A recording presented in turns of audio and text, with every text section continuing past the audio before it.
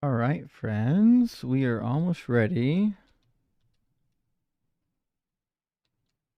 I think we've got both of our YouTube streams up and running. We'll have TikTok running in a moment. Very good. Everything should be live now. Welcome in. Hey, top of the week, friends. It is Monday. Excited to be back in the saddle. Had a fun weekend. Hope everyone else had a great weekend. I don't know if anyone got to do anything fun. With the warm weather, we had like a heat wave come through where I'm at, and it was fantastic. Now listen, where I live, it's meaningless. It's not going to stick. It's going to turn to shit real fast. But at least we had one good weekend before the wintertime absolute madness sets in. So it should be all right. So hope everyone's doing well. We're gonna get a guest in here momentarily. Sir Jack says, "Let's go Pittsburgh." And fuck, the Browns are doing so bad right now. I'm rooting for Pittsburgh. They're awful. Everybody, the Browns offense is the best proof that God's not real, for sure. The amount of unnecessary suffering caused by the Browns' offense over the course of I don't know the last 20 years is definitive proof there's no God. Either that or Browns fans are the fulfillment of Isaiah 53. That has to be the case. I think that's my new interpretation. I think the Browns fans are in fact the prophetic fulfillment of Isaiah 53. That has to be the case. Yeah, Chris says not just 20 years. I know it's been longer than 20 years. It's bad. It's just what are you gonna do? What are you gonna do? Welcome in, friends. We're gonna get. We got 2 super chats already. Thank you for that. We should have guests loaded up momentarily. If you're watching on YouTube, you can join by going to tiny.cc/DZ guest. And if you're on TikTok, like Matt is shouting into the comments, you can just hit the guest request, and you can prove that your God is real. Love to do it. The reality is, I know that you can't, which is why the only thing you can resort to doing is shouting in the comments like somebody cares. But maybe if you quote John 3:16 to us, we'll all convert. Maybe that's what we need. We just need to hear John 3:16 one last time, and then we'll realize that it was all true. That makes a lot of sense. Texas Panhandler, great to see you, my friend. Thank you for the $10 super chat. Says, I've been given a powerful vision. It is rad to be smart and use our best judgment to define morals that improve society. Objectively hard for Jug. I feel like we need to include that now. We need OHFD, objectively hard for Doug. That would be really good. We could do rock hard for Doug and objectively hard for Doug, and I'm down for either one. Both of them actually sound like a lot of fun. Good to hear from you, Texas. I hope you're doing well. Dr. Dave with us again. Good to see you, Dr. Dave. Thank you for the super chat. Says, Justin, I watched you and Sarah on the line. Is it your dogmatic position that osmosify does not mean what it means? I'm not sure osmosify is a word just yet. I could be wrong. I didn't Google it. I don't think it's a word. It says, great job, you both. So take my offering. Doug, damn it. Rock Hard Frog and simply what for sharing. Well, thank you, Dr. Dave. I appreciate that. And yeah, Sarah and I were able to hit the line on Saturday. We'll be doing it again soon as well. I'm going to bring in some other TikTok creators with me. It should be a lot of fun. We're going to get, I'm sure, Thinker in there and a bunch of others. It should be a great time. And welcome in everybody from the Ian raid. Great to see you. We just started stream. We're waiting for some guests to load up. W Ian and W Ian's fan base. And Collapsidalism, thank you for the super chat. It says, say what you will about the Browns, but that DPI last night against the Lions confirmed NSL is rigged. Well, defensive pass interference is one of those things that it can be difficult to call. Listen, I've done some refereeing and even some umpiring for baseball. I gotta be honest, it's not a job that I envy. Sometimes you just miss it. Sometimes you just fuck up. And I think that the paid NFL refs are the same. Sometimes they fuck up. Now, I do agree there are some occasions where you're like, they're blind, that's rigged. No way somebody can be that bad. I get that. I do get that. But generally, I err on the side of somebody being a screw up than being malicious. Never attribute to malice what can better be explained by incompetence. I live by those words. I think they're really good words to take into account. And Dr. Dave, thank you for sending out a DZ debate membership. Thank you so much. I appreciate that. Ian Raid still coming in. Great to see you, friends. Thank you for being here. We're just getting loaded up. We're about to take our first guest here in just a moment. Helping Mega Deconstruct says, praise Doug and Sharon for tonight's burnt offerings. Justin, you were too kind to John. His Christian brain rot syndrome isn't stage 4. It's off the chart. You might be right. John's CBRS is pretty bad. He might not be even on the scale anymore. We might have to recalibrate the scale. I think I agree with you. He is a menace. And Ken, good to see you, my friend, says you should ask Phil Bros and Precepts, do you have evidence for your God? Yap or no? Definitely yap. But you know what? To be fair to the Phil Bros, if you ask them about evidence, they're going to say, well, an argument is evidence, right? Because they'll say, well, metaphysical necessity counts as evidence. And I actually don't think it does count as evidence. I think it just counts towards getting you to I don't know. I don't think you can ever make a positive claim that something does exist just out of metaphysical necessity. You could say something tentatively exists, or something could exist, or something possibly exists. But metaphysical necessity will never be positive confirmation that something does indeed exist. And Ems is with us. Ems says, thanks for stopping by today, Justin. Ems, I was glad to stop by. I wish I could have got there sooner. I was putzing around getting the stream set up, and somebody stopped in and said, oh, hey, Ems is live right now. I was like, oh shit. I was like, I gotta go. I gotta go check him out. Yeah, Riz did cook me, didn't he? He cooked me real good. If only I had 167 degrees, PhDs, I might have been able to keep up with them. You know what I mean? All right, let's get Dirk in here. You guys have seen Dirk. I think Dirk's been up in here twice. He's going to be our first guest for tonight, and it should be a lot of fun. So let's grab Dirk, and we'll get the conversation going. Dirk, welcome back. Welcome. Dirk, as you can Dirk, see, Dirk, you've got we have 3 red bars on your connection. Yeah, I know. You've got 3 red bars on your connection, which means your video and your audio is going to be a little bit delayed because you don't have a good connection. You might want to turn your video off for this conversation. I can. Okay. We're just going to sit on the porch. I know, I'm sorry. Okay.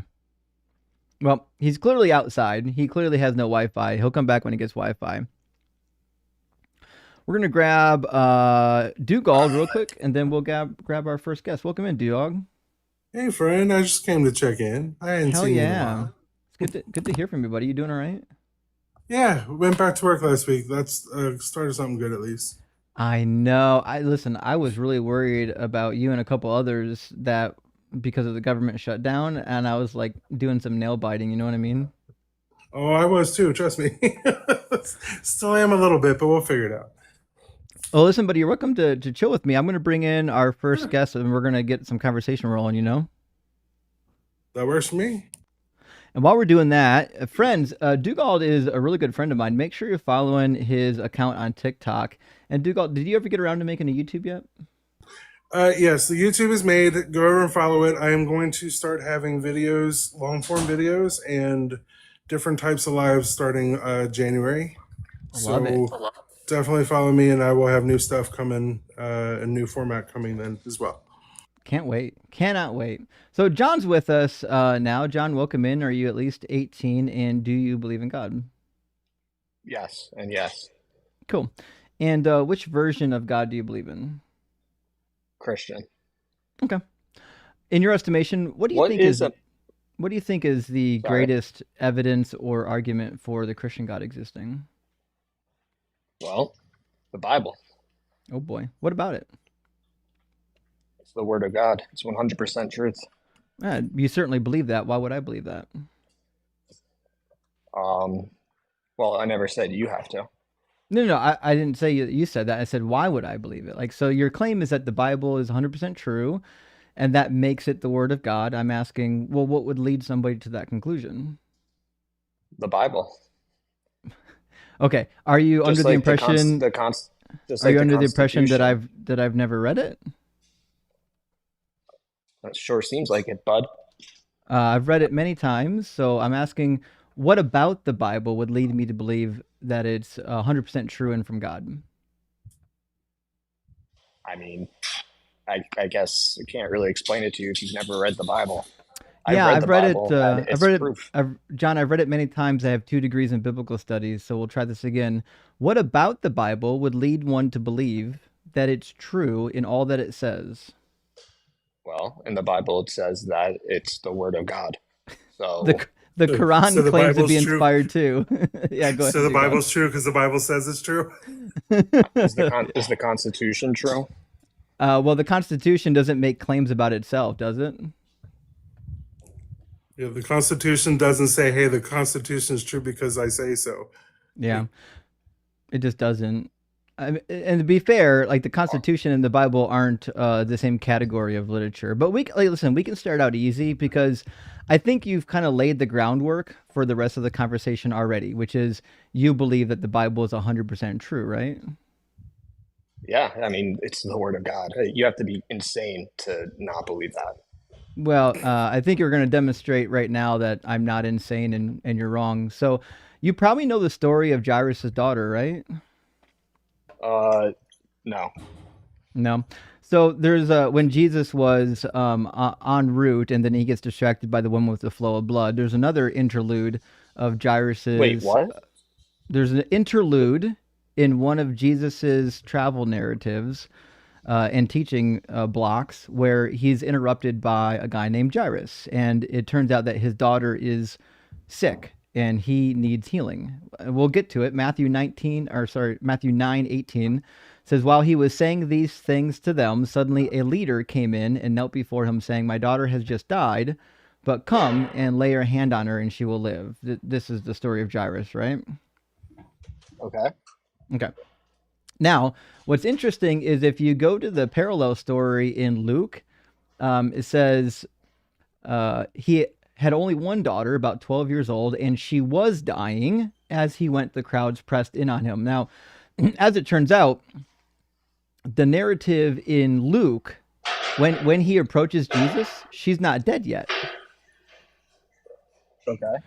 So I guess the question I'm trying to figure out is, was Jairus' daughter dead or alive when he approached Jesus? Well, I wasn't there. Well, the Neither were story you. tells you. But yeah, the story tells you though. Wait. Oh, because they're conflicting reports, right? There you go. Yeah, so the way contradictions Oh my work God. Oh my God. is Oh my God. You yeah. just cured me. I'm an atheist now. Oh my, you just cured me.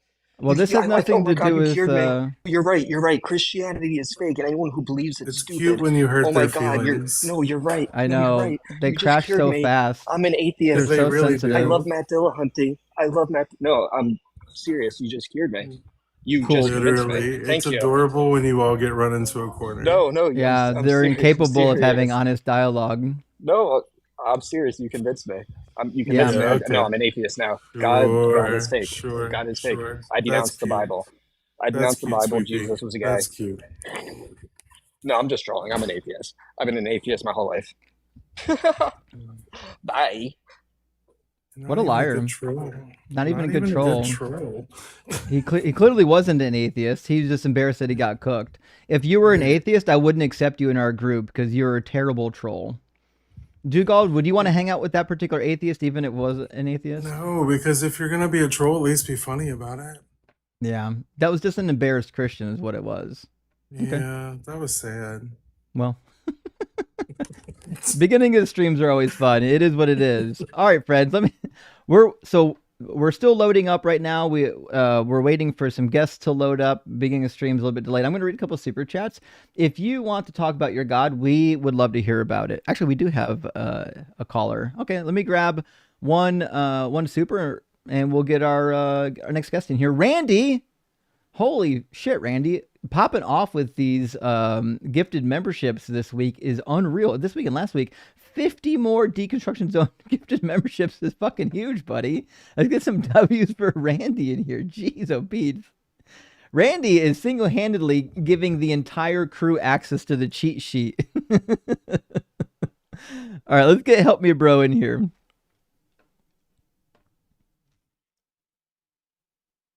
Nope. I think they're connecting. Trying. There we go. are.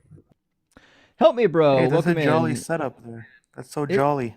It is jolly. Are you at least 18 and do Nice you to believe see in you. God? Yeah, I invite you back to Christianity. Do you That's want not to gonna come back? happen. Yeah, I'm gonna So pass pretty you don't hard have on to go to that. church Yeah, that's a big Well, fat because no you on used to that. love Jesus. So the I know joke's you used on to love you. Jesus and I God. actually used to like going to church, so I have no idea where you're at. The problem is when you don't believe it, there's no motivation to go to church. So, what would lead me to believe that this nonsense is true? I would say just pull your faith just in case, rely on it, Faith and we is can talk useless. privately because I think no matter what I say, you're just going to deny it. It's the same old thing. You mean you're going to be we can wrong talk because you have privately. no actual evidence? No, I've debated you many times. Nah, you don't really No, you care about haven't. evidence. So I've literally never heard your voice or seen your screen name before. Or I use other accounts. We talked. That does make sense. I bet, yeah, because apologists do that a lot. They come up on our multiple accounts thinking somehow they're gonna not get embarrassed. They just want to get all their accounts cooked I'm rather not than here to one of their debate, though. accounts. So Oh well, so then you're in help the No, wrong I'm not here to place. debate or. right. Oh, So help me. well, then you help can me. bug Help off. me understand why you're here. He doesn't know why he's here. Right. Help me understand why you're here. The fuck? Jeez, night of the trolls tonight. I think the Christians that have been around the TikTok community pretty well know they don't have anything, which is why they come up to troll rather than to present evidence. But we do have Christopher on YouTube that wants to come and chat. Devil's Public Defender, good to see you, says, what's your take on Leviticus 27, 28 through 29, you mean? In response to human sacrifice being about capital punishment doesn't seem intuitive from the context. Because it's the word that is used, right? So Leviticus 27 verses 28 through 29 are about those who are devoted to destruction. The underlying Hebrew text for that is haram, which is not the same as what it means in Islam. This means to dedicate something to death, to annihilation, to destruction. It's basically a killing for Yahweh. So entire villages were dedicated or devoted to destruction. So Leviticus 27 is suggesting any human being that is devoted to destruction cannot be redeemed, meaning you can't pay money to redeem them. You can't trade property or land or an animal to redeem them. They must be killed. So it's essentially human sacrifice. But I understand that it's nuanced because not everybody knows the linguistic and ancient Near Eastern background of harem. That being said, anyone who studied the ancient Near East knows that a killing for harem is akin to a sacrifice. Blubhose says only SHFD, subjectively hard for Doug, due to my suppressing the truth in unrighteousness. Enjoying the content, though. Thank you, Blub. I appreciate SHFD. That is the new one, subjectively hard for Doug. Thank you for being here. And Dr. Dave, thank you for sending out another Deconstruction Zone gifted membership. I appreciate that. And Sansabark's with us. Good to see you. Beautiful dog, says Bernie Kosar had a liver transplant this morning. Wishing him a speedy recovery. I agree. And listen, the Browns are so desperate right now, they might want to re-up Bernie Kosar's 1988 contract. He was like the last quarterback we had that could throw a pass. Actually, I take that back. We've had a couple in there that were okay. What was when we came back in, was it 99 or 2000, we drafted Tim, what the fuck was Tim's last name? He was an okay quarterback. We destroyed him with no offensive, never mind. Listen, but bottom line is W. Kozar, I hope he comes back. He's a Browns legend. Tim says, I presuppose the necessary God eater. It ate all the necessary gods and then died of starvation. Indeed, and it explains the nonsense that we see in the world around us. I, too, believe in the God-eating penguin. And last super chat for now from our friend Kayan says, things I look forward to. Justin, the Bible boss. Ems, the medical master. Blitz, the science Caesar. And Ian, the philosophy pharaoh. Dalton, the scripture shogun. I like these nicknames. These are actually really good. And W, all those creators. They're amazing creators, and I hope that everyone knows about them. Like the All right. biblical Avengers. Basically. All right. Christopher was next in line, so we're gonna go ahead and I'm gonna bring in Christopher from the YouTube queue, and we'll get things rolling. Christopher, welcome in. Are you at least 18, and do you believe in God? Yes, I am well above the age of 18, and I am the gentleman that is Seventh Day Adventist. Yeah, I I was at Bible study this last Sabbath, and I brought up the virgins that bled on the sheet and were stoned if they did not bleed on the sheet at Bible study, and my Bible study did not like that. So Oh I shit! What happened? guess you can imagine how people reacted to that. Well, I mean, how did they react? I was excommunicated No fucking way. as a heart attack. I'm sorry to hear that, but now you can see why Christianity is so toxic. I mean, all you did was ask logical questions about a passage, and they were so scared of you reading the Bible and being logical that they had to excommunicate you. Yeah. That sucks. I'm sorry to hear that, Well, Christopher. well, college taught me that the Earth was 4.6 billion years old, and math is the ultimate language, really. And Sure. it's just, I was kind of deconverting in my own way. Yeah. It's just listening to you and everything like that just kind of brought a new perspective on the Bible, even though I've read it cover to cover like 50 times. Right. Yeah. It's just new perspective and all that. Yeah. I mean, listen, that's how I found myself out of the faith. I read the Bible over and over again. I studied it professionally, and to me, it couldn't hold up to scrutiny. Well, when you have the lens of Ellen G. White and her writings, and you're studying through her to the Bible, and you have her ridiculous stuff, it's just, yeah, Yeah. I don't know. I don't know where to go from here, but Well, I plan on joining your blog and going from there, man. yeah, man, join up on the Discord and chat with the good people in there. We'd love to have you. And remember, deconstruction's a journey. It takes a long time to get to where you get to the point where you're comfortable and say you're at your end goal. So, I mean, we're glad to be on the journey with you. Thanks, man. You take care, and thanks for everything. All right, cheers, Christopher. Cheers. Dugald, it really it hurts me to listen to people that have been hurt by the church, given that my experience with the church was rather positive. But like every time I hear it, it just makes me want to stream more and more and more and deliver more and more people from these toxic cults. I fully agree. I told you my mission is to have Christianity stay at home and Mm-hmm. leave people alone. Yep. We're going to bring in CF Jewel and then Trinitarian Christian after that. Melanitis, good to see you, my friend, says, what is an ecumenical Bible? Is it like the international thing? No.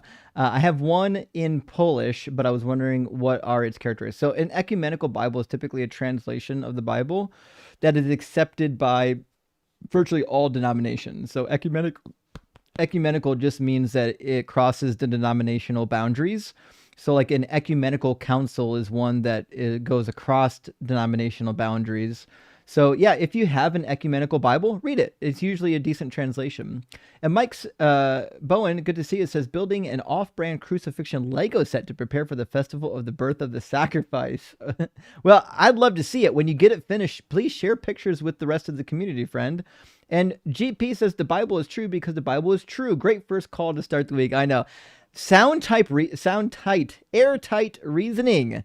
The Bible's true because the Bible says it's true. Why didn't I think of that? Of course.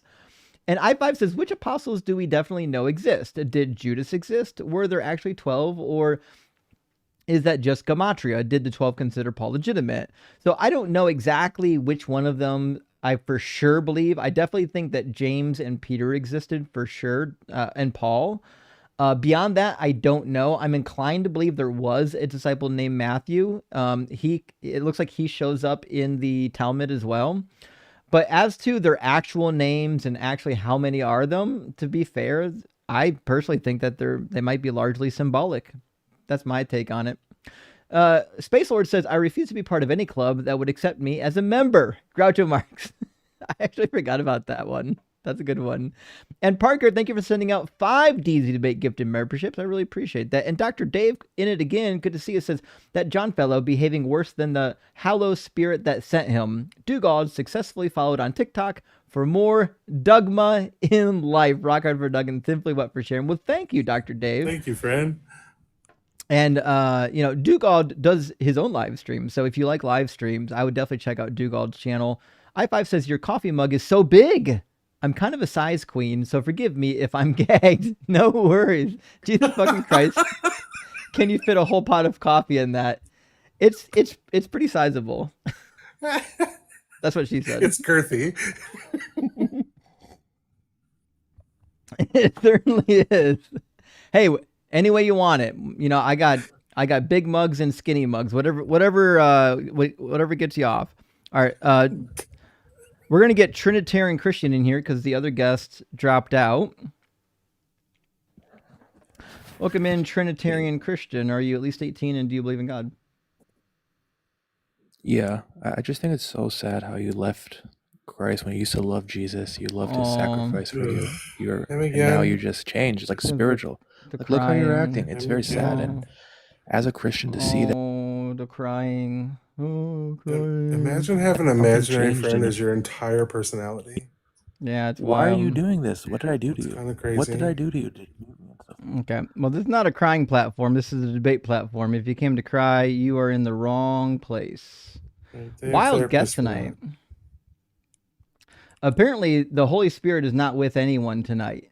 All I've heard is people come up and whine and complain. In fact, that might have been John again coming up to cry after he got himself cooked. And now our last guest that was in queue just left. Dirk decided he didn't want to talk about the sun again, so he's gone. And I don't know why Trinitarian Christian's in the box. You're a joke. Why would I talk to you again? All right, let me grab a couple super chats, and then by the time we get through maybe a couple super chats, we'll probably have a guest loaded up. If you want to talk to me, you can go to tiny.cc/DZ guest if you're on the YouTubes. And if you're on TikTok, you just hit the guest request button. You'll be pulled in. And so either platform will get you onto the stage. You can prove me wrong, and shit, maybe I'll be a Christian. Maybe next live stream, I'll be running a topic that says God is real. And you can convert my entire audience, or at least some of them, We'll see what happens. Dr. Fudge. Oh, Dirk did come back. Dr. Fudge, thank you for the super chat. The stories like Chris's are why I see red. Every time someone says non-believers are lying about not believing or imply they aren't seeking sincerely. Agreed, Dr. Fudge.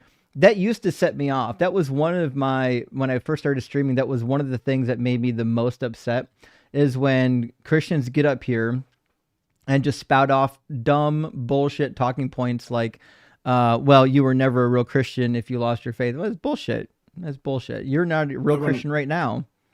That one works my nerves. Just like when they tell me being gay is a choice. I'm like, stop telling me what the fuck I think. And no. Oh, yeah. Don't fucking tell me my business. Yeah, I get you on there. All right, let's try Dirk again. I think he's got a better connection. I see green bars instead of red bars. So I think we're okay. Hey, Dirk, welcome back. Did you bring an argument for the sun god? Yeah, okay, so we have lots to talk about today. So last time we left off on the fire, and Christina said something really great. I didn't even hear it until I went back over and rewatched the video. She goes, that's why the fire dances. And Yeah, that's true. So what you have to do, Dirk, I have no idea what your starting point even is right now.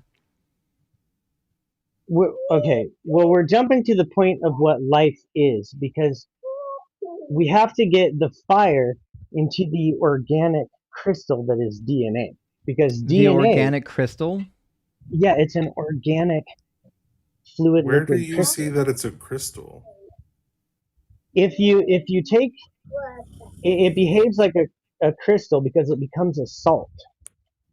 What? Crystals become the salt? base pair acts like a salt. Yeah, the DNA base pair acts like a salt. It behaves like a salt. So it mean can like be a defined as a sodium? crystal. Yes, they're not necessarily the same thing, sir. Right, but it's a crystal. So it No. behaves like a crystal. No, Yeah. sir. DNA. No. Oof. Yeah. This is gonna be rough. Bertram, yeah. thank you for the ship. Dirk, Okay. Before you get too far in the woo-woo, why does Okay. your name say "peace be upon him" at the end?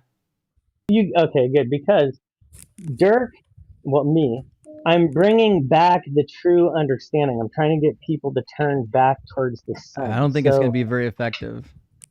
Well, it hasn't been so far. That's true. But that's not I'm surprising. trying. It's not surprising. Like, for example, you've already conceded that you can see the sun, and if there were something you had to worship, it would be the sun, right? No, I wouldn't. I'd worship Doug. All right, we can talk about Doug for a second. So, Doug is an unattached spirit. So you're making a spirit. Remember how we talked about Doug's right there behind me. You can see him. Justin, but he's not attached to anything. I don't think Dirk even knows. In fact, it's hard for me to even know what he's talking about. And I've talked to him like 2 or 3 times already. Like, Dirk, I'm gonna need you to like center here. Like you're all over the place, friend. Like what what is this proof of? You're telling us about crystals and DNA that doesn't make any sense. You're like, what is? Do you see the problem? Well, okay. Where we left off last time, Dirk, was you couldn't demonstrate that the sun was sentient, and then that was probably the end of the conversation. So why would I believe that the sun is sentient? Because if you turn towards the sun and you focus towards the sun will in time reveal to you your star position. And this is why. All right. All right, listen, Dirk. You're always interesting to talk to, but I'm not going to. I'm not going to subject. I'm not going to subject the audience to this. What? I don't even star what? Listen, we like Dirk. He's nice, but holy smokes. Yeah, what was that one lady? That word that she taught us that we were talking about the almost the Kundalini. That's what that felt like. The Kundalini lady. That's what that felt like. I like the Kundalini lady. That's exactly what that felt like. All right. I'm going to grab 2 super chats, friends, and we're going to our next guest in here. We've got some guests starting to load up. I think Darren was next. Be Bearded, good to see you. I have 2 under 5 with a nasty gastrointestinal bug. Today, I'm sorry to hear that. Spewed on twice. Yeah, that's usually how that works. Figured I would make a donation to the House of Doug just so I feel I'm in control of something today. Thanks for the cookout. Well, Bearded Heretic, man, I'm sorry to hear that your children aren't feeling well and that you're getting puked on. That certainly is not the best occasion. But we are certainly here and we care about you, friend. And best of luck. Hope we can put a smile on your face. Adam says, I remember making Rock Hard for Doug super chat jokes concerning getting my wife pregnant, and yesterday we celebrated our special girl's first birthday. Thanks for all you do, bro. Still rock hard for Doug and ready for the barbecue. I love to hear that, Adam Brown. I love to hear family updates too. It's so nice to watch the community grow. It's just awesome. And last one, I don't know though if we're supposed to be disturbed by that or not, because he got rock hard for Doug to have the baby. Hey, he got there. That's all that matters. Whatever helps you get to the finish line.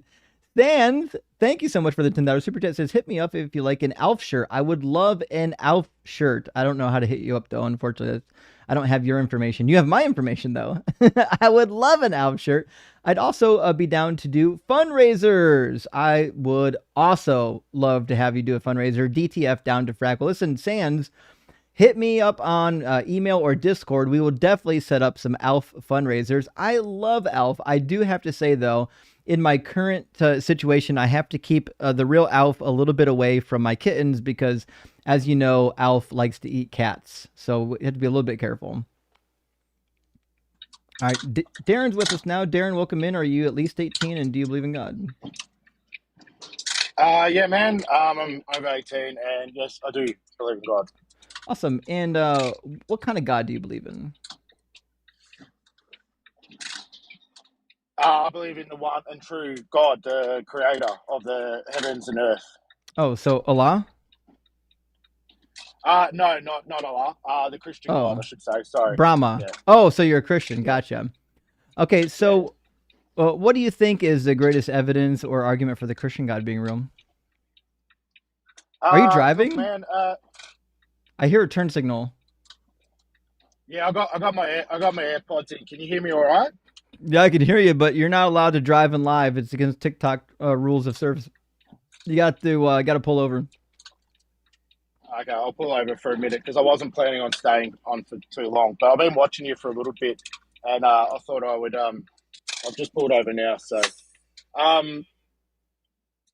Yeah, so I guess the biggest evidence that I have, and I don't have all the evidence or all, no one actually knows truly, the correct answers here on, what is or wasn't, what isn't true of how we're all here or how we're all made or how this earth was made. But, so like if you want to persecute me on evidence, and you probably will get me because I don't have, specific evidence. But what I will ask you is, do you believe that Jesus died on the cross?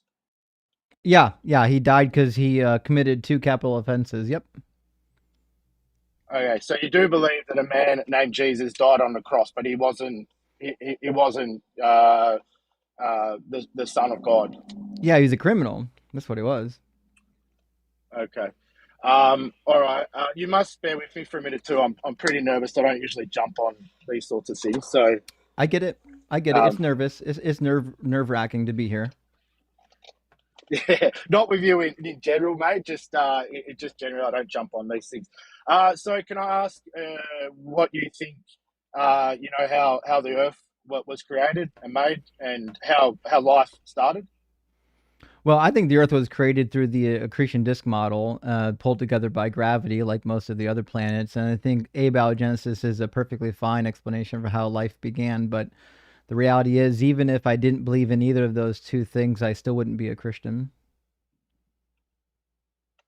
Right. Okay. So you just believe like gravity just pulled everything miraculously into place, and it just miraculously just all fell into the perfect position, and therefore just created life just by coincidence. It's not a miracle. That's actually how it happens. Like, we know how gravity works. We've actually seen planets form. Right. Okay. And that it just so everything seems to just form. What evidence is there that the planets that we've seen, the planets have formed? It doesn't just form. Sir, this is over millions and millions of years. Like I said, I'm not that educated. You can laugh, but I'm asking legit questions here. Like, so we've got evidence of planets forming with our own eyes, have we? We've got all kinds of celestial bodies that form that we've actually been able to observe. James Webb did, the ALMA telescope did. We've observed the formation of protostars. We've seen black holes and accretion disks. We know how gravity works. Like, none of this is mystical. Like, this is not like something that like requires advanced degrees to understand. Yeah, no, fair enough. Okay, and what about life itself? How do you guys think that life created?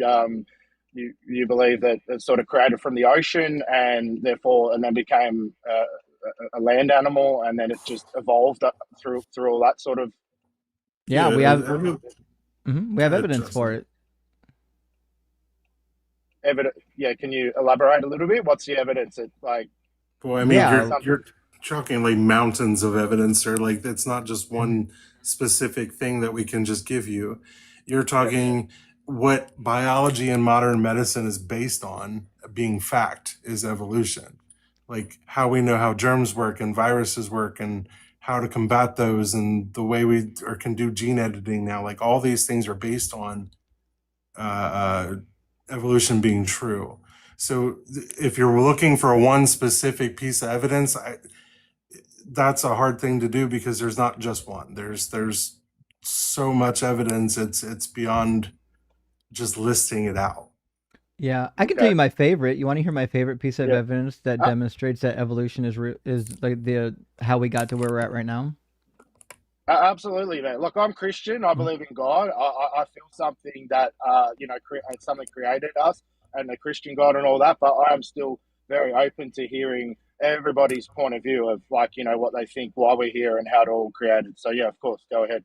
Yeah, I think DNA is the best evidence we have. I think it's amazing evidence. And one of my favorite examples of why DNA demonstrates this is we can actually trace when viruses get into our DNA. They're called endogenous retroviruses, and they're really cool. So, like, say, for example, you've got a piece of DNA that's a trillion places long. You got a trillion base pairs. We can find within that same sequence this foreign bit of DNA that's been spliced in there. There's a scar on the left and a scar on the right where it's been spliced in. And we can determine a lot of times where and when we get some of these. And we've actually induced ERVs in animal populations so that we can study them further and make sure we know how to identify ERVs. So it's not like a fluke, it's not an accident. We know exactly what ERVs are.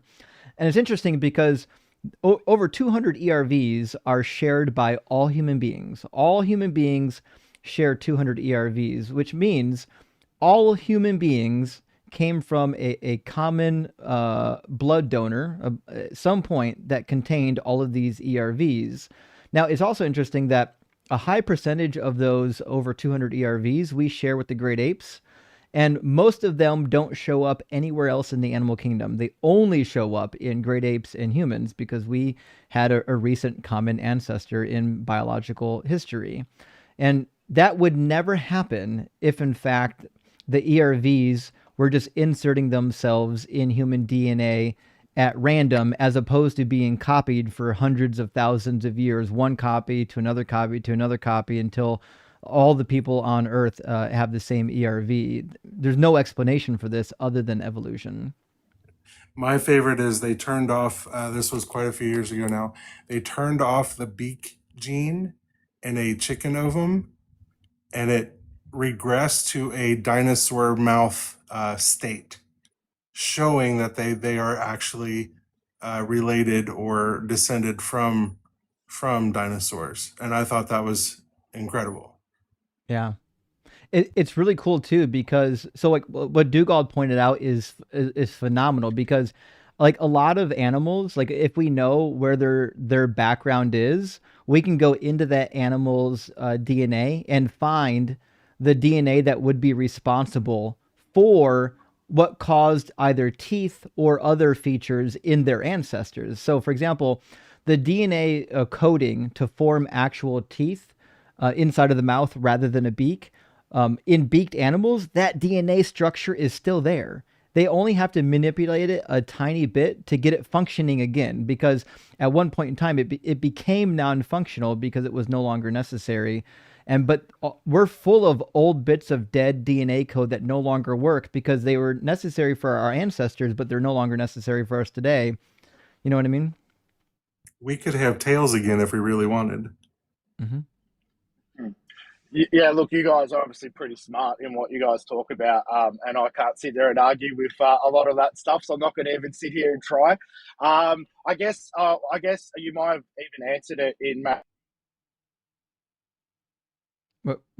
Darren, we lost you. Where are you at? In beginning of life, however life was created, and with what?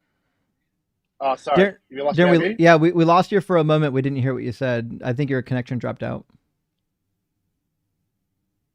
Yeah, sorry about that. I was just saying, look, you guys are obviously very educated, in what you guys are talking about. So I'm not going to even try and argue what you guys are saying on that aspect. But my next question would be, it's still to do with life, because I believe that God created life, and regardless if people don't believe in Jesus being the Son of God, and believe in a lot of what the Bible says, that's okay. The Bible can be quite hard with the stories to follow.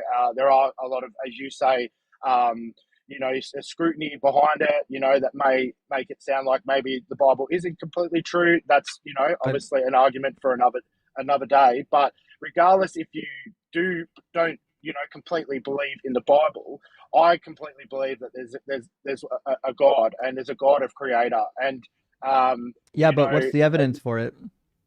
Well, so I still don't know how life created out of. So what? So do you believe something came out of the ocean and then came onto land? Is that how life created, or did something form from land and then created? Both. It's happened both. And it's happened multiple times. In fact, there's fish right now, the mud skipper, that is descendant from fish that once couldn't go on land. There's actually a number of fish that can go on land and is essentially amphibious, for lack of better words. Okay. And that fish can that fish can so a fish can then create into a new species. Yeah. Speciation is really easy. In fact, we've experimented with speciation in birds and other species, or in other animals. And in quite a few birds, you can create a new species with only 10 generations of breeding. Right. Yeah. If you go and look into any of this stuff, please do not fall into the trap of believing in micro and macro evolution. That's bullshit. Yeah. There's just evolution. Okay. Look, guys, I appreciate the time. I do have to get. I'm actually at work, so I'm going to get back to work. So I do thank you. I might jump on another time when I have more time to speak to you guys and be able to discuss a bit more. So thanks for having me on. Yeah, thanks for coming by. Cheers. Okay. No worries. See ya. Bye. I mean, he was nice enough. It sounds like he just hasn't looked into this really. You know what I mean? Yeah, my favorite thing to do is read about this kind of stuff when they find new things. Hell, my whole entire notifications for news is mostly about science stuff. It's exciting. I really wish I was able to take biology in college. I eventually I'm going to get some free time and just take an elective, or at least audit a course. It should be a lot of fun. Let me grab a couple of super chats. We'll get our next guest in here. I think Living in the Moment was next. Cringer Fringe. So how do we know the beast equals Nero is legit gematria and not just Bible code nonsense for atheists? Because we know how gematria works. I don't know if you knew this. Jewish people left us writings. Other people in the ancient Near East left us writings. We know how gematria works. There's actually two forms of gematria. There's a standard and then a more modern form of gematria. But the reality is the gematria that we know existed at the time of the 1st century calculated out to Nero. We know this to be the case as well, because if you take the Latinized spelling of Nero, which is Nero, Greek would have been Neron, it comes out to 616. And our Latin manuscripts say 616 instead of 606. Another interesting facet is we've got some manuscripts actually that say 606, which is really interesting because 606 comes out to Gaius Kaiser, which was another nickname for the Caesar. So that being said, all of the manuscripts we have, every single one of them, 606, 616, 666, all of them point back to the Caesar, because everybody from this time period knew what was happening. They knew it was about the Caesar. House 70, good to see you tonight, my friend. Oh, shit, it clicked the wrong one because it moved. House 70 says, to be on this stream several times and not know about Doug. I know. But to be fair, a lot of us are deep in the Doug lore. We've been here for a while. And Brian, thank you for the super chat, says, where did the idea of Yahweh God being the only God in existence come from? It seems clear the Hebrews at one time thought the other gods of other nations were real. It came from the Judeans. So the Judeans, Yahweh was their patron deity. And when the northern tribes got wiped out, they had to make up a reason why they were preserved. And they were preserved, obviously, because they were properly worshiping Yahweh. We find the same thing with the Assyrians and the Babylonians. The Babylonians credited their victory over the Neo-Assyrian Empire because they said that the Neo-Assyrians weren't giving Marduk the worship that he required. That's why he granted the Babylonians a victory over the Neo-Assyrian Empire. So that's kind of what you do. Whatever your patron deity is, you end up crediting them as being the most powerful, the best, and the badass. Strict monotheism of the Yahwistic cult came many hundreds of years later, after the Israelites, or really the Judeans, got their asses kicked so many times. They had to explain why they're getting their asses kicked by saying, well, God is really mad at you because he's actually the only true God and you're recognizing other gods. It always boils down to your God is mad at you. This is why this happened. So that's how you get the monotheism. Plus, they needed to explain how God could fulfill his promises towards the Jewish people when they are no longer even in the land. Well, it must mean that Yahweh has control over people outside of his borders. He must be the supreme deity, in fact, the only real God. Mitch Murray, thank you for the $20 super chat. Says, can you please publish Doug's coordinates so I can face his direction when I pray to him? Just turn to the Great Lakes and you will be able to bow down and worship in Doug's direction. You'll be A-okay, my friend. And last super chat from Discord and Rhyme says, I don't think a lot of people understand that DNA sealed the deal on the veracity of evolution. Fossils and ERVs are icing on the cake. I agree. I think, like, the more I read about DNA and how it works and what we know about it, every time I read something new, I'm like, this only makes sense if evolution is true. It doesn't make sense any other way. All right, let's get living in the moment in here, and we'll keep the conversation rolling. Welcome in, Living. Are you at least 18, and do you believe in God? Yeah, the way you blaspheme, I think you should just go to hell. You're a horrible person. Like, why he came back so to much cry. You're wasting so much of your time, my guy. I don't. The amount of hate watching these Christians do is wild. Dougal, can you imagine just hate watching somebody else's channel endlessly while you're like seething and foaming at the mouth that they don't like support your particular mythology? So much so you had to go out and create other profiles. Like, my guy, like, I'm gonna need you to find a hobby that isn't Jesus. Yeah, maybe if prayers actually worked, I wouldn't be here. Because the Bible says the prayer of a righteous man is very effective, and your prayers obviously didn't work. So you really did a good job there, Living. Congratulations, your God is proud. Okay, we'll move on to the next one. We'll do Finney Days. Welcome in, Finney. Are you at least 18, and do you believe in God? Yes, I'm above 18 and I do believe in God. And I just wanted to say that I'm sorry for the people that are trying to troll you. Yeah, don't worry about that.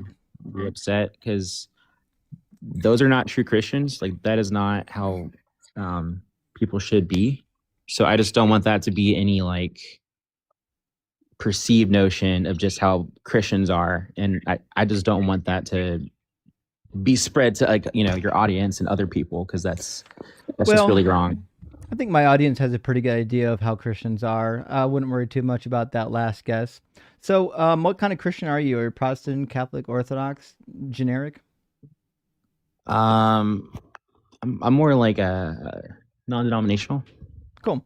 So what do you think is the best evidence or the most convincing argument for why the Christian God is real? Well, so I guess like the best way that I kind of see it is that we are all here for a reason, and the reason that we are living our life, we're probably not realizing it now, but we all have like a certain point that we have to go past to get to the next. So I saw on your profile that you were like a pastor or something, or like you were like an ex-pastor. Yeah, I used to be a pastor. I'm not a pastor anymore because the Bible couldn't hold up the scrutiny. And I don't believe that we actually have a purpose. I think we get to decide what our purpose is. I don't believe in any God. When I left Christianity, I still believed in a God for a little while, but that fell away pretty easily with a little bit of critical thinking and science. But What would be like an actual reason to believe that Christianity is true? Because all the evidence I have at my disposal would suggest otherwise.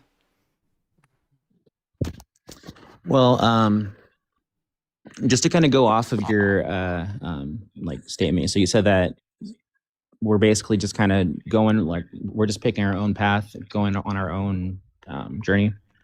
Yeah, we don't really have a predestined. Yeah, you'd have to demonstrate that Christianity is true before you could make the claim that we have some kind of like ultimate purpose. Okay, I gotcha.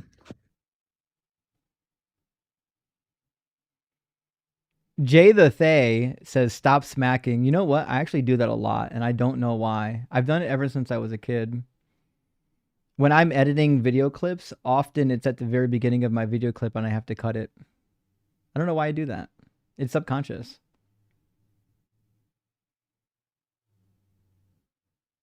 Where'd Finny go? Finny? Finny? Hola. He teacupped and disappeared on you. Okay. Well. Goodbye. Guess he didn't have anything. Okay. Dr. Dave says, damn, Christopher, stay strong, brother. Church is totally fuckery. Excommunication for seeking clarity. I know. I had a friend who was excommunicated. One of my first roommates ever got excommunicated from his church for ending a marriage that he was basically forced into that wasn't a good marriage. And they excommunicated him over it. It's crazy. I hate to hear it. Katie says, thoughts on getting Masters of Theological Studies as a non-believer? I was thinking of going to Emory here in Atlanta. Please do, Katie. Emory's a really good school. If you picked a bad school, I would just tell you, Emory's a really good school. It's really well respected. If you do a Master's of Theological Studies, it's only 2 years rather than 3. You only need 3 years for the MDiv. You don't need 3 years for the Master's of Theological Studies. So the MATS degree will be fine. You can do your mats in 2 years, and shit, by the end of it, you might actually have something ready that you can jump right into a really good PhD. If you could do a PhD at Emory, even though you did your master's there, it's not usually recommended to do your master's and PhD at the same place. But even if you did, it would be a fantastic education. Like I would be all on board. If I lived down there, I would definitely consider Emory. Noah's Lions 8 Dead Babies on Dark. Great to see you, my friend. Says, Mormon missionary stopped by my house. This holiday season is going to be entertaining. Next step, the cheat sheet and funeral potatoes. I can't wait. I can't wait. Please keep us informed on the missionaries that stop by and how your conversations go. Shit, record them. Let us. I want to hear the conversations. It would be like really, really fun to hear the conversations. All right, I'm going to bring in our next guest, and looks like it's going to be MBX64. And then I think after that is going to be Megamind, and then possibly Jacob. MBX, welcome in. Are you at least 16? Are you at least 18? Yeah. And do you believe in God? I'm 18. I don't necessarily believe in a singular, well, it's very hard to say that what I would believe in as far as a God. I would be more polytheism, multiples, but not necessarily in the same way, more traditional in the sense that there is a hierarchy. So you're a henotheist. Yeah. Cool. So question to you, one of the things I noticed you had a lot of insight then is, what do you think would be the most compelling evidence or argument for the particular God worldview that you hold? I actually don't believe necessarily that I don't believe God is necessarily an ultimate being, as in the ultimate form of existence. I think God is a title. Title for what? The concept of if you believe in the soul and you believe in aspects of that, I would go into the idea that ascension, awakening, or rising to a higher understanding is possible, but it's not necessarily something everyone does. Sure. Do you believe that there is a mind that created the universe? That is a very good question, actually. I'm not sure about that. I would say I'm particularly inclined to believe some of the earlier tribal beliefs that reality is closer to a dream than it is anything else. Now it's still very metaphorical because it's not actually a dream. It's more that it's an illusion. Okay, so we agree then. So my claim is that God is imaginary. You've described a God that is imaginary. So what that means, MBX, is that you and I actually agree. We got nothing to debate. Yeah. Well, one of my questions about you was, what do you? So you've. Dope. Good to hear from you. We're gonna move on to hopefully a believer that disagrees with me and get some robust debate going. Collapsalism says ban these bad parents not raising your kids. Suck effing losers. I know. I wish we had a better system for weeding out bad parents in America, but we don't really have a great one, unfortunately. It is what it is, and sometimes we take kids from good parents. It's not great. Reverend Nate says, I worship the sun, but I don't pray to the sun. I pray to Joe Pesci because he seems like a guy who can get shit done. George Carlin. I love George Carlin, and I agree. I would pray to Joe Pesci every day of the week over any deity for sure.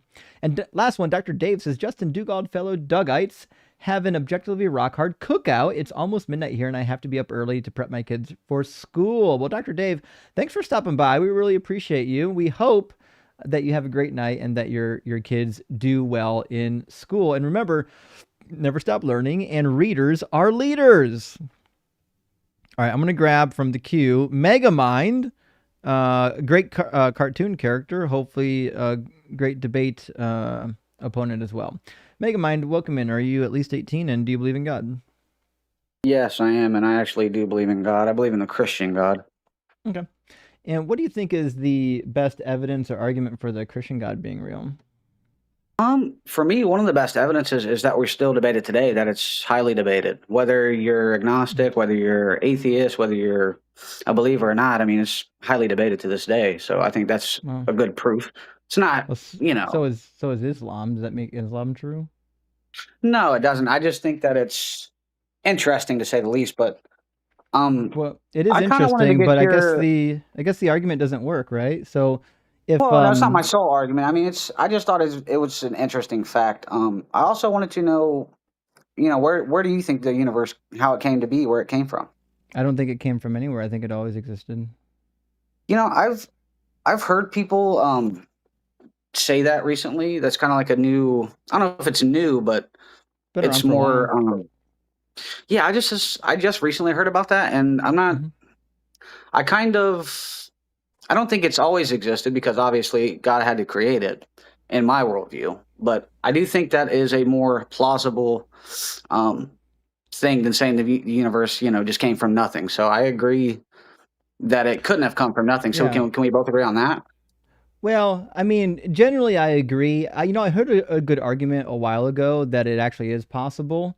And I'll explain how the argument works. So basically, if you assume that there's like a universal law that you can't get something from nothing, if there is in fact actually nothing, then the universal law doesn't exist, which means there's nothing preventing something coming from nothing. Now, I don't know like how much I like that argument, but it seems to be kind of sound. That being said, I don't believe there was ever nothing, and I don't really actually see any proof to like out there that would, or evidence even, that would suggest that the universe once didn't exist. Like, I don't know of any. So I recently had a debate with, it wasn't really a debate. I was just talking with AI about, these topics. And I thought it was interesting because, like even people in the chat were kind of getting nasty with me, even though I was just, kind of putting my point of view out there. And that is like, in order to believe in evolution, you have to believe in cosmic evolution, chemical evolution. There's all these other evolutions. There's all these things that have to take place in order for us to be here now, which I know isn't the main topic of the debate, but I think it plays into it because we all had to come from something. And so if what we're being taught is that we all came from, ancestors who came from ancestors who came from ancestors, and it all comes back to abiogenesis, then at some point we all had to come from nothing. Life had to come from non-life. And also at some point chemicals had to evolve into the stars and into the things that we see today. We agree that life would come from non-living material. We wouldn't say that life came from nothing. So life is like what we call a particular arrangement of atoms. Like when a particular arrangement of atoms get together and they can reproduce and they can consume their environment, we just refer to that as life. You know what I mean? Yeah, that makes sense. But yeah, I don't know. I just the whole abiogenesis thing, and I find it hard to believe that chemicals evolved into other chemicals, which evolved into other things, which created the planets, and just Why? everything about it is just weird to me. Well, Because if you know anything about West Huff, you'd like have to he says, discount you the can fact deny that the we virgin found birth of the life on universe. Mars. What is it? You'd have to discount that we found evidence of life on Mars. Well, I'm not sure what you're referring to. Actually, I have no idea. But no, like West Huff, he says, people deny the virgin birth of Christ, but not the virgin birth of the universe. And Well, we but don't like he believe said, in a if you virgin don't birth believe of the it, universe. well, some people do. I know, that's what I'm saying. It's kind of a more mainstream thing now for atheists to say that they believe that the universe has been eternal since the beginning. And so I think that's a more plausible view, in my opinion. I've never heard an atheist say that there was once nothing and then the universe came to be. Well, isn't that the whole Big Bang Theory? I mean, I'm not sure exactly. So it was all this small piece of space that happened. Well, where did the space come from? Well, because in order for there to be space, you have to have time. You have to have, Well, matter. Again, if space and time are eternal, then they didn't come from anywhere. They always existed. I think that's an interesting take. I don't feel like a lot of people really dig into the nuances of, the different views from the mainstream today. Because like a lot of atheists have a lot of different opinions. A lot of Christians do as well. That's why there's so many denominations. And I think just the whole debate itself is fascinating to me.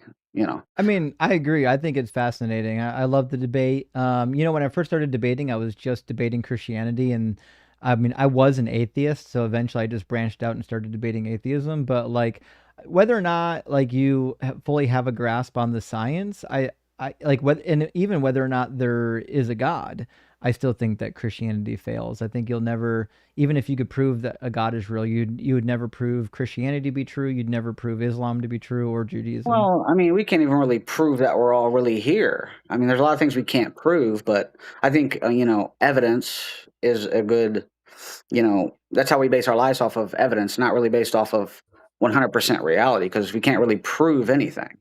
Well, in my opinion. I agree with you there on the nuance between proof and evidence. So we have some agreement there. When I say proof, I guess I'm using the colloquial version of proof. I'm not saying that it's beyond a shadow of a doubt. I'm just saying that there's really no evidence that Christianity would be true, and the evidence that's available to us would definitely point towards it not being true. So why do you think, because I notice, I don't know how many people have called in. I kind of just joined maybe 20 minutes ago or so. I don't know how many people from the Muslim faith have joined, how many people from the Christian faith, but it seems like Christians always get the short end. It seems like Christians everybody can debate Christians, but we don't debate Jews, we don't debate Muslims, we don't debate, not you specifically, I'm just saying in general. Jews don't call in because they don't believe that atheists are going to hell. They don't care that we exist. So like, I'm friends with quite a few rabbis. Not a single one of those rabbis feels like they need to save my soul from hell, because it's just not part of Judaism. That's not in the Hebrew Bible. That's an invention after the Hebrew Bible was already written that gets imported and exacerbated by early Christians. So like, there's no need for Jews to come up here and debate me because they don't really care. I do get to talk to Muslims every now and then, but the reality is I live in the Western world. And my live streams get pushed out to people who speak my language and who are roughly in my geographical location, which means naturally Christians are the ones that are going to see my my live stream and want to come and debate. Yeah, I wasn't trying to accuse you or anybody else. I find it that Christians, I don't know, it seems like we always get like I said, the short end. But I would be interested in your take, I guess, on like some of the earliest scriptures, some of the earliest, because like, I don't know, are you familiar with West Huff? Yep. Sure. So what are your thoughts on like how he talks about, how we can authenticate the Bible, how we can go back and look at the original, text, and some of them are even verbatim to what we have today. So as far as the authenticity of the Bible, what do you not believe in Christianity for? I guess is my question. Well, Sorry. first of all, I like Wes as a human being, but he's just dead flat wrong. And I think most people don't even understand what he's saying. And sometimes he just says things that aren't true. So to be clear, Wes doesn't know anything about the Hebrew Bible. He's a dunce on the Hebrew Bible. He doesn't even know the name of the critical edition of the Hebrew Bible, the BHS, the Biblia Hebraica Stuttgartensia. He couldn't even recite the name of it when he was asked about it. So he knows the New Testament. He studies the New Testament. That's his area of expertise. That's the only thing he should ever be trusted with is the New Testament. That being said, I don't think ill of Wes. I think he's a decent human being doing the best he can. We obviously just disagree.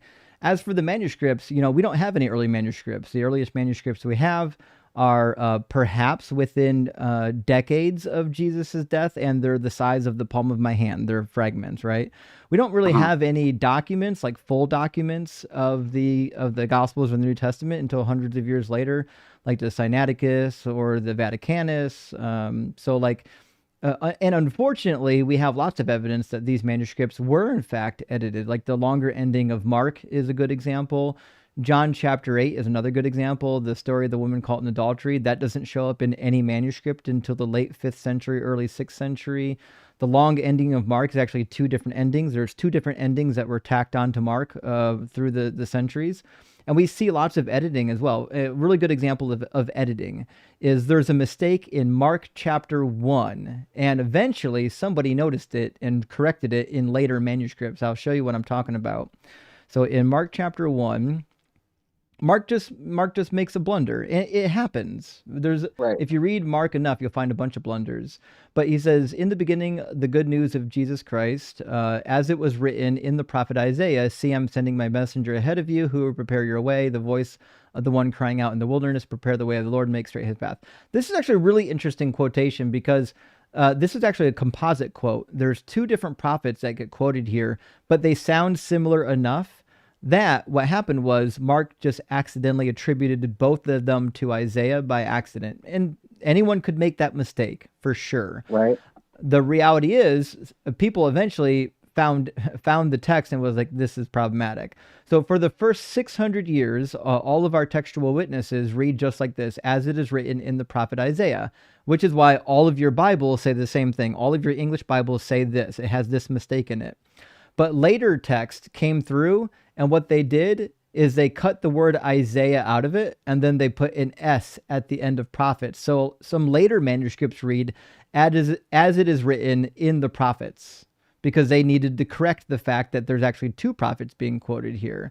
So we have lots of evidence like this, that there are definitely mistakes in the documents that people later scrambled contradictory, to correct. though, is what I'm wondering with that. I'm not really sure about this specific passage, but I'm not sure if it's contradictory or if it takes away or really adds anything. I'm not really sure. I'm not totally familiar, but I'm also interested in I've been a Christian for 26 years. I'm 26 years old. And I just recently learned about this Q source, this document that maybe has existed and that they use to write these other gospels. And I kind of find that fascinating. I'm trying to learn more about that as well, because maybe that ties into this somehow. No, it shouldn't tie into this. So I'll give you the lowdown on Q in a second. So what I'm saying is Mark just made a mistake. I'm not saying that these two quotations contradict each other. I'm just saying that Mark made a mistake. There's a bunch of mistakes in the Gospels, and we see people later in much later manuscripts trying to correct these mistakes. And one of the reasons is because people, once they find the mistake, they feel compelled to fix it because they can't stand the idea that there would be a mistake in God's word. But the reality is our oldest manuscripts are riddled with contradictions and mistakes that later people try to correct, or they add verses in. For example, in 1 Corinthians 14, we have the women that get reprimanded by Paul. That's not in our early manuscripts either. That gets added in much later. It started as a marginal note, and then it got added into the text. It got moved around in the text for a while, and then eventually it found its home. We have lots of evidence of text being changed, omitted, modified, added to over the course of history. So I know Wes's talking points because when I was a Christian, I used to hear and repeat the same talking points. But the reality is, if you're actually pretty acquainted with textual criticism, you'll find his talking points to be pretty weak, and they're just not good. And I don't think it's because Wes is a liar. I just think he's just I don't think he's as educated in this particular topic as people believe he is. I wonder if maybe somehow you and Wes could debate one day. I think that'd be an interesting debate. I mean, I'd love to debate Wes. Wes, after he got done with Ancient Aliens guy, whatever his name was, I forget, Billy Carson. He did come out publicly and say, "Listen, I'm not interested in actually doing debates. I just did this one thing." And listen, I get it. Like, if you don't want to do debates, you should never be pressured into doing debates. And I get why somebody who doesn't like debates would want to get in front of Billy Carson's audience and correct him, because Billy Carson is one of the biggest sources of misinformation on the internet. So I don't blame Wes Huff at all for not wanting to do debates, but still doing that one kind of quasi debate.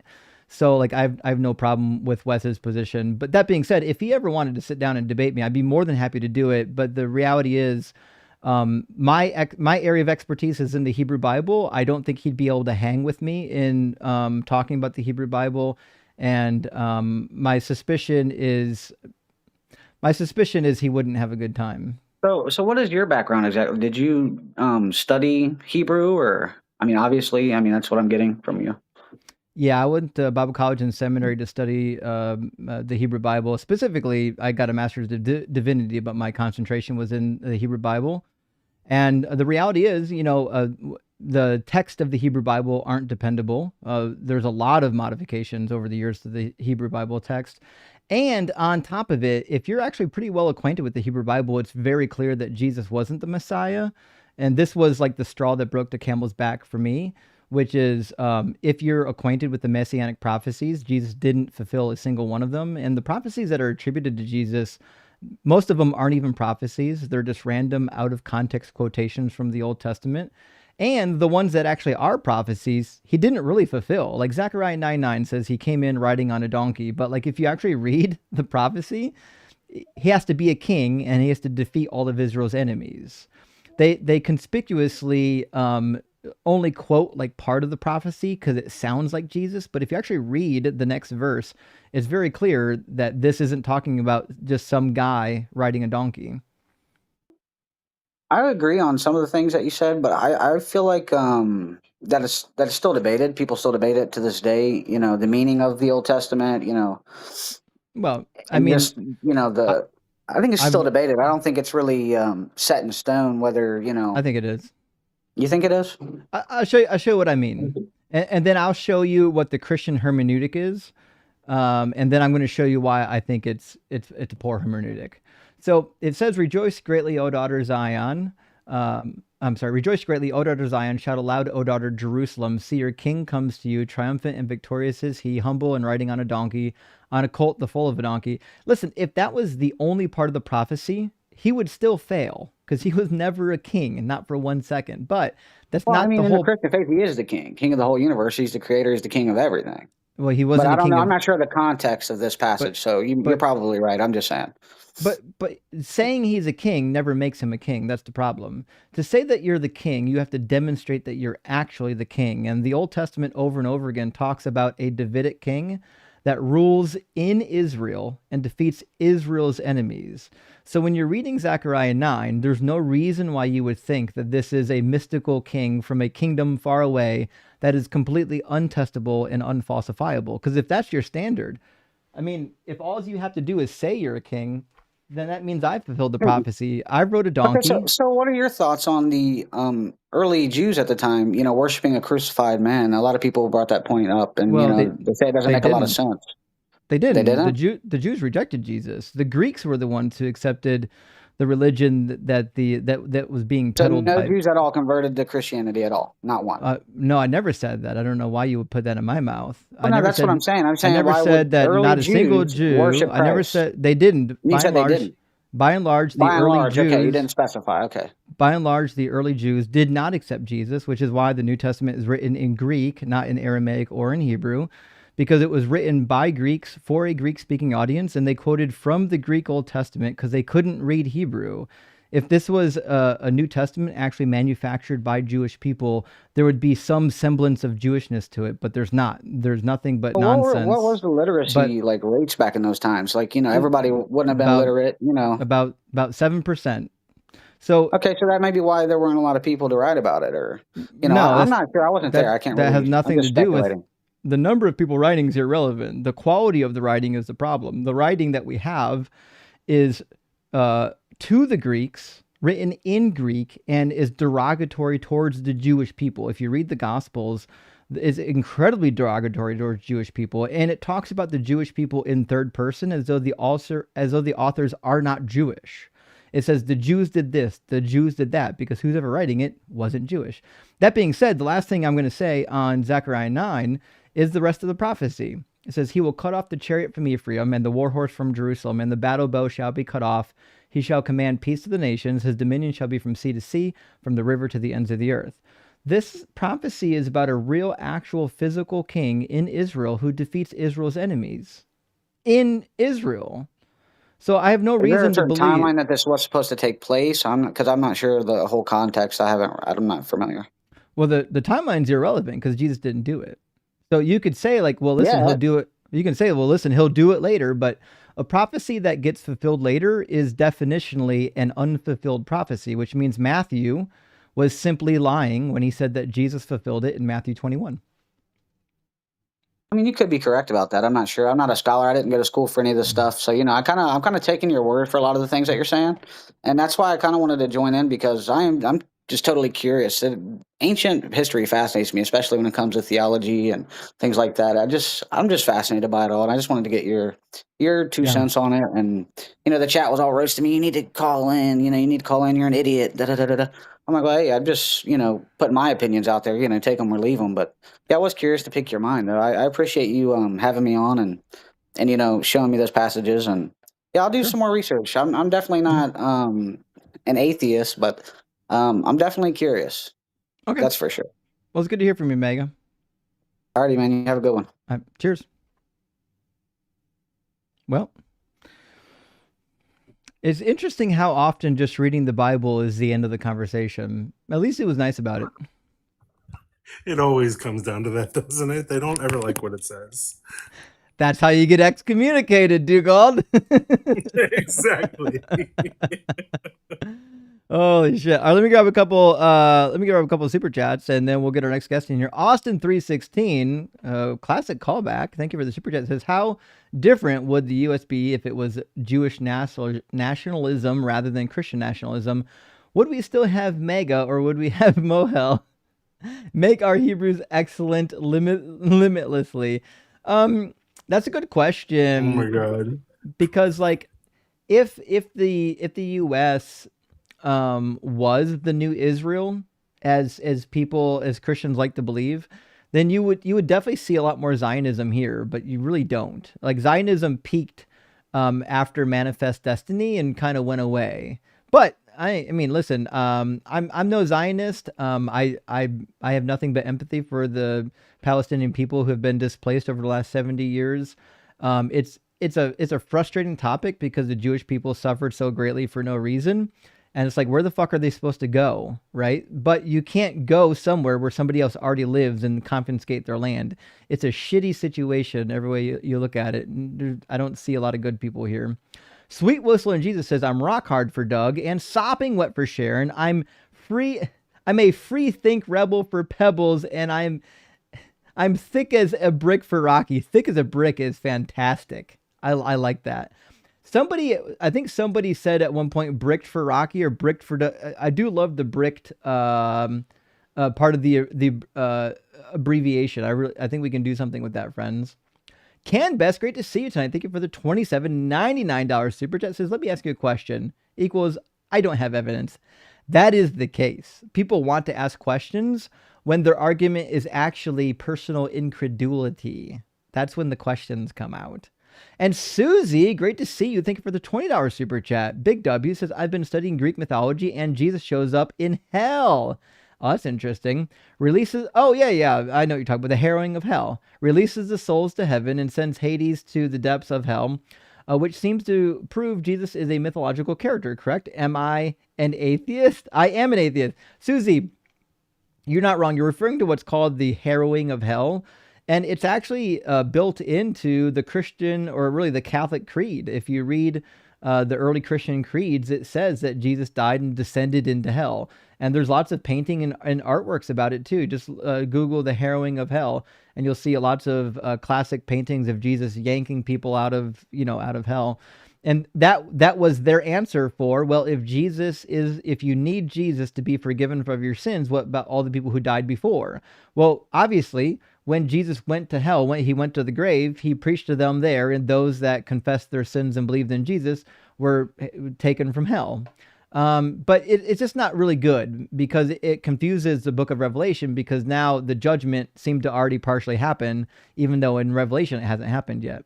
William Kinney, thank you for the super chat, says, I actually excommunicated myself from my church when my Bible study leader betrayed my confidence by spreading gossip to the rest of the church. It was the kick I needed to see things more clearly. William, I'm so sorry to hear that. It's terrible.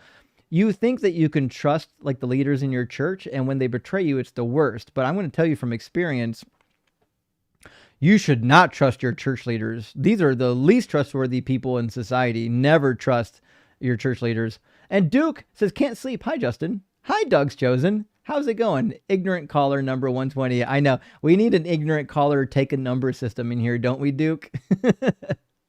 And Andrew, thank you for the super chat, says, Doug came to me in a dream last night. He told me the aspect ratio schism is trouble stirred up by Sharon. Bullshit. Sharon would never do that to Doug. History will know it as Sharon Stone cleavage. The Sharon Stone cleavage. And like Christianity, this too shall pass. It will, Andrew, it will pass, but I'm skeptical. I'm skeptical that Sharon was up to any of this nonsense. And last super chat from Cardinal Chimp. Thank you for the $10 super chat. It says, gay for Justin. And indeed, friends, if you're watching our live streams over the weekend, you already know the gay for Justin hashtag has begun. We had a caller accusing me of turning people gay, and I said, good, I hope they do turn gay for Justin, and it just fucking stuck. Wait, that you were doing what? Yeah, Christians were accusing me of turning people gay. I was like, fuck yeah. Hell yeah. More the merrier. I don't even know what. Okay. I don't know what I did. So now we've got a new hashtag. What are we gonna do? All right, let's get our next guest in here. Hi, Justin. My name's McKenna. I'm sure you know him, but Daniel actually recommended your TikTok to me. Daniel Green. So yeah, I'm a Christian, but I'm not here to debate you, so I won't take up too much time. I'm actually a Christian who's doubting her beliefs. Okay. So he had just recommended you to me. I didn't know if you had like any advice because I'm not necessarily saying that I'm going to deconstruct from my faith, but at the point that I'm at right now, I'm not feeling very confident in staying in it. So I just didn't know if you had any words of wisdom or, recommendations or... I do. Not knowing anything about your situation, I can tell you this. Even if like the truth turns you away from your religion, the truth is always more valuable than holding on to a lie. So I think studying even the critical stuff about your religion is super important. And I'll tell you the same thing I told my father. When I was a teenager, I was reading the Quran. I was reading the writings of Anton LaVey and, the writings of the Satanic Church and all that stuff. And he was worried that I was going to fall away from the faith. And I said, listen, if Christianity is true, it doesn't matter what I read. It should hold up to scrutiny. Now, the reality is I ended up going to school. I studied the Bible professionally. And unfortunately, the Bible itself can't hold up to scrutiny. And the God concept of Christianity can't hold up to scrutiny either. But as uncomfortable as it is to learn that your religion is false, learning the truth is always the right path. So I encourage you, when you find something that makes you uncomfortable about Christianity, don't pause, don't run away from it, dig into it and ask yourself, if this is true, what does it mean? And what does it mean for me? And you might end up like me. You might end up an atheist. You might not. You might end up just being a liberal Christian, or you might end up being a conservative Christian at the end of it. But the reality is, truth should always we should always be able to stand against scrutiny. Absolutely. I kind of wanted to just touch on something you said real quick when you were reading your comments. You had said something about don't ever trust your church leaders. And it's just so funny that you said that, because the church that I was going to, I just feel like that is such a true statement, because my pastor actually just got arrested for I don't know what I'm allowed to say on here, so I'll just say sending inappropriate material to a 16-year-old boy. Oh, Jesus. Okay. Yeah, so that doesn't, I mean, that's not the reason why I'm questioning, but that definitely doesn't help whatsoever. But yeah, it seems to be that these people who are supposed to be, leaders for and representations of God aren't really holding up to what they're, supposed to be doing. So I Right. just, And it yeah. certainly leads you to the question. So, like, if God is at least in control of his church, you would think at least his church wouldn't be full of this bullshit. Like, if I started an organization and I was all powerful and all knowing, and I knew that there were bad actors in my organization and that they were harming other people in the organization, I would find a way to get rid of them. God is all powerful. His church is supposed to be a sacred institution that demonstrates the love of God, not the most horrific actions possible. But yet, what we see is that the most sacred institution ever has a long-running track record of being violent, of being sexist, of being misogynistic, of being very rapey. And so it's very difficult for one to conclude, looking from the outside, that this organization is somehow guided by the Holy Spirit. Right, absolutely. I was just, before I go, I was just going to ask, do you have a video on your TikTok about like your story of being a Christian and walking away from the faith, or do you have anything? And if not, would you mind explaining that? Yeah. So I do have one video on my YouTube. It's like the first video I ever uploaded. It kind of explains a overview of my story, but basically, I was a Christian for 20 years. I went to 12 years of Catholic school, and then I went to Bible college and seminary. And the biggest problem for me was the Bible there was so much untrue things in it that it was hard for me to look at it like it was like a divine book. And then, like, the straw that broke the camel's back for me, and, my audience is probably tired of hearing me talking about it, but I think it's the best talking point for Christianity, which is Jesus's build. There's like two things you have to know about Jesus. One, he had to die and resurrect according to the scriptures. And two, he is the Jewish Messiah predicted by the scriptures. But the problem that we find is, if you read the Hebrew Bible, number one, he didn't have to die or resurrect. None of that was actually necessary. God isn't going to send everybody to hell because they're imperfect in the Hebrew Bible. That's an invention to justify Jesus's death. They made a whole theology around Jesus's death and manufactured, a resurrection to explain why the Messiah died, even though the Hebrew Bible says nothing about it. Now, the other thing is, like, if you read the messianic prophecies that are in the Hebrew Bible, Jesus just didn't fulfill any of them. There's not a single one that he fulfilled. And the ones that are claimed that he fulfilled are clearly out of context quotation. I'll give you an example. So in Psalm 69, Jesus, in the book of John, Jesus quotes Psalm 69. I'll give you the exact prophecy real quick, because it's not actually a prophecy.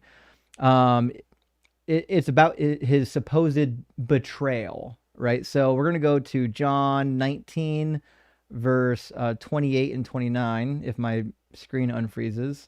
Actually, I'll just type it in, because I think my screen might be freezing on me. Right.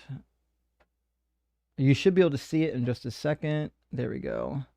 And we're going to go to... I think it was, 28 and 29. All right, so this is around the time of the Last Supper, or post Last Supper. I mean, crucifixion. It says, after this, when Jesus knew that all was now finished, he said, in order to fulfill the scripture, I am thirsty. A jar of sour wine was standing there, so he put a sponge full of wine on a branch of hyssop, and he held it to his mouth. So, like, the author is saying, like, Jesus said, I am thirsty, while he was on the cross, in order to fulfill a scripture. Like, so Jesus is now, like, doing a performative action to demonstrate that he's the Messiah by fulfilling a particular scripture. Now, it's weird that this is the one he chose, since like any human being could have done it. Like, this is such a weird scripture. It's not even messianic. But the problem is, like, when you go to the source of that supposed prophecy, it's not a prophecy. It's just an out of context quotation from Psalm 69, verses, let's see, 16 through 21, according to my notes. And it says, "Answer me, O Lord, for your steadfast love is good. According to your abundant mercy, turn to me. Do not hide your face from your servant, for I am in distress. Make haste to answer me. Draw near to me, redeem me, set me free because of my enemies. You know the insults I receive, and my shame and dishonor. My foes are all known to you. Insults have broken my heart, so that I am in deep despair. I looked for pity, but there was none, for comforters, but I found none. They gave me poison for food, and for my thirst, they gave me vinegar to drink."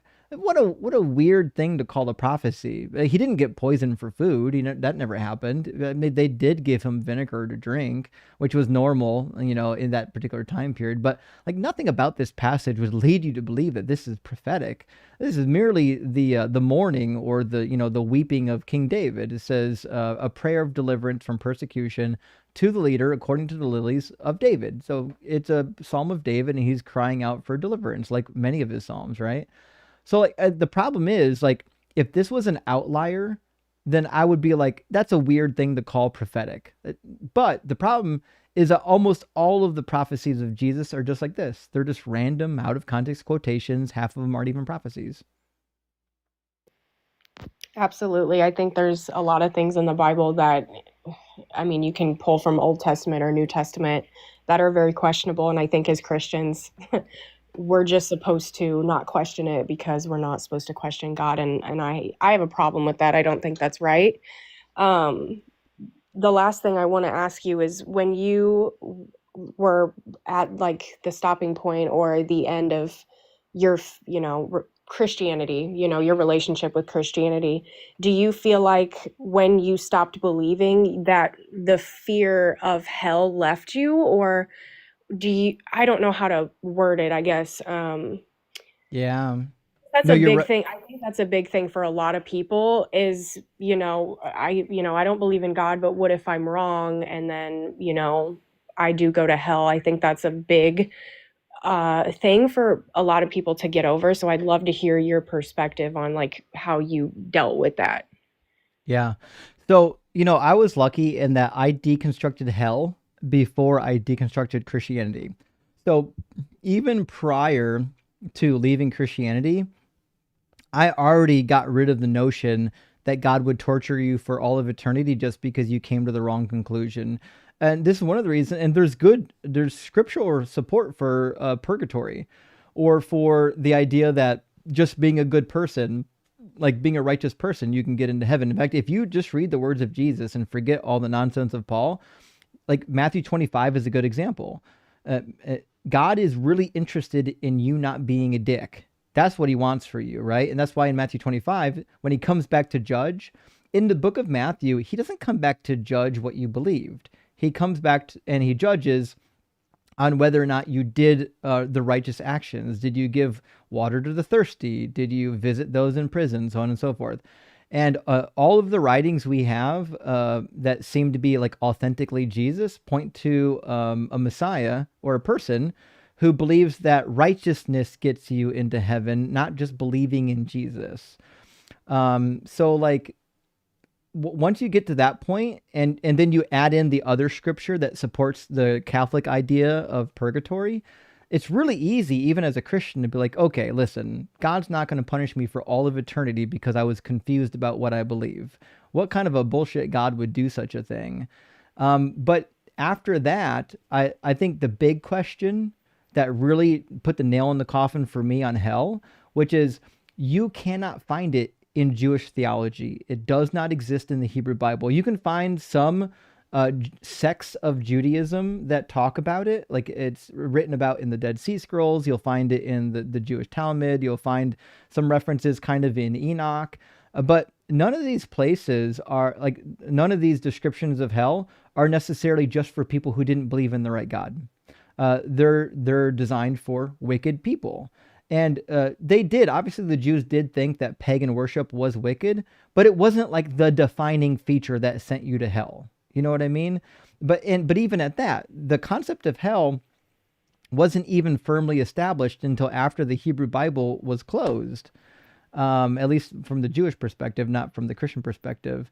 So, like, as a Christian, even if you remain in the faith, the type of hell that Christians believe in right now isn't really that biblical. How would you, so when you were deconstructing hell and you hadn't completely left Christianity, how would you, I guess, respond to someone who says, though, I'm not, I've read a lot of the Bible, but I'm not like educated in a way where I can just pull scripture straight from my mind. But I know in the Bible it says that our works are not what, get us into heaven. So if you were to flip it and say being a righteous person without belief could still, prevent someone from going to, like, how would you, does that make sense? How would you respond to that? Right. Well, make sure I understand your question. So my point is that if you're reading the Hebrew Bible is pretty clear that the resurrection at the end are for those who are righteous. And righteous includes a whole litany of things, which you can read about in the Hebrew Bible. You're not counted righteous or unrighteous merely because you believed or didn't believe in the right deity. There's lots of factors that go into it. The problem we have is that this is the mainline view of the Hebrew Bible. The New Testament, which is supposed to be a continuation, drastically disagrees with this. According to the New Testament, if you're not like convinced, like especially according to Pauline doctrine, if you're not convinced that Jesus Christ died for your sins, it doesn't matter how good of a person you are. It doesn't matter if you've only committed one sin, you're going to get tortured for all of eternity. It's just a nonsensical view. It doesn't match the Hebrew Bible, and it doesn't even make sense. Okay, yeah, that kind of answered my question. I think because I understand now. There's a you're saying like the scripture is very different when it comes to like the New Testament and then the Hebrew Bible. I've never heard of that before, so I don't know anything about that. Yeah, so like I started at the beginning, right? So like if you believe in Christianity, there's kind of two things you can do. You can say, listen, Christianity is based on the Hebrew Bible, which means I need to know the Hebrew Bible well, because that's the foundation for the house, right? If the foundation has cracks, then I don't even care about the house, right?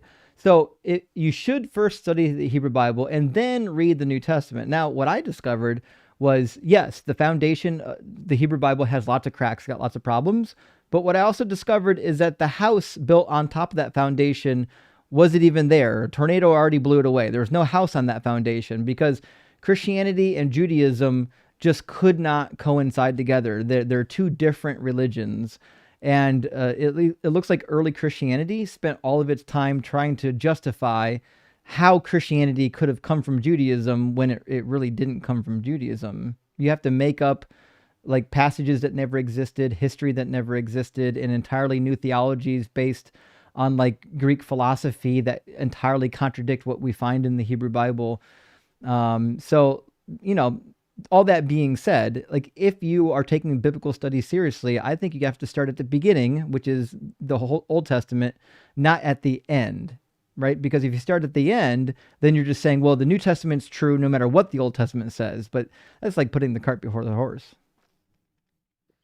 I gotcha. Well, I thank you so much for, giving me space to talk. And before I go, do you have any, are there any other books besides the Bible that you would recommend reading for someone who's considering deconstructing their faith? Yeah, you know what? I really do enjoy using good scholarly reference Bibles, but there's one in particular, like since you're a Christian, that you might be interested in. Let me grab it.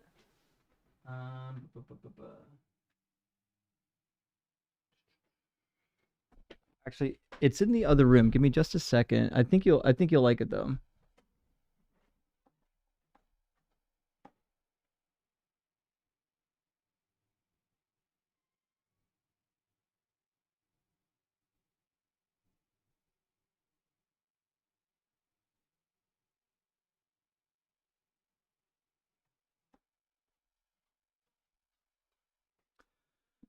Okay, so To kind of illustrate what I've been talking about, I would, and this is not as in depth as it could be, but the Jewish Annotated New Testament is a really good resource for like how a real Jewish person would look at the New Testament and compare it to what Jewish people actually believe and what the Hebrew Bible actually says.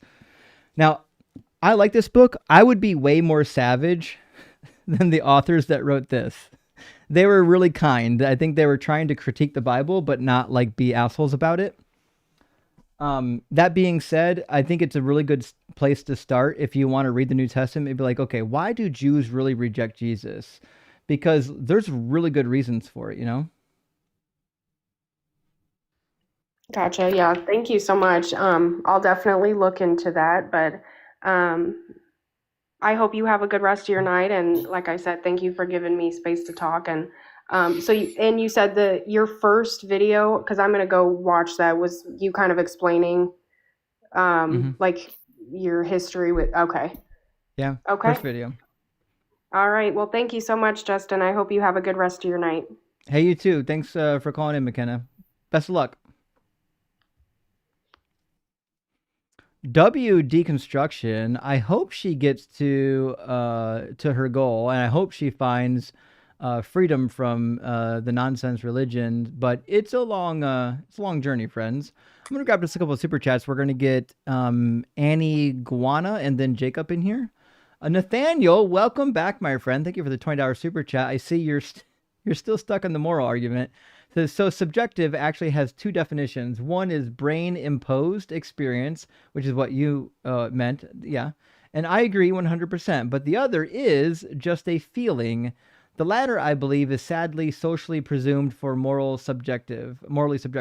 Actually, Nathaniel, you are right. I agree with you here because like when you tell people that you believe in subjective morals, they said, oh, it's just your feelings or just your intuition. No, not really. Like a morally subjective opinion means that it's something that you've thought about. Hopefully you've rationalized it and you've come to a position that is based in reason, not in feeling. That being said, we'd be lying if a lot of people didn't kind of intuit some of their morals. Like, you know, they see somebody hurting a baby and they don't sit and think to themselves, okay, let's think rationally about this and see if it's wrong. They're like, no, fuck it, that's wrong. I gotta go stop that from happening, right? So there certainly is a certain level of intuition, but like when we're debating morality and we talk about subjective morals, you just need to go back to the source of the definition, which is it's a moral position that is dependent on the mind. You know what I mean? Good question. Good point though. David, great to see you, my friend. Hope you've been well. Thank you for the $50 super chat. That's huge, my friend. Says in Eden, everyone assumes God was the one to believe, but why? I agree. He was the liar. Because we were brainwashed to that. What if you number them 411 and 511 and tell the story? Or reverse God and snake names. Objectively, without brainwash, who could you believe? So this is a really good point, David. If you just read the story and erase God, you know, erase Elohim, erase Yahweh from the garden narrative, and just put, individual number one, and then erase the snake and say individual number two, and then read the story and ask somebody who's the asshole here and who's the good person here. Well, they're going to say the snake was the right person, like invariably. There's no way around it. So this is a really good point, David. I appreciate that. And we got two more super chats, so we'll move on to our next guest. Malcolm, thank you for the super chat. It says, religious pro-choice argument. God knows when an abortion will take place and has the power to not put a soul in it. Otherwise, it's just God crying while feeding baby souls into a wood chipper. Thoughts? It is good, actually. I like it a lot. We do talk about the abortion topic from time to time because it's pretty clear that the Bible really isn't anti-abortion. Christians just want it to be. But that being said, you're right. Like if God was really in charge and he was the one knitting you in your mother's womb, and he knew that you would be aborted or miscarried or wouldn't survive post-birth for more than a few minutes, then it would be incumbent on him, I would imagine, of like just not putting a soul in that person and letting the clump of cells pass, And Jezebel Pride, We love Jezebel. Thank you for the $10 super chat. It says, my story, a Christian 31 years. Sorry to hear that. BS and MDiv in biblical studies. Shit, get a hold of me, Jezebel. Pastor of a Southern Baptist church 5 years. Started questioning the Bible. Deconstructed. Now a joyful atheist trans woman living free. Jezebel, I fucking love that story. Send me a message on Discord or email. We need to get your interview. I want to interview you and hear your entire story. I love it. And listen, thank you for being a free thinker and for being yourself. This is what the community is all about. You don't have to cave in to authority. You don't have to believe what people tell you to believe. You can be yourself. All right, let's get Jacob in here. Jacob's been waiting for a hot minute. We appreciate your patience, Jacob. I'm going to see. Hold on, my browser's lagging again. I should have restarted my computer before this stream. I have a bad habit of not restarting it for like weeks on end, and then things start acting up. But it's catching up. All right, let's get Jacob into the conversation. Welcome in, Jake. Are you at least 18, and do you believe in God? Yes and yes. Can you hear me? Yeah, I can hear you. Okay. All right. Which God concept do you believe in? I believe in the Jewish God, the living God. Cool. Awesome. And do you believe in like a strict form of the Jewish God, like simply just the God that's displayed in the Hebrew Bible, or do you believe in like the Kabbalistic edition of God and the mystical stuff, or what's your situation? Honestly, I'm pretty new to the faith. I had a pretty profound experience happen to me that drew me closer to it. So I've heard about Kabbalism. I haven't delved too deep into it, but I believe in the biblical God. That's kind of what I've been diving into. Okay. So the question I would ask then is, in your view, what would be like the best evidence for the God of the Hebrew Bible? For me personally, I had a personal experience with him. Okay. Do you agree that personal experiences of people who like saw Vishnu or Brahma are validation that Vishnu and Brahma exist? I'm not aware of those. What are you referring to? Sorry. Those are two of the Indian deities. I actually had a friend I used to work with who was from India. He transplanted to the U.S., who was visited by two of the Indian deities. I have a friend that people know here on TikTok named Hanji, who was visited by two Egyptian deities. And so I guess my question is, like, if you think that like having an experience, a personal experience with a deity is proof, I'd be curious if in fact you would use their experiences as proof of their God existing. Well, I would ask them, did they ever doubt what their experience? Did they ever doubt the experience that they had, which I did, and did they ever receive confirmation that the experience happened to them? Well, I guess I don't know what you mean by like confirmation. So, like, is their experience identical to yours? Oh, probably not. I don't know. But I'll just kind of explain it if you don't mind. Well, I guess what I'm trying to say is, Jacob, I'm willing to bet that you don't believe anybody else's personal experience with their God, but you would ask us to believe your personal experience. So the reason why personal experience is never really actually proof for anybody on these like debate streams is because it's just not good evidence for anything unless you believe that all of the gods are real, because personal experience exists in all of the religions. I've had some very profound things happen to me throughout my life that makes me not doubt what people go through. I don't doubt that those people saw what they saw.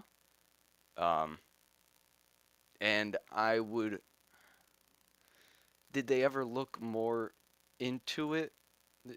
That's just my Well, I question. mean, you'd have to ask them. So like, Okay.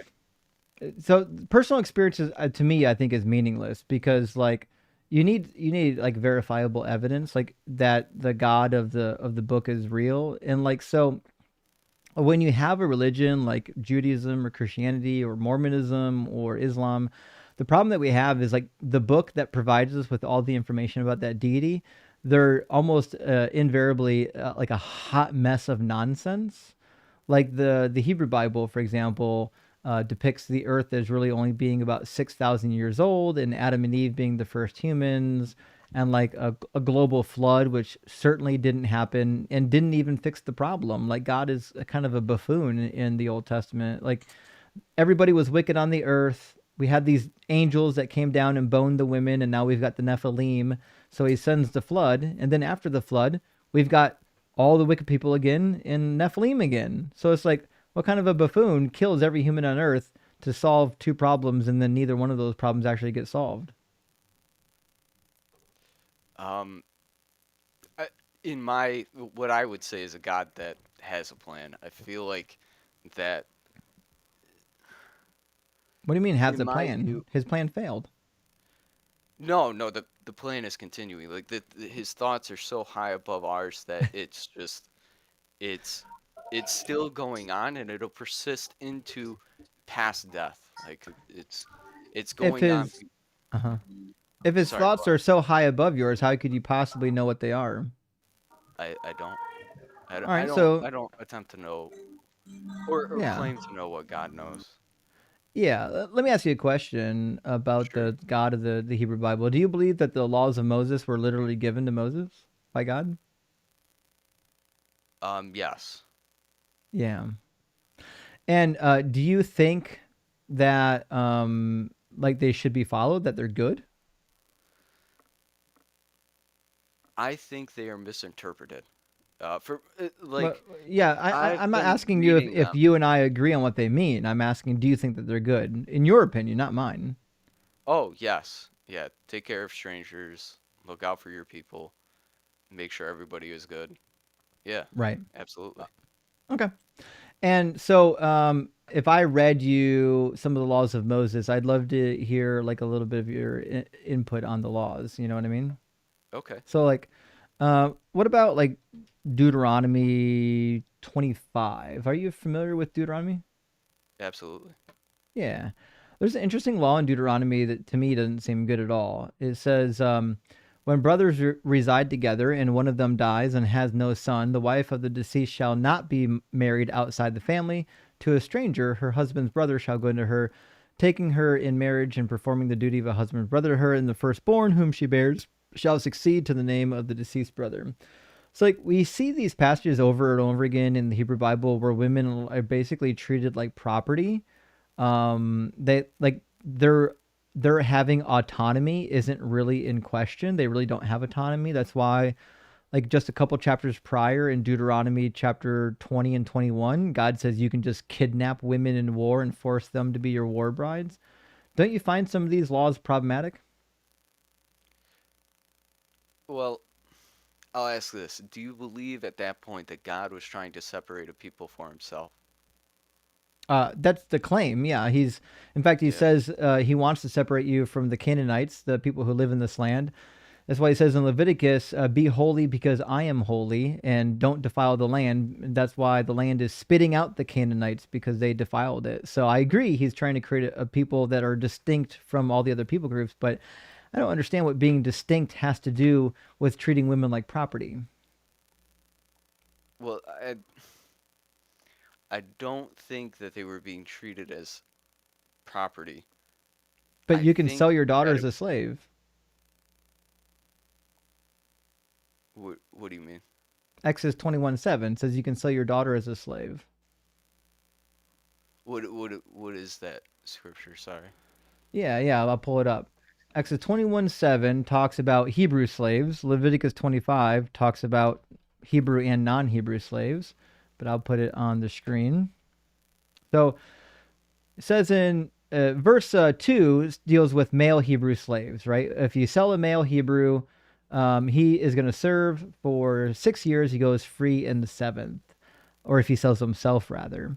And then verse 7 says, when a man sells his daughter as a slave, she shall not go out as the male slaves do. And one of the reasons for this is because it's basically presumed that when you sell a daughter as a slave, she becomes somebody's sexual property, essentially a concubine, a sex slave.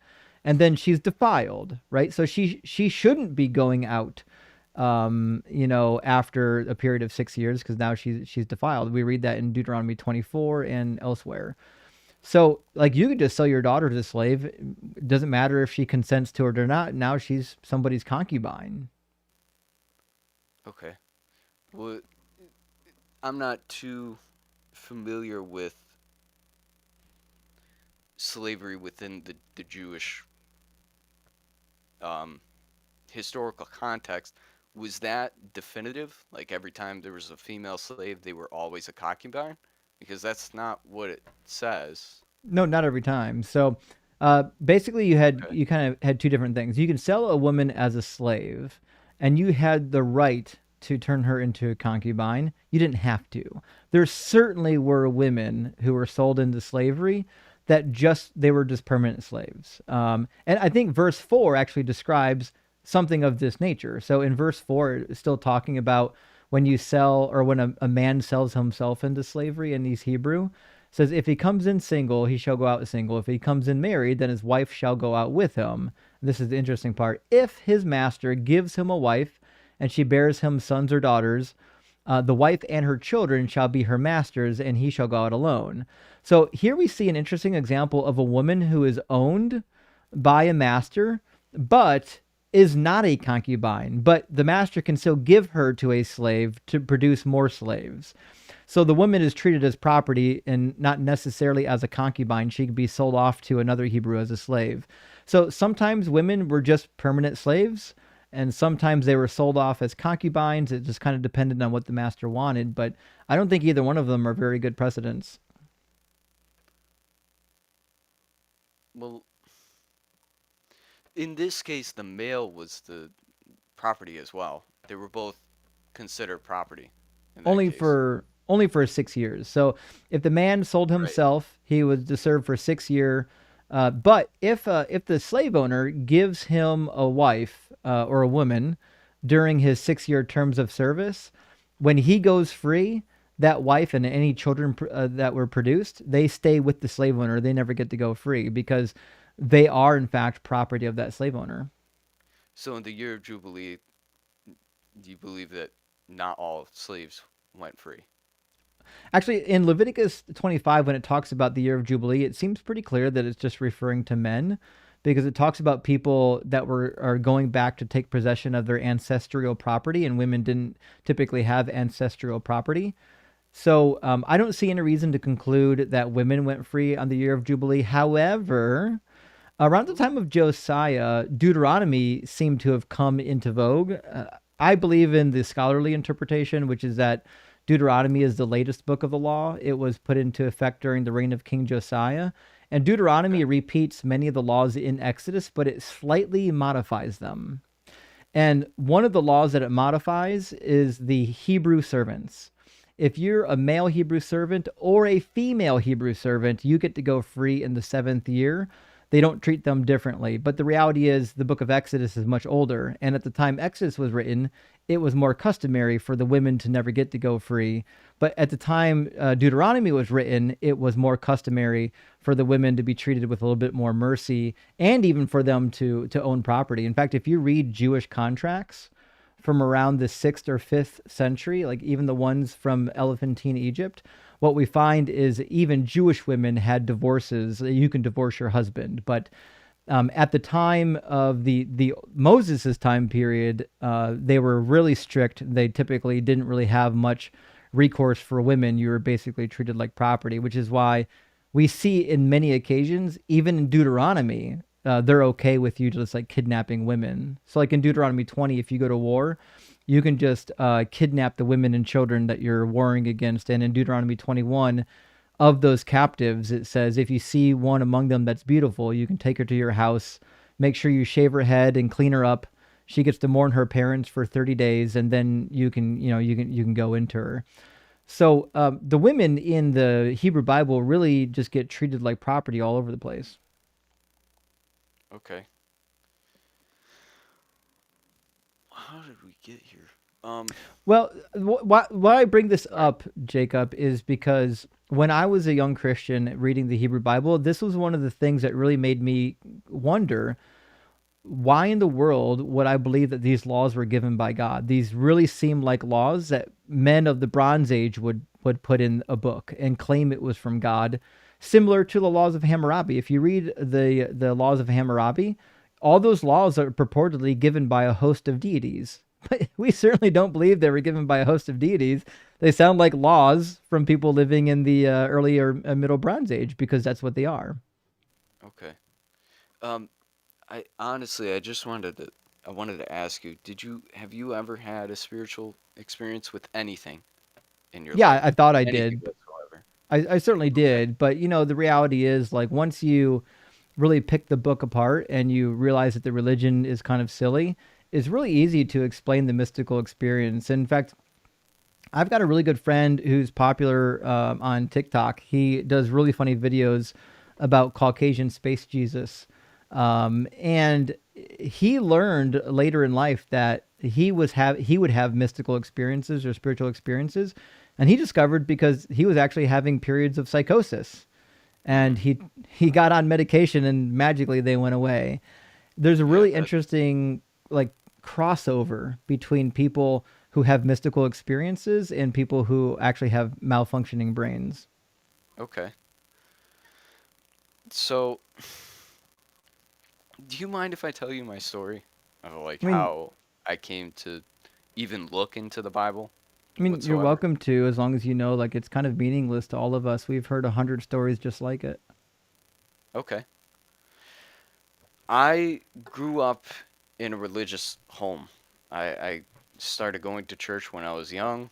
I went until I was 14, and then I doubted my faith and I walked away completely.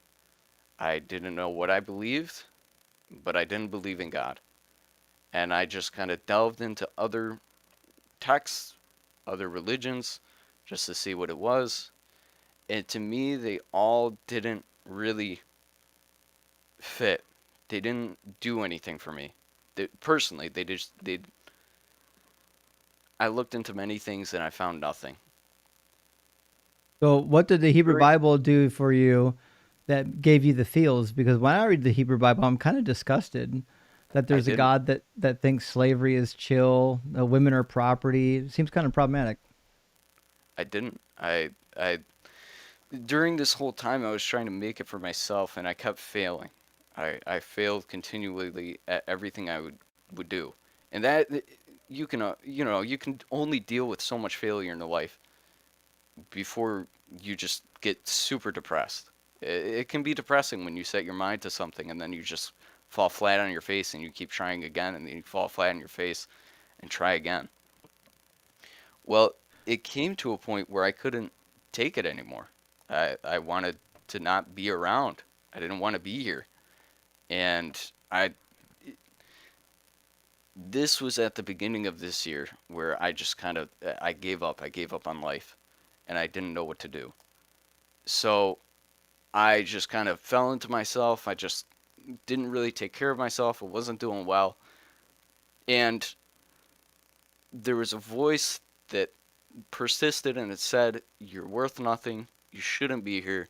Nobody wants you." It was so bad that I thought I had schizophrenia, but I researched it and it's just depression. I looked it up and there are Oh, a lot buddy. of people that have depressive episodes like that. Yep. Well, it all came to a head where one day that voice was incessant and it wouldn't stop. And Hmm. leading up to that point, it was like I would hear it and then it would go away. I would hear it and then it would go away. But this Yeah. one day, it was terrible. It was People have horrible. intrusive thoughts, my friend. That's how the brain works. That's why you should see a therapist and get medicated. Well, that night, I heard another voice. It, it said, "You should listen to those voices. They are telling you the truth." And I didn't know what to do. Right. So And I started, you had a near death experience because you tried to commit suicide? I was going to. I knew exactly what I was going to do. I had been planning it to that point. Hmm. So I was like, I don't know what to do. I have no idea what to do. I This is know what to scary. do. I've You got to never talk to a heard this. professional. Well, I did this. I said, Jesus, I don't think I'm going to make it through the night. Can you help me? Jesus. You said you believe in Yeah. the Hebrew Bible. Yeah, I believe in the Hebrew God. Yep, Jesus is not the Hebrew God. I believe he is. I believe he's a fulfillment of the First Testament. He didn't fulfill anything in the First Testament other than the promise to send a false prophet from Deuteronomy 13. What did he fulfill? I believe that he fulfilled everything that was said about what was coming Name when one. uh let's see. Where is the I'm not super familiar. I'm only in Chronicles and reading the Hebrew Bible. Where is the passage in Isaiah where it says, "A bruised reed he shall not break"? I think you're probably referring to Isaiah 53, but Isaiah 53 is clearly about the nation of Israel. The prophet of second Isaiah tells you on 8 occasions that in fact Israel is the servant. Oh, one moment. Sorry. No, this is Isaiah 42. Behold That's my servant whom I uphold. yeah, that's the other. That's the other. There's 4 suffering servant songs. That's one of them. Yeah. Yes. Mine elect in whom my soul delighteth, I have put my spirit upon him. He shall bring forth judgment to the Gentiles. He shall not cry, nor lift up, nor cause his voice to be heard in the street. A bruised reed he shall not break, and the smoking flax shall he not quench. He shall bring forth judgment unto truth. He shall not fail nor be discouraged, till he have set judgment in the earth, and the isles shall wait for his law. So this is what I believe. Well, I already know what you believe. You don't have to explain it. The reality is that this isn't about Jesus. This is about the nation of Israel, because if you read what the rest of Isaiah says and what the rest of the prophets say, this is what Israel does. God says he's giving Israel as a light and a covenant to the nations. Right. Yeah, So there's no Jesus. Well, Jesus was Jewish. He was a Jew. He was a fake Benjamin. he was a fake Jew at best. No, he was. I believe he went to what is the school that young Jewish boys go to where they learn the Tanakh? Like modern day, they call it yeshiva, but he certainly didn't attend yeshiva. Well, from my understanding, all of that was just normal. The boys learned the Tanakh. He shows no sign of being educated, not at all, not even remotely. He has no idea. Matter of fact, he never wrote anything down. That's right. No. He didn't write anything down. He demonstrated that he couldn't even read the Hebrew Bible. In fact, he quotes it in Greek every time he quotes it. He has no idea what's in the Hebrew Bible. But to be fair, in Isaiah, we find who the servant is. It tells you 41, 8 through 9, you, Israel, my servant, Jacob, whom I've chosen, the offspring of Abraham, my friend. And we see 43:10, you are my witnesses, says the Lord, and my servant, whom I have chosen. And then 44, 1 through 2, hear now, O Jacob, you, my servant Israel, whom I've chosen. Thus saith the Lord, who made you and formed you in the womb, and will help you. Do not fear, O Jacob, my servant, Jeshurun, whom I have chosen. 44:21, remember these things, O Jacob and Israel, for you are my servant. 45:4, for the sake of my servant Jacob and Israel, my chosen, I call you by your name. And last one, 48:20, go out from Babylon, flee from Chaldea. Declare this with a shout of joy and proclaim it, send it forth to the ends of the earth, and say the Lord has redeemed his servant Jacob. The arc of Deutero-Isaiah, chapter 40 to 55, is about God redeeming his servant Jacob from Babylonian captivity, leaving behind what he refers to as the righteous remnant, who will no longer be the wayward children. That's why he says in 54 that he'll never be angry with them ever again. Just like the waters of Noah will never flood the earth again, so I'll never punish you or be angry with you again. This is what the servant is. This has nothing to do with a guy who lived hundreds of years later. Every word in 2nd Isaiah is about the Israelites coming out of Babylon. Okay. In fact, if you believe that Isaiah 53 is about an individual, there's about 100 people I would plug in there before Jesus. I would plug in Simon Bar Kokhba. I would plug in maybe the teacher of righteousness from the Dead Sea Scrolls. There's so many people that could fit the bill. There are so many people who have suffered at the hands of the Romans or even at the hands of their own people that fulfilled more prophecies than Jesus that would fit Isaiah 53 way better than Jesus. At least Simon Bar Kokhba was a king inside of Israel. He was a prince of Israel. His name was minted on coins for a period of about 3.5 years. And the Jewish people, even those of the rabbi class, even looked at him as though he was the Messiah. Rabbi Akiva says he was the Messiah, at least until he died. But the reality is, like, if we're just looking for somebody who suffered, there's so many much better Jewish people that suffered that I would put in place.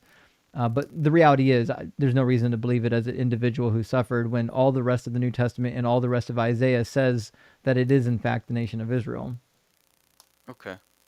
Well, why do you think that I've never heard of those names personally? And that's not out of, like, I'm not trying to be malicious or anything. I've honestly just never heard those names. Why do you think those names are not as well known as Jesus? Oh, because only one of them was adopted into a religion that was spread by the sword. Okay. Do you believe the early church was spread by the sword? Yeah, I know it was. We have the writings. Constantine, Theodosius I, Theodosius II, all of the successors after that. Well, before that, the church was hardly there. It was persecuted. No, not really. Even the writings of Origen disagree. Origen says that the persecution of the church was a thing of the distant past by his time period. And when did he write those? He was writing just after the turn of the I guess we would say the 3rd century. So what we know is that the persecution of the Christians happened under Nero, and it happened under Caligula, and it happened under Domitian. So basically, by the time the 2nd century rolled around, so 100 CE, the Domitian persecution was already over. It was basically done at that point. So pretty short. So you don't. That's 300 years. No, it's 3 decades. 3rd century, right? 3 decades. Oh. Domitian reigned until how long did Domitian reign? Until like 92? Let me see. Reign of Domitian 96. He reigned from 81 to 96. Okay. Let me ask you this. Do you believe that all Christians are Christian? If you believe that Jesus Christ is Lord and you confess with your mouth and believe in your heart, then yes, that's what Paul says in Romans 10, 9, and 10. Okay. You don't think that some are hypocrites? All of them are hypocrites. All of them? Yeah. Okay. You don't think there's any that follow what Christ actually believed in? No, because Christ told you to follow the law of Moses, and Christians have rejected the law of Moses. Okay. But I love all people. I love everybody. Wholeheartedly. That may be true, but that doesn't mean you're not a hypocrite. Jesus said to follow the law of Moses. If you don't follow the law of Moses, you're a hypocrite. And loving everyone was never one of the old laws. It was. Nope. You said to take care of the stranger. To literally set a portion of That's not loving everybody. The stranger is the stranger in your land, the sojourner. That's somebody in your borders. You certainly don't love your enemy in the Hebrew Bible. And he also said you could take those people as your slaves. So, yeah, I mean, they showed compassion to their enemies. Do you think they didn't? It said murder them. They didn't even show compassion to their own people. In fact, in Leviticus, when God says to kill gay people or to kill men who bed other men and people of the like, he says, take no pity on them. After the narrative with the golden calf, and they had to go out with a sword and kill their own kinsmen And God says, take no pity on them. In Leviticus chapter 11, when Nadab and Abihu are destroyed by the fire of the Lord, their family members are told, don't even mourn them. Take no pity. So, going back to the New Testament, then, what do you feel about the Church of Corinth, where No, they it's had homosexuals and they had like these people that were struggling with sin, trying to come to I fucking God? love it. What's wrong Yeah, with being in a consensual relationship with another man? it's wrong. It's According to what? The Bible? I don't believe the Bible's true. yes. Okay. What's wrong about But it? it's just wrong. It's Why? not. Because God said so? It's a sin. Yes. Okay, so if God says it's okay, it's okay. If God says it's wrong, it's wrong. Yes. So then Absolutely. slavery is okay. In the context of the Bible, that's what it believes. It's not. There's The no Bible, context difference. There's no difference. Slavery is slavery is slavery. Yeah. No. Slavery in America was crazy. That I'm not was. talking about slavery in It's America. atrocious. slavery is slavery is slavery. Yeah.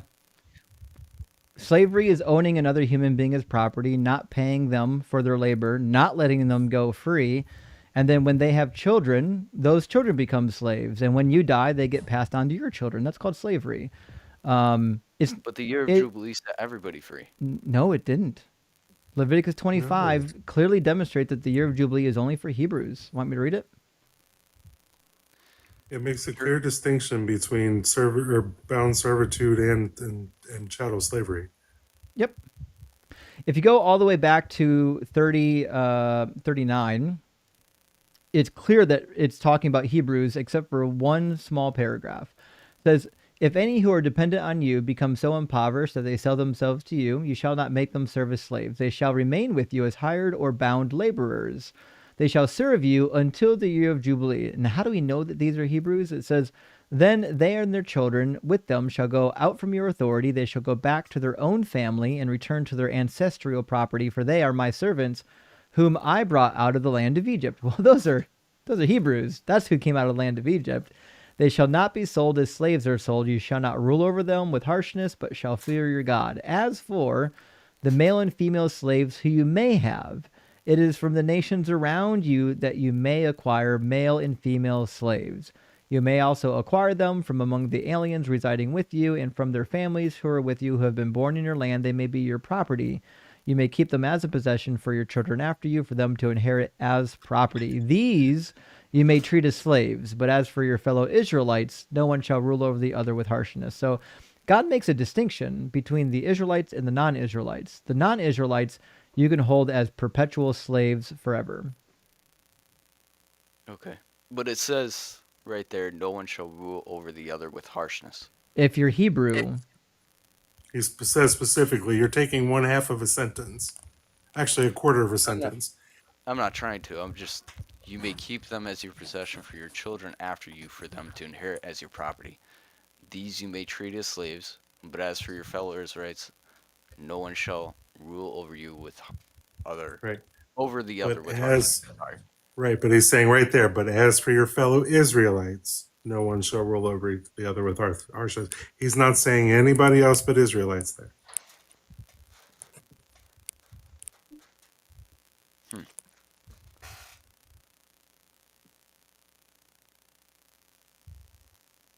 Sorry, I'm thinking. I'm not trying to. Take your time. I would much rather you think and give an interesting response than to do what a lot of Christians do and just start making stuff up and turning into a pretzel. Okay. Yeah, because it's pretty clear. It's directly saying you may have slaves. They may come from the foreigners in your land or the people around you, and they're to be given as property. And he even gives you at some point instructions on how you're allowed to beat them. Yes, I am aware of them beating them, but if I'm not mistaken, these were Canaanites and Amorites, and why does that matter? They weren't. It wasn't actually, Jacob. So you know as well in the Hebrew Bible, God says to not spare any of the Amorites and Canaanites. You have to kill all of them, men, women, and child. Wipe them completely out. That's in Deuteronomy chapter 20. Right.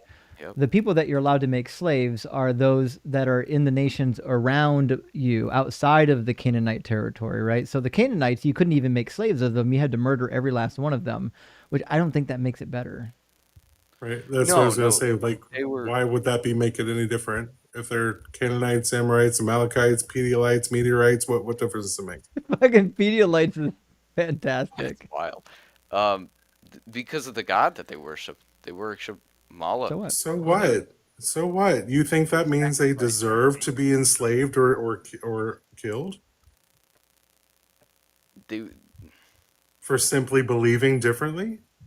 Isn't it weird that God is so like uptight about people literally worshiping him that he just murders people and makes them slaves? Like, what kind of a like vengeful, sadistic, egotistical, narcissist God would do that? he was trying to destroy their gods, the gods that Well, he were could have just destroyed them. asking for sacrificial offerings of Well, children, your firstborn. he doesn't need to murder the people to do that. He needs to murder the other gods. Well, you learn later on that when they, like when by the time of David and Solomon, and going into Hey Justin, I'm sorry to King interrupt. I David. gotta drop out. Thanks for letting me hang out, buddy. I appreciate it. Cheers, buddy. Good to hear from you. Thanks for coming up and hanging out with me. No problem. Thanks for having me. Cheers, buddy. W. Dugald. What are you saying, Jacob? What was I saying? Oh, the what you learn later on that in Kings and Chronicles, when because the Israelite people showed mercy on certain sections of those people, they returned to those gods. They returned to sacrificial offerings, and they returned to sacrificing children. No, well, first of all, that's not actually true historically. That's excuses that the Bible makes in order to justify murdering them. It's also true that God did the same thing. In fact, he commands child sacrifice. According to Ezekiel chapter 20, verse 24 and 25, Ezekiel admits this as that's his reading of the offering up of the firstborn in Exodus. And in Leviticus 27, God talks about not sparing human beings that are devoted to destruction. The Hebrew underlying root there is harem. It's a Semitic root that refers to an object or a human being that is specifically being killed for their deity. So God does in fact command child sacrifice, which is why when he told Abraham to do it, Abraham wasn't like, "Oh my gosh, what kind of a horrible evil thing did you ask me to do?" No, of course not. It was commonplace even among the Hebrews. You don't think that Abraham understood that God is an all-powerful, all-knowing deity that could do anything and could raise his son if he wanted him to? Abraham didn't know shit. He don't know nothing about the Hebrew God. He didn't. He wasn't raised Hebrew. His father was Mesopotamian. Shit, he's Mesopotamian. Well, what I'm saying is you don't. Abraham didn't have a Bible. Abraham didn't. I know. Have, right. He didn't know anything about Yahweh. He didn't know shit. Yahweh introduced himself to him. But he didn't. According to the Bible, he didn't tell him all the vital information, which is why when he told him to kill his own son, he was like, "Okay, sure." Well, the Bible doesn't talk about aliens or dinosaurs or anything of that sort Also, either. I would point out too, Jacob, that Sure. like you can't use child sacrifice as like the reason why you have to murder babies endlessly. You'll never solve the problem of child sacrifice by murdering on 100% of the babies. And also, God's greatest work in the Bible, like his finale, was murdering his own son. So the justifying the atrocities on the foreigners by saying that well they were sacrificing their children, it just doesn't. It's not a working argument. Well, I'm of the belief that Jesus was God. Jesus is Well, he God. couldn't be. No, he's the son of God. He says it over and over again. He says the Father is greater than I.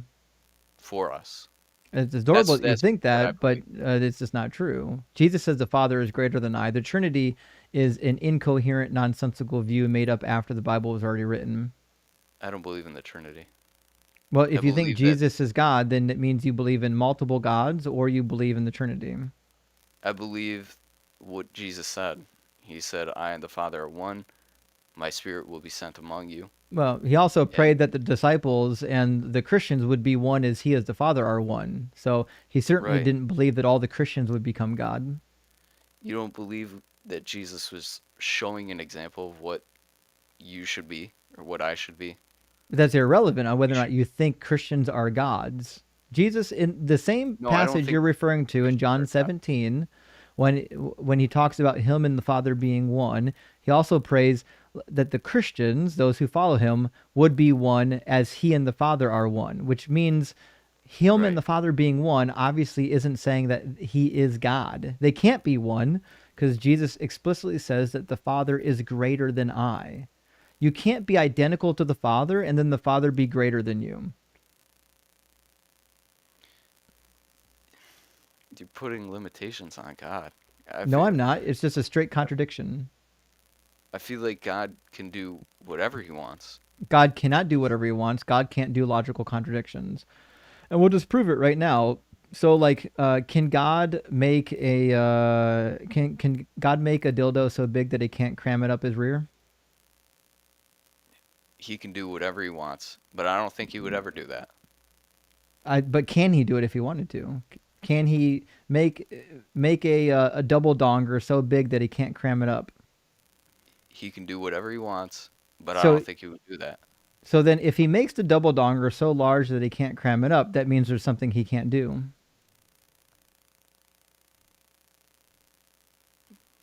He would never do that though. I didn't ask you if he would. I asked you if he could. But that's So this has nothing to do with what you think he would do. This is a logical question about what you think he could do, what's within his power to do. It's the same thing as asking, can God make a rock so big that he can't lift it? It's the same question. Oh, okay. Sorry, I misunderstood the question because I know. I get it. Double dongers are distracting. It just threw me off. Sorry. Mhm. No, no, because it says in the depths you are there. He's in the highest heavens you are there. He's everywhere. Sure. He's all So can God create a rock so large that he can't lift it? no. Okay, then there's something he can't do. The reason why these are called paradoxes is because they entail contradictions. Well, it's because you're putting human thought No, on God. God can I'm create not. whatever he wants, and He can't. there would be no rock that he would not be able to lift. Not if because he he's all would create it. powerful. So let me walk you through it. This is what way paradoxes work. Okay, this is why you can't do logical impossibilities. I'll make it a really easy one. Sure. Can God make atheism true while still existing? He can silence himself. I didn't ask you that. I said, can God make atheism true while still existing? Can God make atheism true where God doesn't exist? Atheism is the belief that God doesn't exist, right? It's a lack of belief in God. So if in lack fact of belief in God. if in fact atheism is true, like if we create a proposition from it and say the proposition is that God doesn't exist. Let's imagine that's our proposition. Okay. Can he make that proposition true while still existing?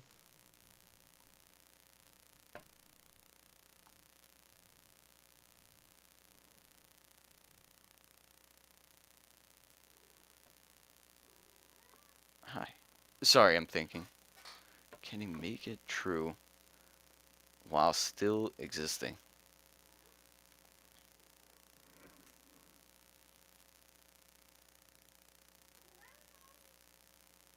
I don't know. Well, the reality is it's a contradictory question because contradictions don't exist, right? So you can't do that. You can't be one thing and then not be that thing at the same time. It violates one of the laws of logic. Okay. So you can't exist and not exist in the same moment. It's a contradictory claim or a contradictory proposition. So God is still bound by logic. God can't break logic. So what do you? So what I'm wait, saying is, one moment. Sorry, I don't mean to cut you off. What do you believe about Schrodinger's cat?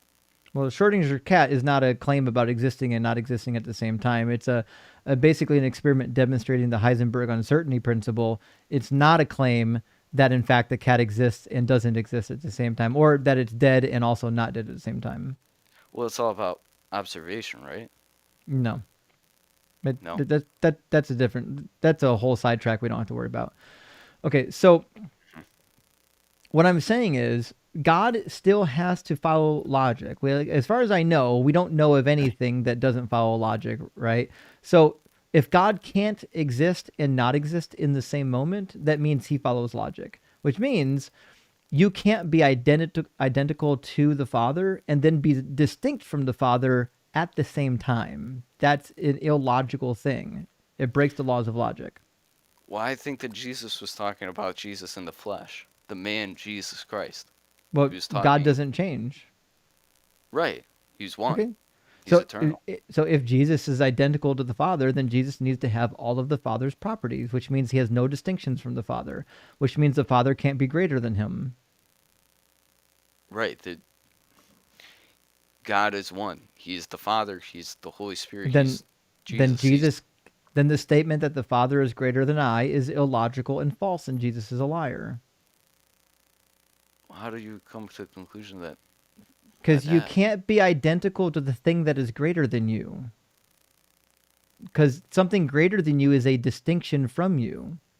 Well, that's so that's why if I have two cats, if I said cat number 1 is greater than cat number 2, it's implied by the statement that the two of them are distinct from each other and they're not identical.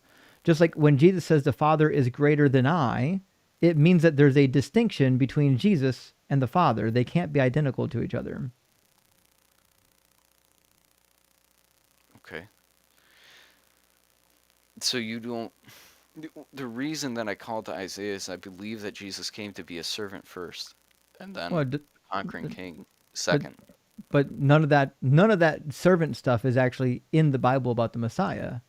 The servant in Isaiah is clearly about the nation of Israel, and the Messiah, like not a single prophecy about the Messiah was ever fulfilled. Not a single one. Not Jeremiah 23, not Jeremiah 33, not Jeremiah chapter 3, not Ezekiel 36, not Ezekiel 37, not Isaiah 11, not Isaiah chapter 2, certainly not Zechariah chapter 12, 13, and 14. None of them. Not a single messianic prophecy that ever came true, which is why Christians have to get up here and say that all of those real prophecies about the Messiah, well, they'll come true at the second coming. Okay, well, I'll believe that they will come true at his second coming when you show me in the Hebrew Bible where there's two comings, and at the first coming, he doesn't do shit. Well, Isaiah is kind of strange like that. It's not. Only if you've never read it, Jacob. I've read it. I know what Isaiah says. I've read every last word of it many times. Yeah. Isaiah doesn't say that there's going to be two comings of the Messiah. No, it doesn't specifically say that. But right, you have to put that in there. Say that he's talking about Satan when he talks about the king that is a covering cherub. Isaiah, that's Ezekiel 28. You're talking about Isaiah 14, and neither one of those are about Satan. Okay. There's no reason to believe those are about Satan. In fact, if you know your ancient Near Eastern mythology, you would know that Isaiah 14 is making fun of the king of Babylon, perhaps even the king of Assyria, by using Assyrian mythology about Athtar, also referred to as Athtar the Terrible, who was on Mount Zaphon, who wanted to ascend to the heights above all the other gods while Baal is in the underworld dead and his sister Anat is rescuing him. But he turns into a laughingstock because he takes the throne on Mount Zaphon, and it turns out he's not even tall enough to reach the footstool, and they cast him down out of the throne, and he's basically disgraced. They're using the exact same parallel of that mythology, making fun of the king of Babylon because it was a well-known story. We have no reason to believe at all during the time of Isaiah or at any point in time during the Hebrew Bible period that there was a figure of Satan that tried to overtake Yahweh and become greater than the rest of the gods.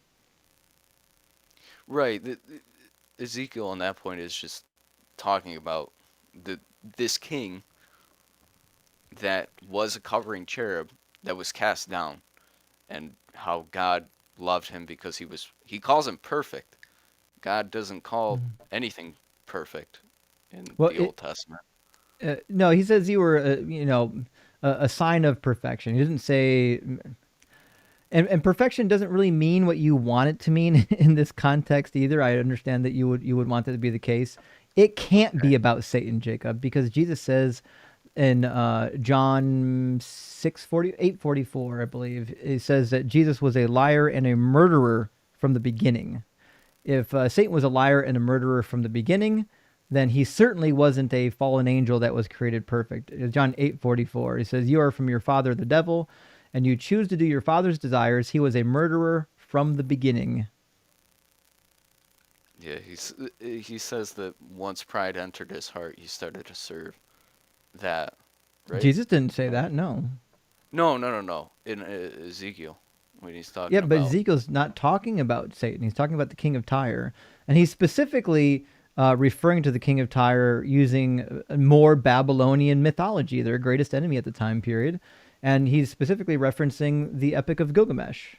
In fact, if you read the Epic of Gilgamesh, specifically the later recension that includes the journey to the Lebanese forests, you'll find that in fact this mythology shows up. Like, so Isaiah is, to me, one of the most interesting prophetic books because he over and over again, especially in First Isaiah, over and over again references ancient Near Eastern literature. He quotes from the Baal cycle. He quotes from Ugaritic literature like Athtar. He quotes from Gilgamesh. He's whoever this person is, they're well versed in ancient Near Eastern literature, which is why they keep using it against their enemies. The enemies who believe in those mythologies.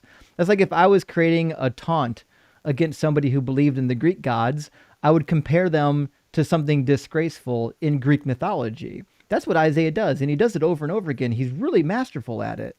But I have no reason to believe that he's taunting the king of Tyre by using some Jewish mythology that didn't even exist in his time period that the king of Tyre wouldn't know anything about. Well, honestly, I feel like you and I read that differently because the first time that I've listened to the Bible, I've listened to the whole thing. I haven't read it, and I'm working my way through it. I'm working, like I said, I'm on Second Chronicles or First Chronicles right now. The first time I heard that, I started to cry because, man, why? It's not about Satan. It's about the king of Tyre. Well, whoever that was, he says you're a God man. loved him. In verse 9, he says you are a mortal. It's not Satan. Well, whoever that was, God loved him, and he loves him very much. I know, because if you read the Hebrew Bible, remember there's a history. The Tyrians used to be allied with the Israelites. Remember the cedar that was sourced to build Solomon's temple. Where did it come from? It came from the region of Lebanon. That's where Tyre is. King Hiram sourced the cedars for him. Tyre used to be in cahoots with Israel, and they abandoned their alliance with Israel. That's why God is so mad at them.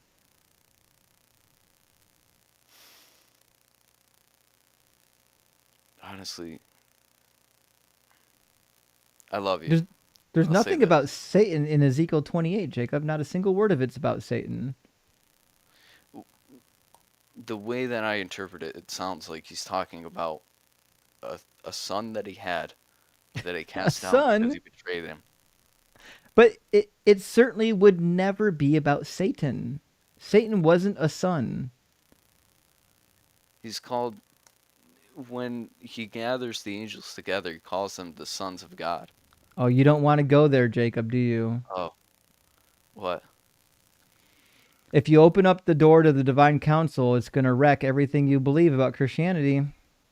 Why is that?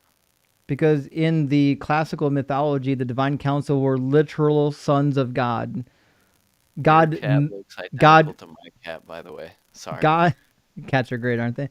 God literally doinked Asherah and created 70 sons and a couple daughters. So, like, the minute you adopt the ancient Ugaritic / Israelite mythology of the sons of God, like you've now doomed yourself. You can't be a Christian anymore. 1 Corinthians chapter 8 says there's only one God. The Hebrew Bible clearly says otherwise. Wait, sorry. So God doinked what? What? God doinked Asherah and created 70 sons. They're in charge of all the nations.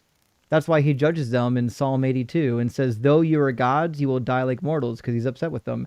Sirach 17:17 quotes that there are gods presiding over each nation. It's a pretty widely held belief in the ancient Near East that the 70 nations of people were presided over by 70 different deities, and they were in charge of keeping justice in the land. And this mythology is part of the Hebrew Bible if you look for it. Deuteronomy 32:8 says the same thing. It's clear that Yahweh was once part of the Israelite pantheon and was a minor deity underneath Elohim. Okay. But I don't think we want to. I don't think we need to spend a bunch of time on Hebrew mythology. The reality is, there's nothing in the Hebrew Bible that points to Jesus. Not a single thing. And Jesus lies on the Hebrew Bible over and over again. Want me to show you where? Where's that? I think one of my favorite examples of Jesus lying on the Hebrew Bible comes from Isaiah 61 and Luke chapter 4. I'll put it on the screen. Okay. I got to get my kitty off my keyboard first. Give me 1 second. There we go. So Isaiah 61 is clearly a prophecy about the restoration of the Israelites. And I know, buddy, you want to eat the crown. He wants to be king, friends. Look at him. You want the crown on, buddy? We'll get you the crown. Don't worry. So Isaiah 61 is about the restoration. I think the scripture was covering the camera. Don't worry, we got it. So at the beginning of Isaiah 61, he says, the Spirit of the Lord God is upon me because the Lord has anointed me. He has sent me to bring good news to the oppressed, to bind up the brokenhearted, to proclaim liberty to the captives, a release to the prisoners, to proclaim the year of the Lord's favor and the day of vengeance of our God, to comfort all who mourn, to provide for those who mourn in Zion, to give them a garland instead of ashes, the oil of gladness instead of mourning, a mantle of praise instead of faint spirit. They will be called oaks of righteousness, the planting of the Lord to display his glory. Notice they said they will be called oaks of righteousness, because this prophecy is about the Israelites, not about a singular individual. They shall build up the ancient ruins. They shall raise up the former devastations. They shall repair the ruined cities, the devastations of many generations. So Isaiah 61 is talking about the restoration of the people after the Babylonian captivity. It's very clear that this is what this prophecy is about. And the Spirit of the Lord is upon the author, the prophet. The Spirit of Lord God is upon me, the author of this prophecy, to bring to the Israelites to bind up the captives, because this is going to the captives in Babylon. But when you get to Luke chapter 4, Jesus co-opts this prophecy because he has no idea what's happening in the Hebrew Bible. He likes to quote things at random and just say that they're applied when they're not applied. This is when he goes to the synagogue. It said he stood up to read. The scroll of the prophet Isaiah was given to him. He unrolled the scroll and found the place where it was written, the Spirit of the Lord is upon me, because he has anointed me to bring good news to the poor. He sent me to proclaim release to the captives and recovery of sight to the blind. Keep in mind, this is not actually in Isaiah 61. That was added by Jesus. To set free those who are oppressed, to proclaim the year of the Lord's favor. He rolled up the scroll and gave it back to the attendant and sat down. The eyes of all the synagogue were fixed on him. Then he began to say to them, today this scripture has been fulfilled in your hearing. But it certainly was not fulfilled in their hearing, because this prophecy is about the physical restoration of the physical promised land. And Jesus didn't do one iota. In fact, when Jesus came, they lost the promised land. They got their butts handed to them by the Romans, and literally none of this came true. Okay. You don't believe that he was talking about a spiritual city? Like a spiritual kingdom? I have no reason to believe that, because he tells you exactly the opposite. In all the prophets, it says that they're going to come back to the land of Israel on the mountains of Jerusalem, in the Shephelah, in the Negev, and they will once again be reunited as two people in the land that he first promised to his ancestors, Jacob. That's a physical land. Right. So I believe that's talking about the end, where Jesus comes back and he reunites everybody. Yeah, I would say that too if Jesus didn't fulfill any prophecies. I would say he'll do all that shit when he comes back. But until you demonstrate that he did anything when he was here the first time, I never is going to have a reason to believe he's going to do anything after he comes. the second time. It's also isn't it interesting that the prophecies applied to him from his first coming are all bullshit, and the real prophecies, the ones that we're really waiting for him to get fulfilled, don't come until his second coming. He should have done like some of the most impressive ones right up front. I think raising the dead is pretty impressive. Name where there's a prophecy that he's going to raise the dead. I don't know exactly, but I'm just saying There's like him raising the dead and him casting out demons and him healing the sick and giving sight to the blind. That's pretty impressive. It's meaningless. A bunch of other gods did that. In fact, Emperor Vespasian did it. If you read the writings of Tacitus and Suetonius, Emperor Vespasian healed a blind man by spitting in his eyes, and he healed a man with a lame leg. And there are hundreds, I mean hundreds of accounts of the god Asclepius healing people in ancient Greece and Rome. So do you think that Matthew or Levi was like a person? Or do you believe that Luke was a person that like talked to these people to get their eyewitness testimony about like what happened? No, I have no reason to believe that. They copied Mark mostly. So Mark, theoretically, the cousin of Barnabas, maybe, if you believe Colossians. Colossians didn't even outright say it. You have to kind of do a little bit of guesswork. That was 70 CE. So Mark wasn't an eyewitness to anything. And then after that, you've got Matthew and Luke.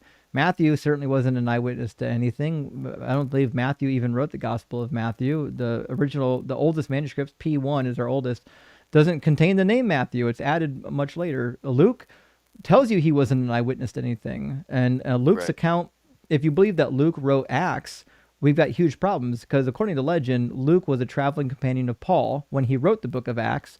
But Paul's own letters contradicts the book of Acts all over the place. Like if Paul is telling Luke what to write, isn't it weird that Luke is contradicting Paul's actual, like, authentic epistles to the churches? Well, Luke joins like partially the way through into Acts. You read that where he like the way that he describes what's happening. The we at passages. A certain point, mm-hmm. Yeah, at a certain point, But who wrote it? Did Luke write all of Acts? Yes. Okay, so if Luke wrote all of Acts, then it should not contradict Paul's letters. Because in the sections where Paul would have been giving Luke his story to write down, it shouldn't contradict Paul's version of the story. Where does it contradict? It contradicts in quite a few places. One of my favorites is Acts chapter 15. In Acts chapter 15, Paul has a meeting with all the disciples. Theoretically, we could say Luke was either there or Luke would have known about it. And the end of the meeting, Paul is charged with 4 things concerning the Gentiles that are converting to Christ, because he's trying to figure out if the Jews or if the Gentiles need to follow the Jewish law, and says, then the apostles and the elders, with the consent of the whole church, decided to choose men from among them to send to Antioch with Paul and Barnabas. They sent Judas, called Barnabas, and Silas, leaders among them, brothers, blah, blah, blah, with the following letter. The brothers, both the apostles and the elders, to the brothers and sisters of Gentile origin in Antioch and Syria and Cilicia, greetings. Since we have heard that certain persons have gone out from us with no instruction from us, have said things to disturb you, and have unsettled your minds, we have decided unanimously to choose men and send them to you along with your beloved Barnabas and Paul, who had risked their lives, so on and so forth. All right, here, and then it says, we have therefore sent Judas and Silas, who themselves will tell you the same things by the word of the mouth, for, the important part, it seemed good to the Holy Spirit and to us to impose on you no further burden than these essentials, that you abstain from what has been sacrificed to idols, from blood, and from what is strangled, and from sexual immorality. If you keep yourselves from these, you will do well, farewell. Now, this is after his first missionary journey. He will be doing his second missionary journey shortly, and that's when we get the writings of Paul to the letter at Corinth. So what we learn here is that Paul is told that the Gentiles need to be abstaining from meat sacrificed to idols. That's one of the only 4 stipulations that are required. But the problem is, when Paul later writes to the church in Corinth, he tells them the opposite. In 1 Corinthians chapter 8, he tells them that you're at liberty to eat meat sacrificed to the idols, because the idols aren't really real. He says, hence, as to eating of food offered to idols, we know that no idol in the world really exists, and that there is no God but one. Indeed, even though there are many so-called gods in heaven or on earth, as in fact there are many gods and many lords, yet for us there is one God, the Father, from whom all things and for whom we exist, and one Lord, Jesus Christ, through whom are all things and through whom we exist. It is not everyone, however, who has this knowledge.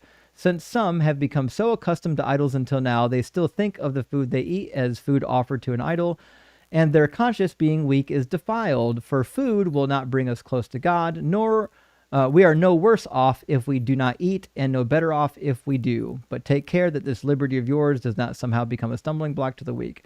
So he's basically saying you're at liberty to eat food sacrificed to idols. It doesn't distance you from God. It doesn't bring you closer to God. It's meaningless. Just make sure that you don't do it around pagans who still believe that these pagan gods exist, because you might cause them to stumble. This is not at all what he was instructed by the disciples in Luke's writing. When we read the book of Acts, he was explicitly told to instruct all the Gentiles not to eat any meat sacrificed to idols. So, if that was a stumbling block for people, do you think it would be easier just to make a blanket statement, just don't do this thing, because you have no idea what everybody's going through? That's what he should have done, is follow the direction that was given in Acts chapter 15. But he contradicts the instruction in Acts chapter 15. In fact, if you read his letter to the Galatians, he says when he went to Jerusalem to meet with the disciples that they didn't give him any stipulations. He said no instructions were given to him for the Gentiles.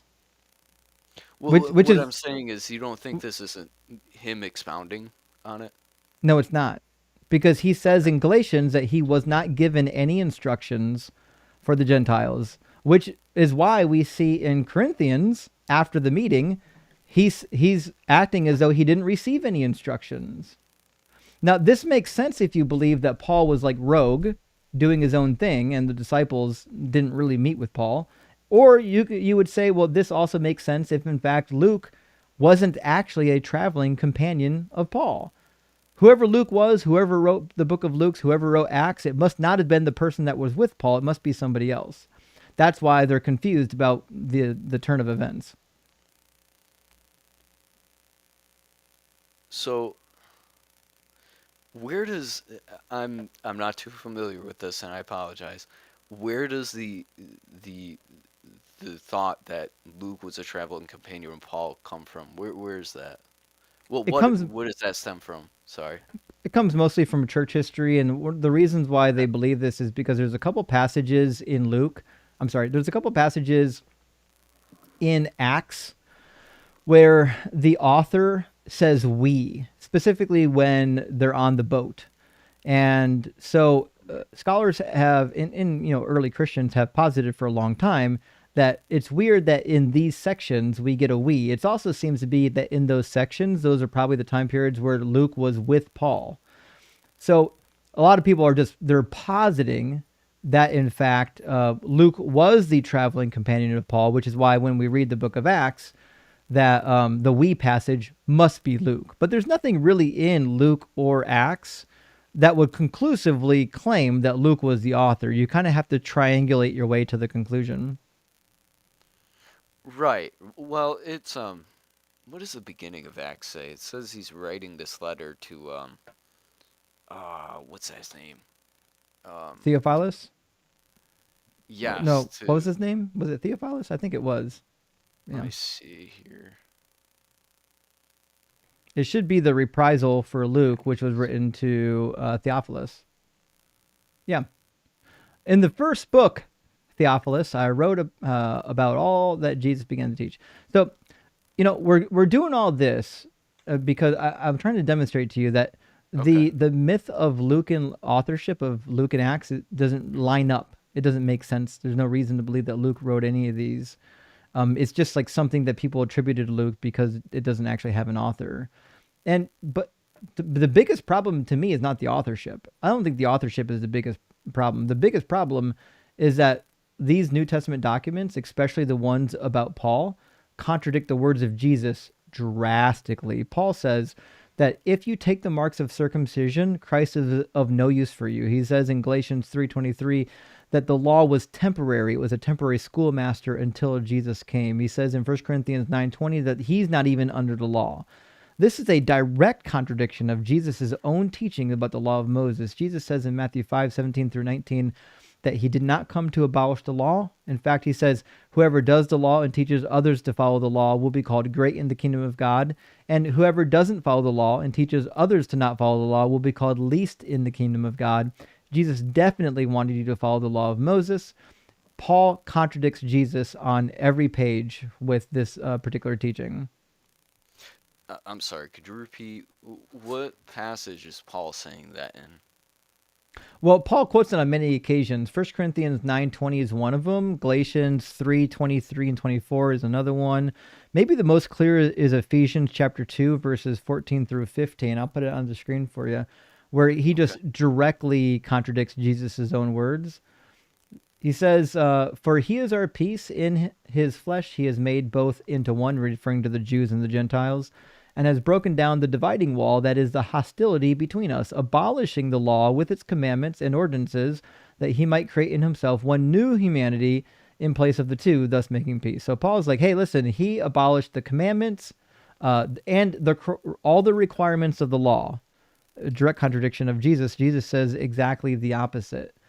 Jesus says, do not think that I have come to abolish the law or the prophets. I have not come to abolish, but to fulfill. For truly I tell you, until heaven and earth pass away, not one letter, not one stroke of a letter will pass away from the law until all is accomplished. Therefore, whoever breaks one of the least of these commandments and teaches others to do the same will be called least in the kingdom of heaven, but whoever does them and teaches them will be called great in the kingdom of heaven. So, by Jesus' own words, it's good. It is a good thing to follow the law of Moses. Paul says, don't do it. He says, if you even so much as take the marks of circumcision, you're going to be required to follow all of the commandments, and you're then going to make Jesus unnecessary, and he will be of no use for you.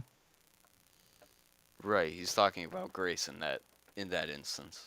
He's talking about the grace of God. Well, Paul is. Right. Jesus wasn't. Jesus is referring to the... So if Jesus says that to be great in the kingdom of heaven, you have to follow the law, that means anyone who comes along and says you don't need to follow the law, they're not good. He says, therefore, whoever breaks one of the least of these commandments and teaches others to do the same will be called least in the kingdom of heaven. That means Paul, according to Jesus' own words, will be least in the kingdom of heaven because he's teaching others to not follow the law. Well, do you think Jesus was saying that the law was set up in such a way that no man could follow it perfectly? Oh, no. Jesus never said that. Not once. That's why he tells you to follow it. He says, whoever does them and teaches them will be great in the kingdom of heaven, which means it doesn't matter if you think you can follow all of them. To be fair, the God of the Old Testament doesn't say that he's going to torture you forever if you don't follow them perfectly. Right. All you got to do is ask for forgiveness. This whole idea that you need to be lit on fire for all of eternity is not in the Hebrew Bible. But no, you don't have to sacrifice. So the reality is, Jesus says that you need to follow the law. He doesn't say the 10 Commandments. He doesn't say the ceremonial law. He doesn't say the dietary law. He says the law, the Torah. That is, in fact, all of the law of Moses. He makes no distinction between some of the laws of Moses and other laws of Moses. The only person who does that is Paul and those who came after Jesus' death. Jesus never said that whatsoever. He said to follow all of the law, every jot and tittle, if you want to be great in the kingdom of heaven. Right. So what that means is that Paul and Jesus disagree on the most fundamental aspect of the religion, because God in the Old Testament says that this law is going to be followed for literally ever. In fact, he says it's not even hard for you to follow. Deuteronomy 30:11, when Moses gives the second rendition of the laws, he says, surely this commandment that I'm commanding you today is not too hard for you, nor is it too far away. And in the same chapter, he talks about the eschatological end period. And this is the most striking passage, and I'm surprised Christians don't know about it. It says, "Moreover, the Lord God will circumcise your heart and the heart of your descendants, so that you will love the Lord your God with all your heart, with all your soul, in order that you may live. The Lord your God will put all these curses on your enemies and on the adversaries who took advantage of you. Then you shall again obey the Lord, observing all his commandments I am commanding you today." So Moses, God literally spoke through Moses saying that when I finally circumcise your heart, and we're at this end period where finally, my people are doing what they're supposed to be, and I'm dwelling with my people, and everything is all right. You're going to follow this law that Moses delivered to you. Right. You don't believe that the circumcision of the heart is right now. Like following this law is honestly. I want to ask you this because I can't remember. What does Jesus say about the bill of divorcement? Where he Matthew says 19. that, This is my favorite gotcha. So what people want to say is that Jesus wasn't pro law of Moses, because look at Matthew 19. But the reality is he's still pro law of Moses. He actually finds this as a contradiction, because in Malachi chapter 2, God says, "I hate divorce." He doesn't like it, he doesn't want it. So Jesus is exploiting a contradiction in the Hebrew Bible, where God says, first of all, God says, "When you divorce your woman, here's how you do it." And then later in Malachi, he says, "I hate divorce." So Jesus is picking up on this, saying, listen, this wasn't actually God's desire from the very beginning that you would divorce. It was an allowance for divorce. it was made for you. And he could do that with only one commandment and one commandment only, and that's divorce. And he could do it because the prophet Malachi spoke for God, saying that I hate divorce. That's it. So according to Jesus' own words, you must follow every commandment of Moses if you want to be great in the kingdom of heaven, with one exception. The permission to divorce has now been narrowed, and he's got scriptural support for it. But that's it. That doesn't mean that you can throw away all the law now. You don't get to throw away every law of Moses just because Jesus... No, I wasn't trying to. Mm-hmm. I wasn't trying to imply that. Sorry if I gave that misconception. I was just saying that, like, do you think that God made this kind of crazy, kind of calls back to the whole slavery thing? Do you think God made laws for the people at that point because it was for them, specifically for them?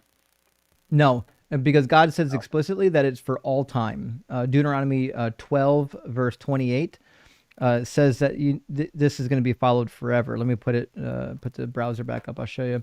And then elsewhere in the Old Testament, he talks about during the Messianic period, how all people will follow it. Says, "Be careful to obey all these words that I command you, so that it might go well with you and with your children after you forever, because you are doing what is good and right in the sight of the Lord your God." The reality is, God loves his law. Sorry, go ahead. No, that's what I'm saying. God says to follow the law forever. Well, this is after what Moses says at the top of the mount, right? This is like his whole speech to Israel and what he says to them, and this is in the middle of it. He doesn't refer to the touchings on slavery that he does in Exodus or Numbers. He's talking about this specific, like the everything in the context of Deuteronomy. I agree. Now, it depends. Jewish people believe that he was referring to all of the law. That being said, if you're not Jewish, you could definitely get to a point where you're just like, well, maybe Moses was only talking about the second giving of the law. He was saying only what's in Deuteronomy, but that doesn't really get you anywhere, because even if you think the law of Moses is now narrowed down to the Deuteronomy, it still includes all sorts of horrific things that Christians would reject. So I'm not sure narrowing it to Deuteronomy really gets you anywhere. Well, my interpretation is that the law is simple. It's the 10 Commandments. It's that's not. Nope. No. Nope. The Decalogue is not the law. The law refers to all of the law of Moses, the Torah. There's not a single part in the entire Hebrew Bible where like the law is referred to as the 10 Commandments.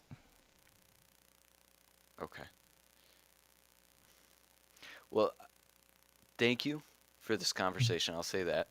It Sure. was very enlightening. I love you, Justin. I wish the best for you. And I love everybody that listens to this. I hope that they're all well.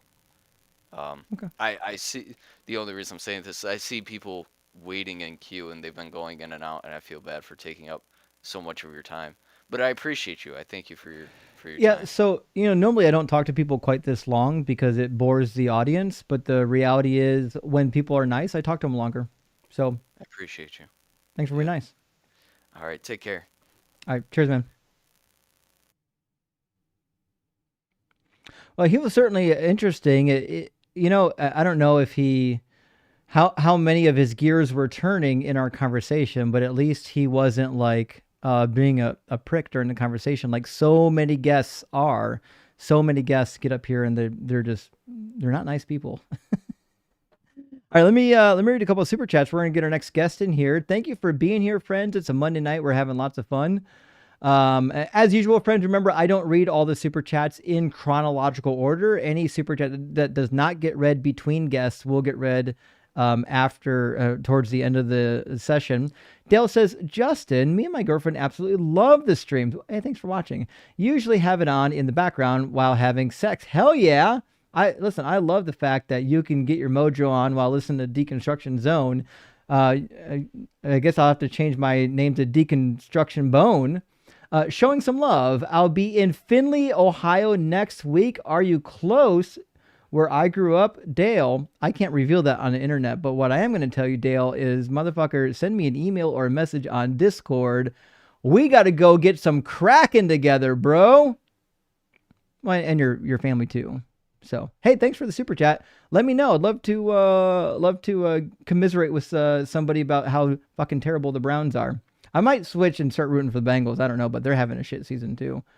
Lord of Gonzo says, I know nothing about the Bible and don't care to, but I love you and your compatriots' work. That said, I heard Alex O'Connor say some interesting things about Gnostics and Jesus. What's that about? Well, I actually haven't watched the video where he is kind of like admitting that he thinks Christianity is more plausible than he once thought. Personally, I think he's being overly charitable, which you would expect for somebody who has no actual training or expertise in the Bible. It's not his fault. He's a nice guy. He's being way too charitable to his interlocutors. I can't say it right. But that being said, I love Alex, but I haven't seen the whole video. I can't really comment too much on it. iReactor, thank you for the 666. Hill Nero says, the walked away from my faith crowd will do anything to avoid therapy. That is the case. Including talking to heathen strangers on the internet about his fifis. You might be right, actually. You might be right. That you're not wrong. But they should see a therapist. James says, I'm absolutely loving the holiday sweaters. Also loved your time with Seth. Well, thank you, James. I love talking to Seth. That was our first time getting to stream together, and he is delightful. Also loved your time with Seth. Hoping you get to do more streams with him. I feel like this is the new atheist movement, and I'm here for all of it. James, thank you for that. I don't know if if now we have the new atheism. I don't know how many news we could add there, but I would listen, if we form like a new 4 horsemen of atheism, fuck, if I get to be one of the horsemen, I would love it. I have no dreams, or like visions of grandeur that I'll be part of the 4 horsemen of the new atheism, but fucking one can hope to be a force of nature like that. Colonel of Truth says, awesome roasts. Curious though, why don't you ever use Deuteronomy 21:18 through 21 to cook these cocktail wieners? Well, I do sometimes. Vertical is vertical in perpetual, 2 messins for Doug. So Deuteronomy 21:18 through 21 is the one about kidnapping women in war if you see a hottie toddy making her your wife. And I actually do use it from time to time. I referenced it today, although I didn't really go in depth on it. I will tell you, one of the reasons why I don't use it terribly much right now is because I used to use it a lot. So when I first started streaming, it was one of my main talking points was Deuteronomy. Deuteronomy 21:18. Sorry, that's a different section that comes after. That's the murder of the rebellious children. I apologize, my brain was farting. Another one. So to be fair, all of Deuteronomy 21 are part of my early talking points. In fact, it's some of the earliest ones on my cheat sheet on the horrible shit list. So the kidnapping of the women in war, the killing of the rebellious son, those were all really early talking points of mine. And I try to go through time periods where I hit some talking points and ignore others, and then later I'll come back to them because I want to keep things fresh. You know what I mean? Kernel of truth. I hate to use the same talking points endlessly. Like for a long time, every time I was live, I talked about the bloody sheet in Deuteronomy 22, and now I have to start moving on to other stuff to harp on because people are tired of hearing my bullshit over and over again. Lemmy, thank you for the $20 super chat. Says I believe in Crom, but I seldom pray to him. He doesn't listen. I don't know who Crom is, but you should pray to Doug. Pray to Doug and Sharon Stone. Maybe Crom. I don't know. Crom might be dope. Wax Wheezy, thank you for the $10 super chat. Says, whoa, a Anton LaVey quote. Well, yeah. I thought I was the only one that looked into this guy, the biggest atheist troll, but he was telling the truth. So I think he said some decent things, like, I don't think he was as horrible as people paint him to be honest. He was kind of goofy, he believed in some weird things, but I think part of that is like what you said. I think he was kind of a troll too. Poxy, thank you for the super chat. It says, I know a couple of people who have deep personal relationships with Satan and Lilith. I'd like to see what some of these callers make of that. I would too. I actually know a guy on TikTok. His channel is called Real Satan Worship. Like he's a real Satanist. Like he actually worships Satan. It's pretty wild. But he's a cool dude. Really cool dude. Knows the Bible well. Reverend 8 says Rasputin had visions, was rock hard for the queen, and resurrected himself 6 to 10 times on his last day. Grigory Rasputin is demonstrably closer to being a Jewish Messiah than Jesus, tap dancing Christ ever was. Agreed, Reverend Nate. Agreed. There's so many people that fit better than Jesus in the Messiah role if you think Isaiah 53 is in fact the Messiah role. And Nightman, thank you so much for the $20 super chat. It says, before I became an atheist, my favorite musical was Jesus Christ Superstar. After becoming an atheist, my favorite musical is still Jesus Christ Superstar. Jesus Christ Superstar rocks regardless of religious affiliation. Listen, I know you're right. It's been so long since I've seen it. I forget most of the details, but it's time to rewatch. If you haven't seen it, it's totally worthwhile. Razor Sharp, thank you for the $10 super chat. Says, it's so strange that so many people worship a man that sounds like an over 2,000 year refractory period. I don't think he's coming again. He's not. Some people don't even believe he came the first time. That's why everyone is still so unsatisfied. But the reality is, he just didn't do any shit when he was here. If he did at least something while he was here, listen, anyone can ride a donkey and die. I'll do that. I'll complete all those requirements. It doesn't make me the Messiah. He didn't do shit. Carissa, thank you for sending out 10 DZ Debate gifted memberships. Big W. But not to be outdone, rock hard for Doug. Good to see you tonight. Thank you for 10 DZ Debate gifted memberships. I super appreciate that, friend. And Kyle's with us tonight. Kyle says, is ascending into heaven, going into Abraham's bosom, the same thing? Referring to when Jesus said that he was the only one who had ascended into heaven. I don't think so, Kyle. The jury is still out as to whether or not Abraham's bosom is like part of the actual doctrine or if it's like an errant doctrine.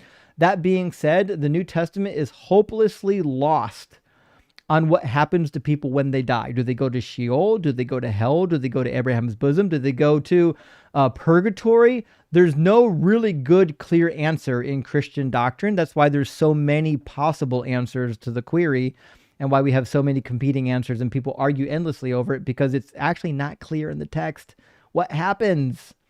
But we do what we can. All right, let's get our next guest in here, and then we're going to go ahead and get some debates rolling. It looks like Rin, I got to read this text. It's so tiny. It says RLE Releclaire. That can't be. That's got to be an abbreviation for something. Okay, either way, we're going to grab someone from our YouTube queue here in just a second. Is it Releclaire? Is that your name, friend? We can see you eating in your car just so you're aware. I hope you can hear me. If he's watching, he's going to see himself any moment. Although there's no microphone plugged in. It says you have no microphone. Probably why no one can hear you. All right.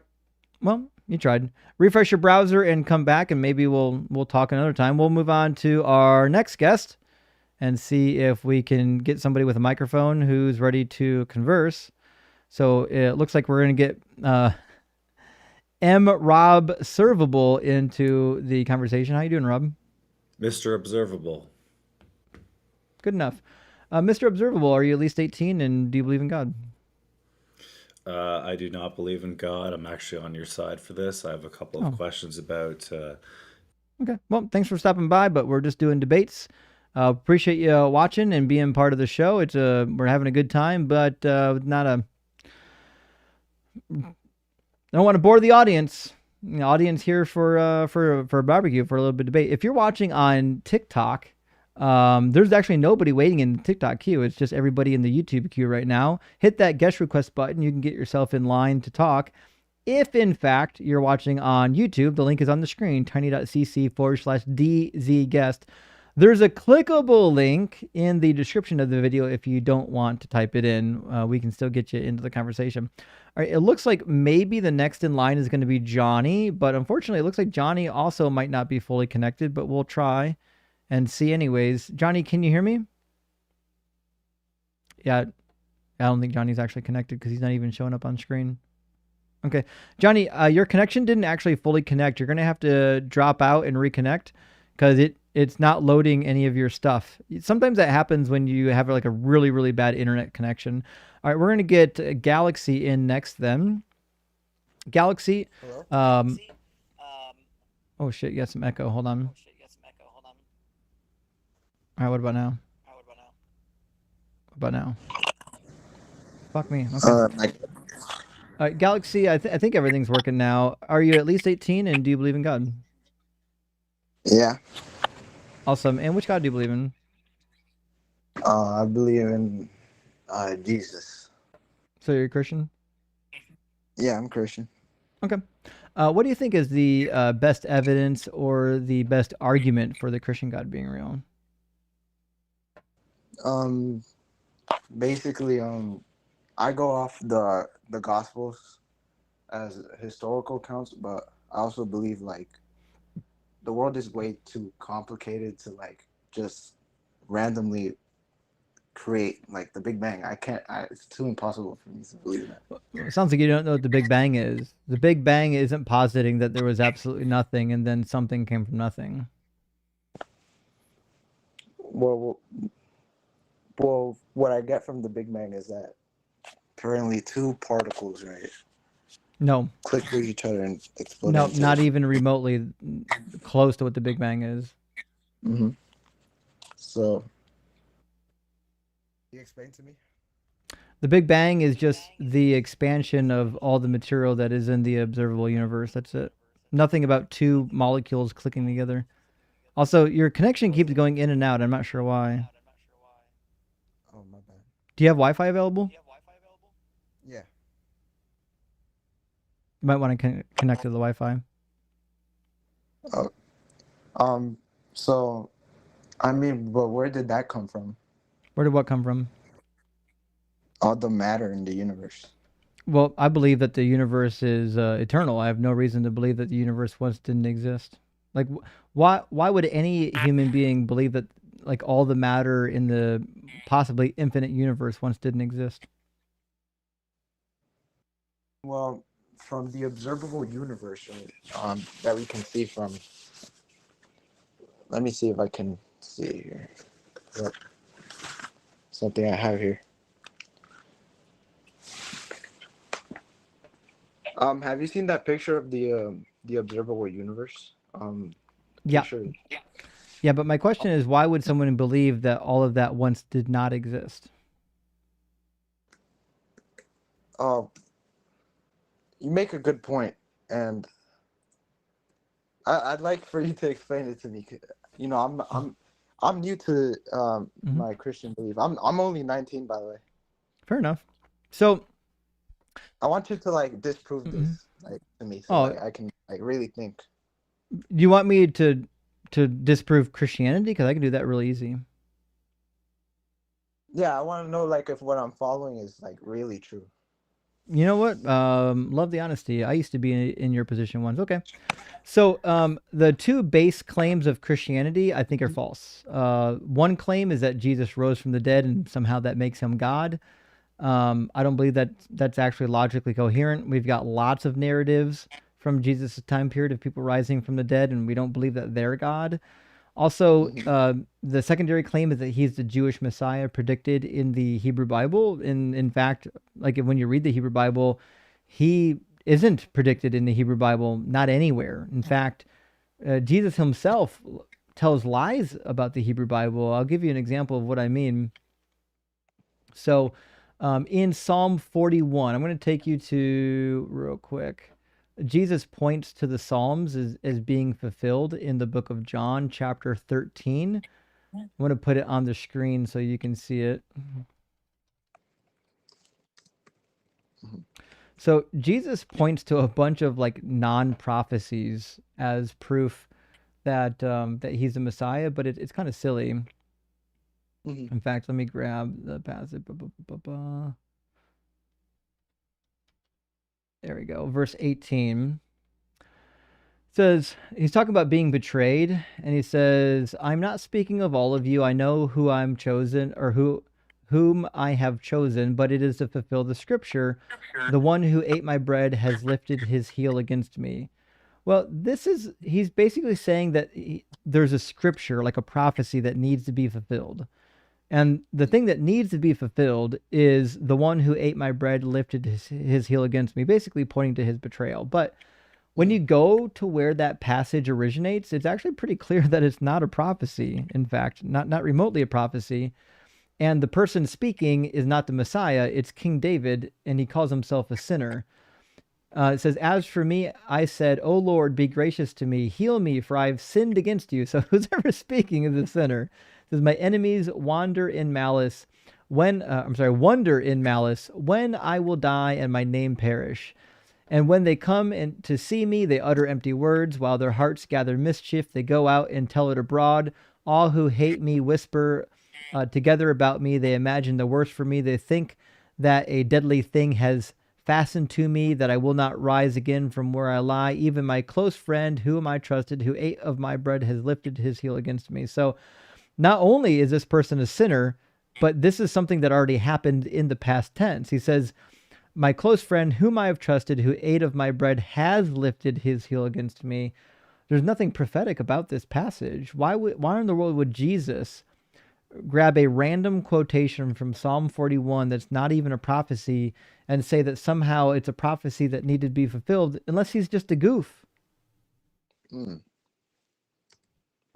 And I'd like to talk about you said the resurrection. There's many people that have claimed to be resurrected. That is true. But his has how you call it? No other resurrection claim in history has early eyewitness testimonies. Oh, sure. So first of all, I don't think Jesus has any eyewitness testimonies, to be sure. The Gospels are definitely not eyewitnesses. That's why they contradict on the details about his resurrection. Well, that is true. Mark is the first one, which Matthew and Luke copied off of. Right, but Mark wasn't there. No, exactly. That's what I'm saying. He's not an eyewitness. The only eyewitnesses are Matthew and John. Luke was I'm pretty sure he was like some type of historian, if I'm wrong. Well, according to legend, Matthew is the tax collector called Levi in Mark. That being said, I don't have any good reason to believe that that Matthew wrote Matthew, and I don't believe that John wrote John, because in chapter 21 of John, it says that there's multiple authors. It says we know that his testimony is true. So there's obviously a group of authors that are writing down people's testimonies, and it was only later in history that the gospel was attributed to John, but the writing itself would lead you to believe otherwise. That being said, the shocking thing about John is that when you read the Gospel of John, the resurrection account contradicts the other gospel accounts. So in John, Mary Magdalene goes to the tomb first, and then she comes back and gets the disciples. And then if you harmonize this with the other gospels, that she went to the tomb a second time. So the second time she goes to the tomb with the other women. And while they're on their way to the tomb asking who's going to roll away the stone, this is, to me, a nonsensical story. If Mary Magdalene has already went to the tomb once, already learned that Jesus isn't there, she shouldn't be going to the tomb with spices to spice the body of Jesus and then asking who's going to roll away the stone. She's already been there. She knows the stone is rolled away. She knows Jesus isn't there. The minute you start harmonizing the 4 resurrection accounts, there's so many things that can't be accounted for. It's hard to believe that John wrote John, because I would assume that at least John and Matthew would agree. If John and Matthew were eyewitnesses, I would expect that John and Matthew would agree. But also, if the legend is true that Mark is writing Peter's account, then I would also conclude that Mark, Matthew, and John would all need to match each other because they're all essentially would have been eyewitnesses, or at least writing from the eyewitness perspective. Luke we don't care about Luke. He's not really purporting to write down eyewitnesses of the resurrection. So that's why I like the whole idea of eyewitnesses. To me seems kind of silly because the supposed eyewitnesses disagree drastically about what actually happened. And not to belabor the point, I'll say one more thing. Mm-hmm. The resurrection accounts of other people in history are actually really well attested to. And my favorite one is a guy named Aristeas. There's a guy named Aristeas that was saw by a multitude of witnesses to have come back from the dead. He's recorded in Herodotus, Book 4. Pliny the Elder wrote about him in Natural History. Also, Apollonius wrote about him in his histories. Diodorus of Sicily wrote about it. And so did Plutarch in Roman history. It's a very well-attested resurrection account. And there are a lot of people that claim to have actually witnessed it, right? So when I'm reading the resurrection accounts of Jesus, it's hard for me to separate that resurrection account from all the others, because there's actually a lot of them. If you read the Greek and Roman histories, there's quite a few resurrection accounts. Well, the funny thing about you said Aristeas, right? Aristeas, yeah. Aristeas.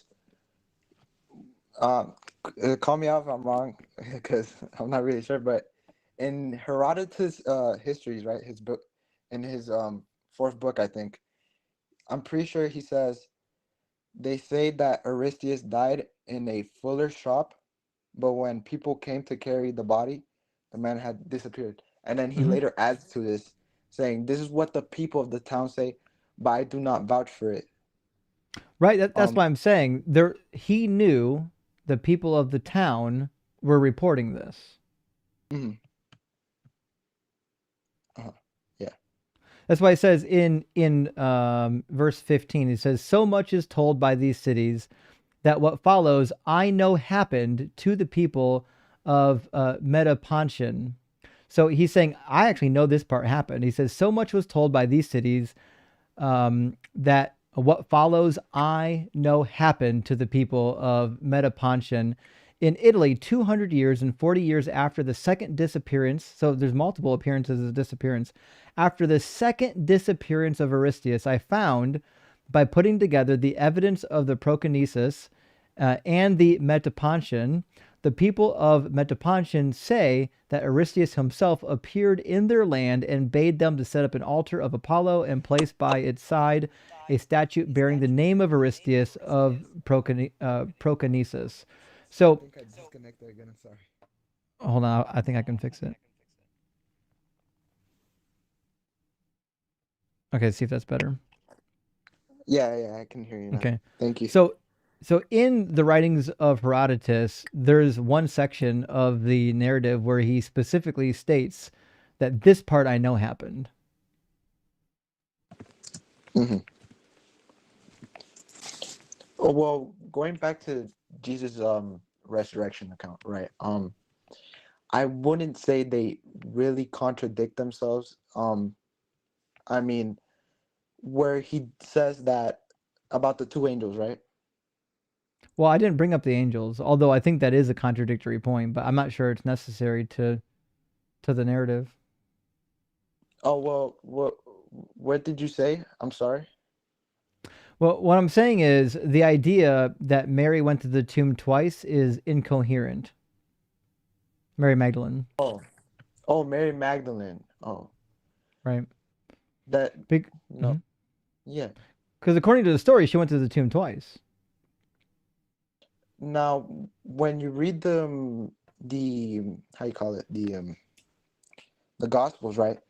They don't really say it's like, for example, it wasn't only the angel or it wasn't only a woman, right? No, it does say that, yeah, about Mary Magdalene in the late edition or the late ending of Mark. It says, having arisen in the morning on the first day of the week, he appeared first to Mary of Magdala, from whom he had cast out 7 devils, which is coincides with the beginning of John. In the book of John, it says it was very early in the morning, first day of the week, and still dark when Mary of Magdala came to the tomb. In the other Gospels, it's not still dark when Mary Magdalene comes. So the only way to harmonize this is that Mary Magdalene came once while it was still dark, and then she went and told the disciples, and then she went a second time with the women. I see. Right? And here's the thing. All right, so the resurrection of Jesus is supposed to be like the greatest event in all of history. If there was one part of the Bible that should be crystal clear without any flaws, any errors, any contradictions, this should be it. This should be the one thing in the Bible that we can point to and be like, well, all these accounts match perfectly. It's just weird for me to believe that like a God inspired this book to tell the story and then like literally couldn't get the story right. Well, the synoptics record the later group, right? Visit after sunrise. So they The aren't second describing group, the yeah. same moment. Yeah. So is there a conflict here? Yeah. So let me kind of, because I was talking fast, let me go over it. So if Mary Magdalene goes to the tomb twice, right? We know, according to the Gospel of John, that the first time she went to the tomb, she knew 2 things. She knew, 1, the stone was rolled away when she got there. Number 2, she knew that Jesus wasn't there, right? So she goes and talks to the disciples, returns with the women. On the way to the tomb, they're going with spices to spice the body. What? There's no body there. She was just at the tomb. There's no body. They don't need the spices. Second, on the way to the tomb, they're debating who's going to roll away the stone. Well, if Mary Magdalene was in that group, the stone's already rolled away. You don't have to debate that.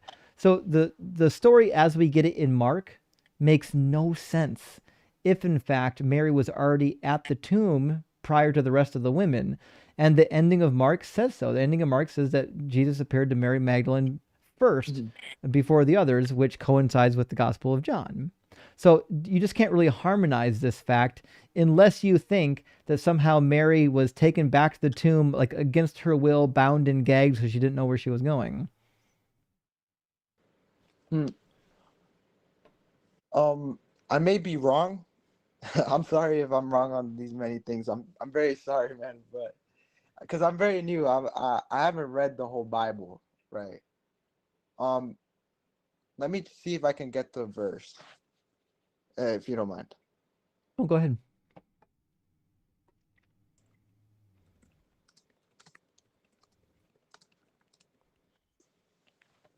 Let's see.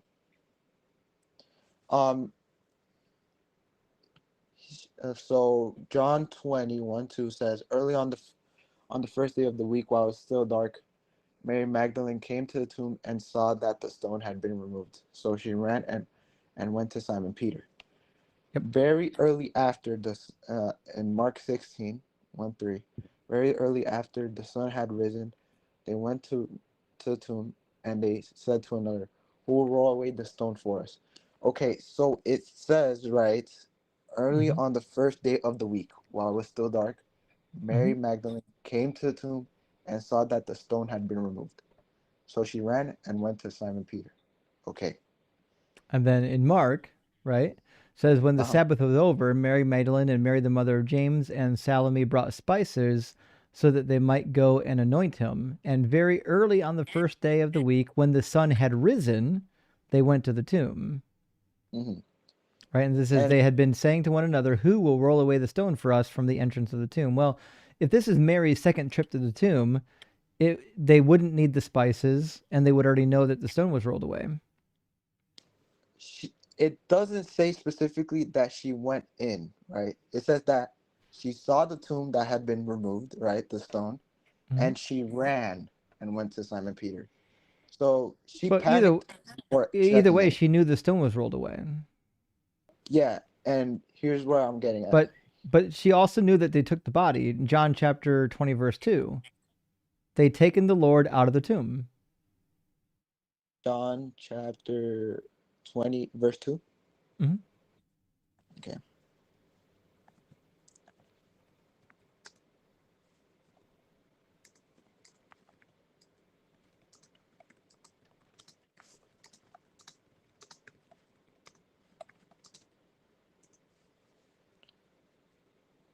Let me see. So she ran. They have taken the Lord out of the tomb, and we do not know where they have laid them. Okay. So when she goes to talk to the disciples, she knows the body's not there. She knows the stone has been rolled away. That's what she knows. I see. I'm going to have to concede that one because I really can't defend that one. Fair enough. So all I'm saying is like there's some really weird anomalies in the Gospels that I would not expect if in fact they were written by eyewitnesses. If they were written by eyewitnesses, they should just match. Now, they might record different things. Like if I'm recording like a Christmas party, I might tell you about how I talked to Bob, and somebody else might tell you how they talked to Joe. But there still wouldn't be conflicting details if they were all true. Like there shouldn't be, like in our two stories, there shouldn't be, the room was completely empty. There were no chairs in it. And then the other person say the room was full of chairs. That's a straight contradiction, right? So I can understand why you would have two accounts that focus on different details, but the details should never contradict each other if all the details are true. I agree with you, man. I agree with you. I mean, this is what you have when you have, human testimonies, right? They're not very accurate. They're not very reliable. Right. Right.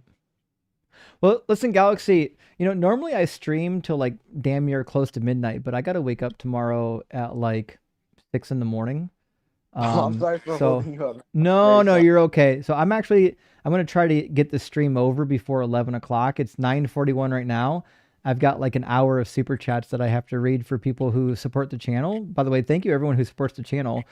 But I've got to read through some super chats and talk to my people before I get ready to hit the hay. But I'll be back on Wednesday and I'll be back again on Friday, and I'll be going late on both those nights. I'll be going to midnight, maybe even later, if you want to come back and chat. We really love like nice and polite guests here.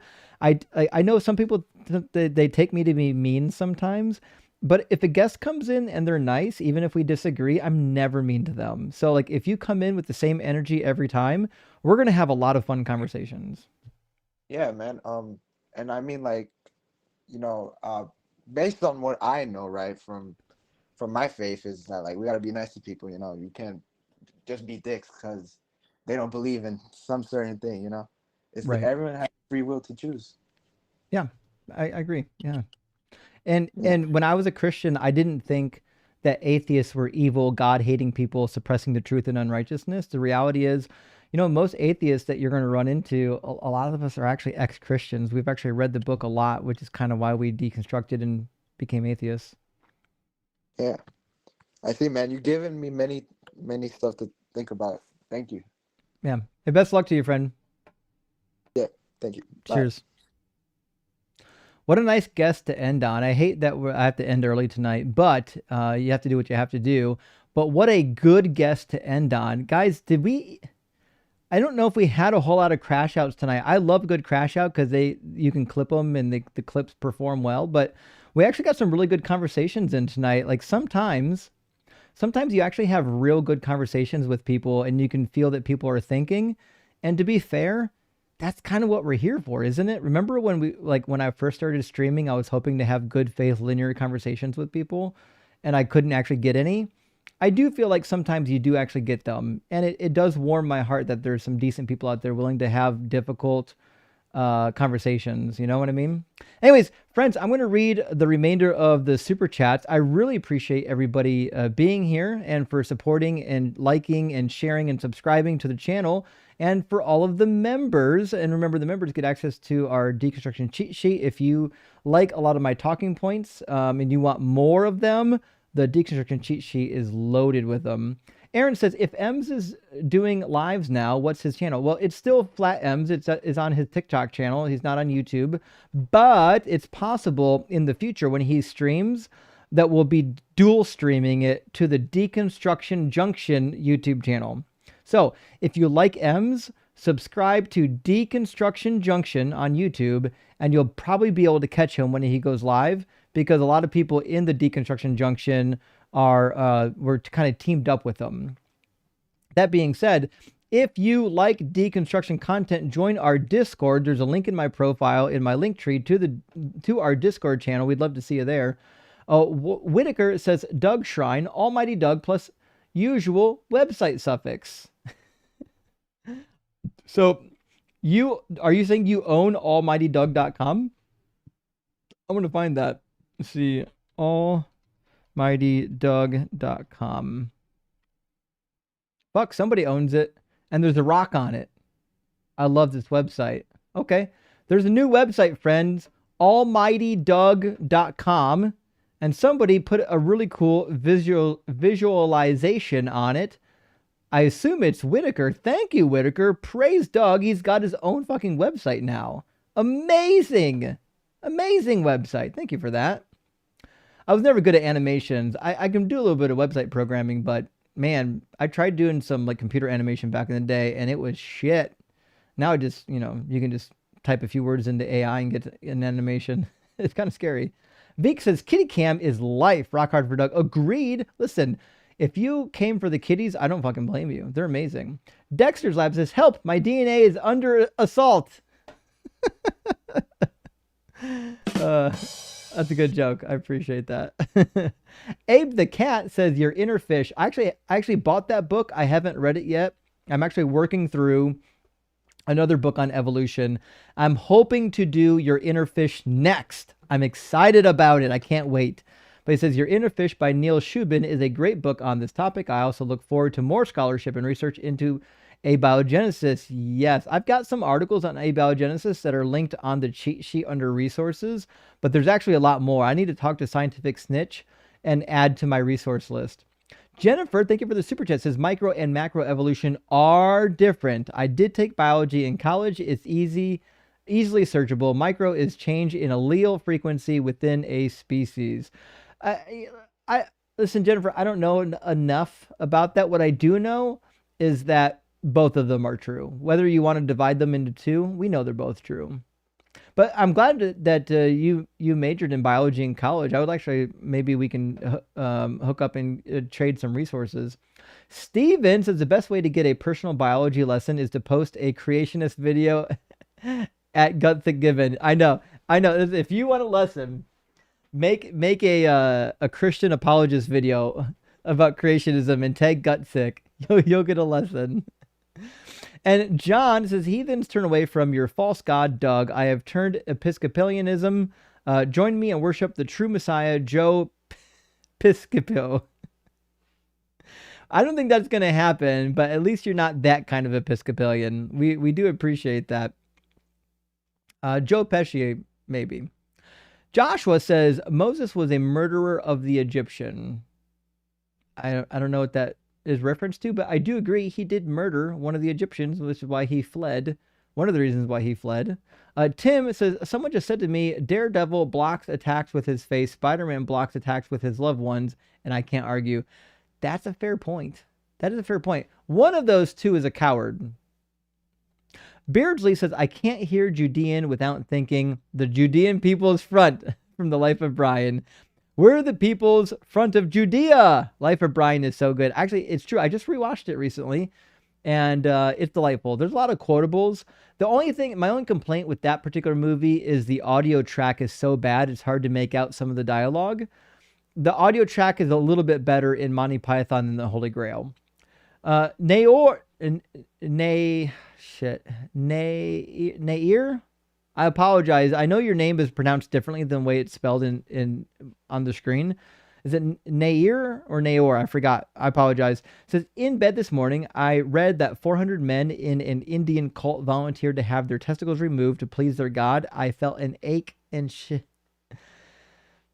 my head. Oh, I didn't know about this actually, but I'm not surprised. Religious zealots, even in Jesus's time period, would do the same. They would become eunuchs for many reasons. Sometimes religious, sometimes service. It was common. Hope you're doing well. Booget says the cat clip art has 5 legs. Really? Let me see. One. Oh, fuck. I think it does. The cat in the bottom. You can only see it on the horizontal. You can't actually see it on the vertical. I'll move it so you can on the vertical. Hold on. This is funny. So that on the vertical, the cat in the bottom right of the kitty cam has got more than 4 legs. The way that that the frame is drawn. I got the frame from Canva. Whoever put that on Canva must have got that from an AI generator, which is why the cat has too many legs. That's really funny, actually. Poor fucking kittens. Somebody's observant. Steven says, I might go ho because kitten cam enlarges best. Rock hard for Doug. I might go ho because kitten cam enlarges. I may not understand the reference. I apologize, Steven. I don't know what you mean by ho. As it relates to kittens, but thank you for the super chat. And Space Lord of 75 says, about DNA and complexity, a PCR test, like a home COVID test, copies your DNA many times. I can copy DNA at home, and I'm dumb as hell. Actually, that's a very good point. DNA copying isn't all that difficult. Oh, people in the comments are saying that, let me see. Where does super chat go to? Ho. I might go ho. You mean horizontal? Because cute kittens. There we go. That makes more sense. You might go horizontal. Remember, the horizontal is supposed to be whores. You might go whores because kitten cam. Sorry, guys. Got to remember. I got to remember a lot of abbreviations to be up here. Sometimes I'm not as sharp on them as I need to be. But thank you for the help. Alex says, can we get Andrew from New Jersey into the Nation of Islam? It would make his calls with Justin more hilarious. Andrew from New Jersey's wild. He'll call in again on the line or on AXP or in here. We haven't heard the last of Andrew for sure. Maybe he'll be in the Nation of Islam soon. We'll see. It'd be fun. Jeff says, no message, just paying my tithes. Well, thank you, Jeff. I really appreciate that. Big W for supporting the channel and for the work of Doug. And Steven says, Wes Huff is a grifter and a clown. He might be, Steven. I like to give him the benefit of the doubt. I mean, because he's Canadian, but like the reality is, like he's got to know that some of the shit he's saying just is untrue. Like either that or he's just really poorly educated. Like he didn't take his education seriously. That's my take on it. I know he hasn't completed his PhD yet, and I know that's part of it. Like, and I know his PhD is hyper specific on a certain thing. But the reality is he really is overconfident in things he doesn't know about. Michael Howard says, Justin, if you could, would you debate the Pope? I mean, sure, but I don't think the Pope would do that. But I would definitely debate the Pope. Drop of a hat, debate him. Duke says, Justin, since you theoretically can, will you become a Pope? Fuck! I don't think so. I'm not, that's too much pressure on one person. You know what I mean?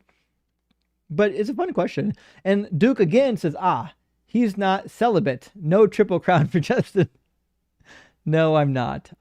Although you might be surprised, you can become a priest if you've not been celibate prior. And there have been some who have said there have been priests who got married and divorced and then became priests.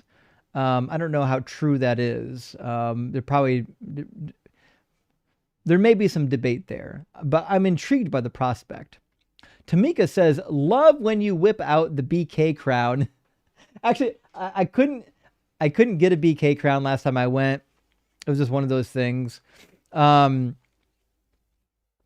I did go on Amazon and get a BK-esque crown so that whenever we start talking about the messianic prophecies, I can demonstrate how many I fulfilled. In fact, friends, just today,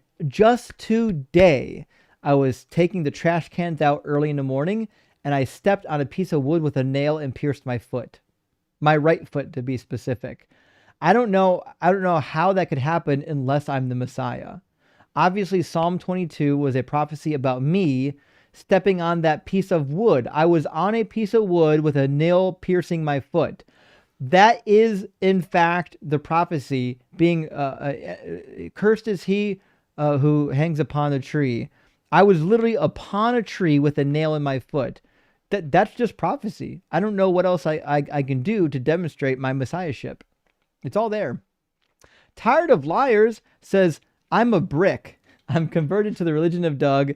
Not a true rock, but I strive to be. You will be. Soon you will be bricked for Doug. And Jordan, thank you for the super chat, says, may Doug grant it us all eternal life. Indeed. And may the quartz be with you, friend. And Philip says, dongs out for Doug. Oh, yes. Yes. Dongs out for Doug is fucking amazing. We could also maybe do double dongers for Doug, dongs out for Doug, dongin for Doug. There's a lot of things we can do there. That really rolls off the tongue. I like that. And Hello Sir says, what are your thoughts on talking in tongues? Former Foursquare, sorry to hear that. Rock hard for Doug. Loser. Yeah, we're all a little bit losers sometimes. So I'm pretty familiar with the Foursquare and some of its variants, and there have been studies on speaking in tongues, and one of the most interesting thing that has come from the studies is, in fact, that people who speak in tongues almost exclusively use syllables from their parent language or from one of the languages that they know. Meaning the syllables and the sounds are already part of their repertoire. You've never heard somebody speaking in tongues and then just started speaking like Swahili when they've never learned anything even remotely adjacent to it. You've never heard an English speaker start speaking in Arabic tongue. It's just not something that happens. And the reason why this is this way is because your brain is just stringing syllables together, and it's stringing syllables together that are actually already in your brain. It's not making up new syllables typically. Not that the brain couldn't do it. Sometimes the brain can be used to make up new syllables on the spot, but typically it does not. And David, thank you so much for the $5 super chat. It says Silver Fox prompted my super chat message for $49.99 on Eden. Not sure which message you will get first. Well, I think I already read the $49 one, but yes, Silver Fox was insane. And I know some people got, like, I think Blitz got a little nervous because I was giving her a hard time. But listen, she was being a dishonest person. She wouldn't engage in the question. She wouldn't answer a question. She just came to preach, and she was mad that I wouldn't let her preach. And she did this the last time she was up. The last time she was up, all she did was waste time, not answer questions, and preach. That's why we didn't bring her up last week or the week before, even though she was in the guest box. We literally let her sit in the guest box because nobody wanted to talk to her. I brought her up this time, and that's why Blitz gave us a caveat announcement that usually we don't take repeat guests like that because he didn't want to bring her up either. I brought her up, and I gave her hopefully a little bit of a lesson on what happens if you want to be a dishonest, dodging interlocutor. She was a dishonest Debbie, you're right, Kim. So I think she got what was coming to her.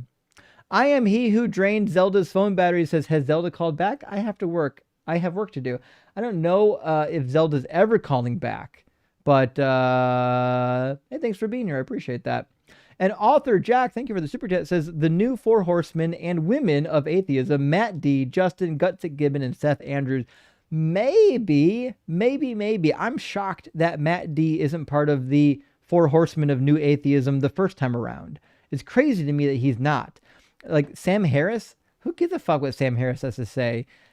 Sam Harris has not motivated not a single argument for atheism that I've ever heard in my life.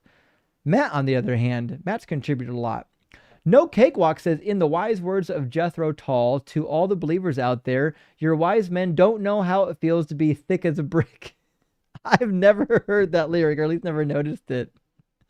That can't be in Aqualung. Maybe it was, maybe it wasn't. That's a great one.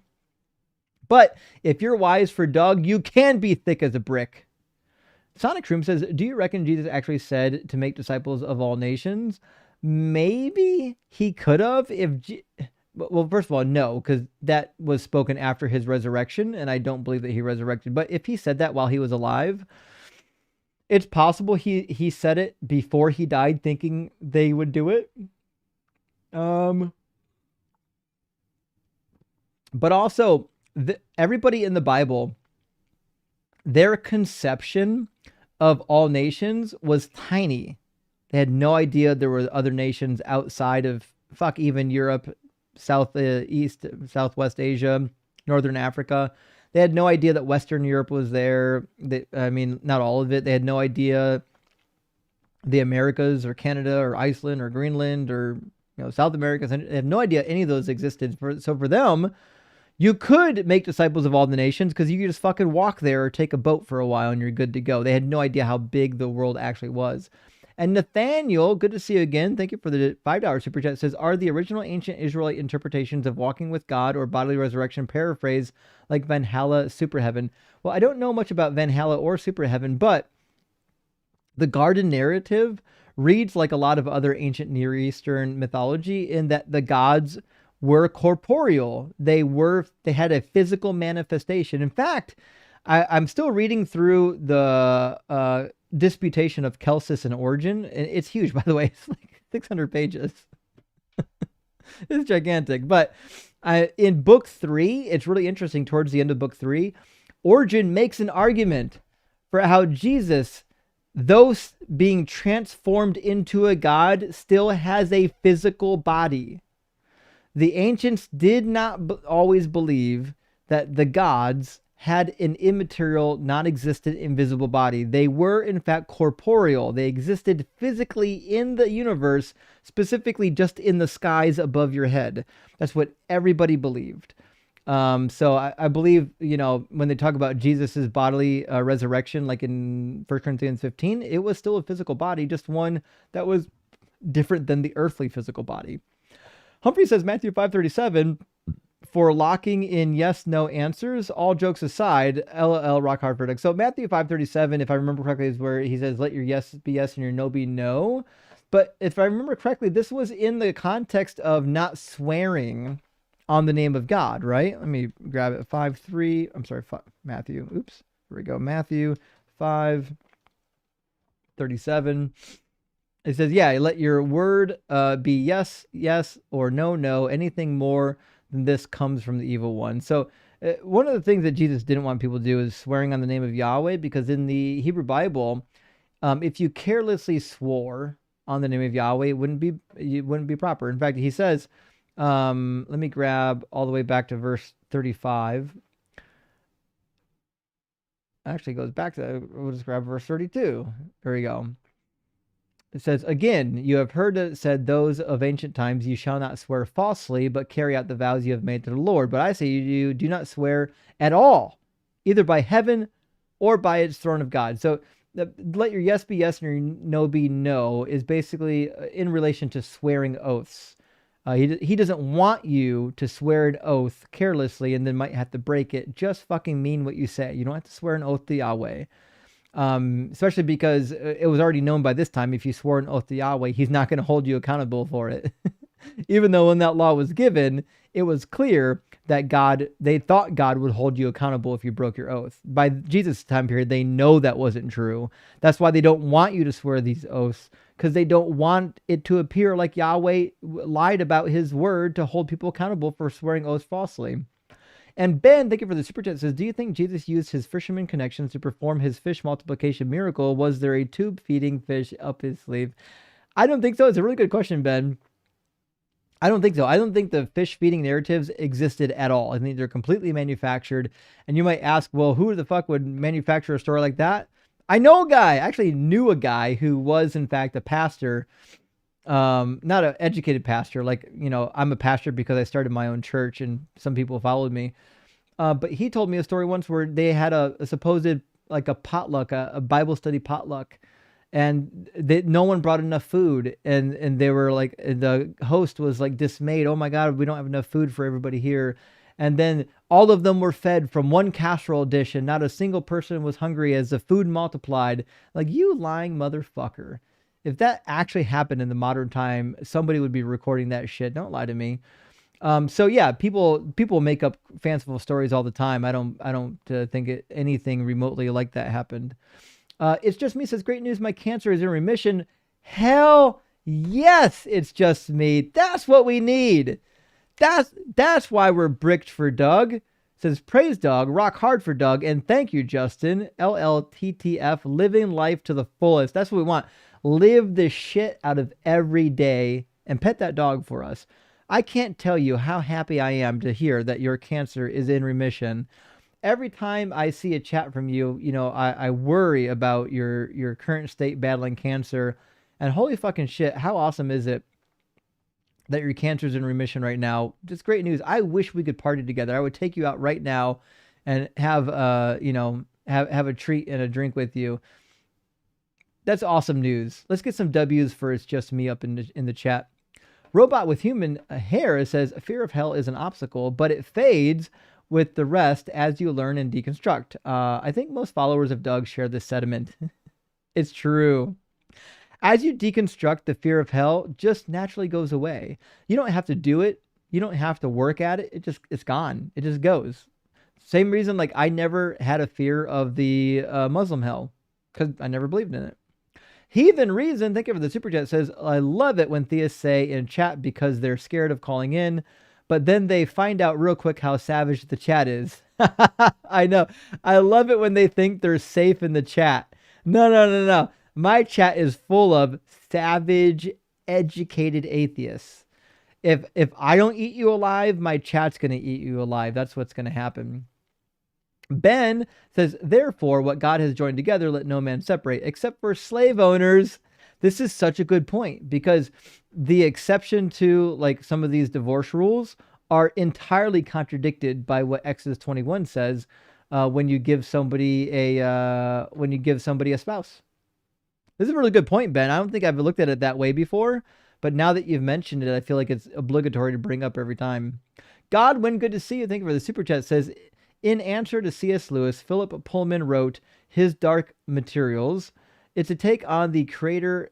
Is atheist corn. You may like the Amazon Prime. Oh, it's Amazon Prime? Listen, I've never. This is a movie. I thought it was a book. Okay, so there's a movie called His Dark Materials. I'd love to check it out. Let me punch it in my notepad. His Dark Materials. I'll give it a look. Thank you, Godwin. And Noah says, I'm sorry, but who the fuck is Doug? Doug is the rock behind me. He's the rock of ages, the rock of salvation.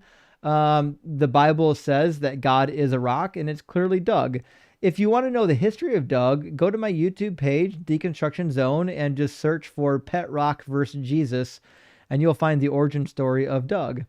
Ian, thank you so much for the super chat. Says, any Christian on here, don't listen to this guy. Always seek professional help. It's good to talk.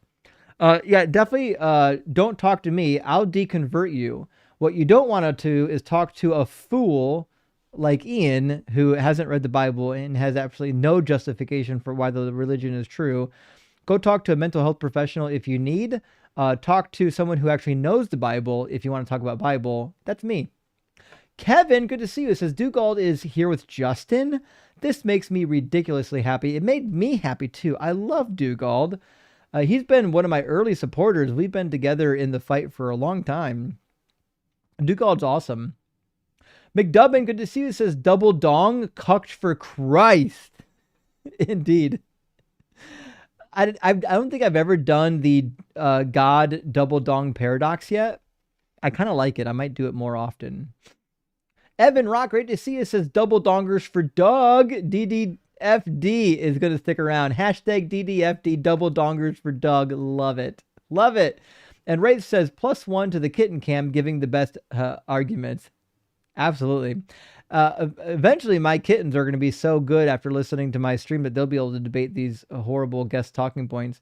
Simeon, thank you for the super chat, says, with the context of history and archaeology, it makes so much sense why Yahweh promised not to use a flood again on humanity. He was a storm god after all.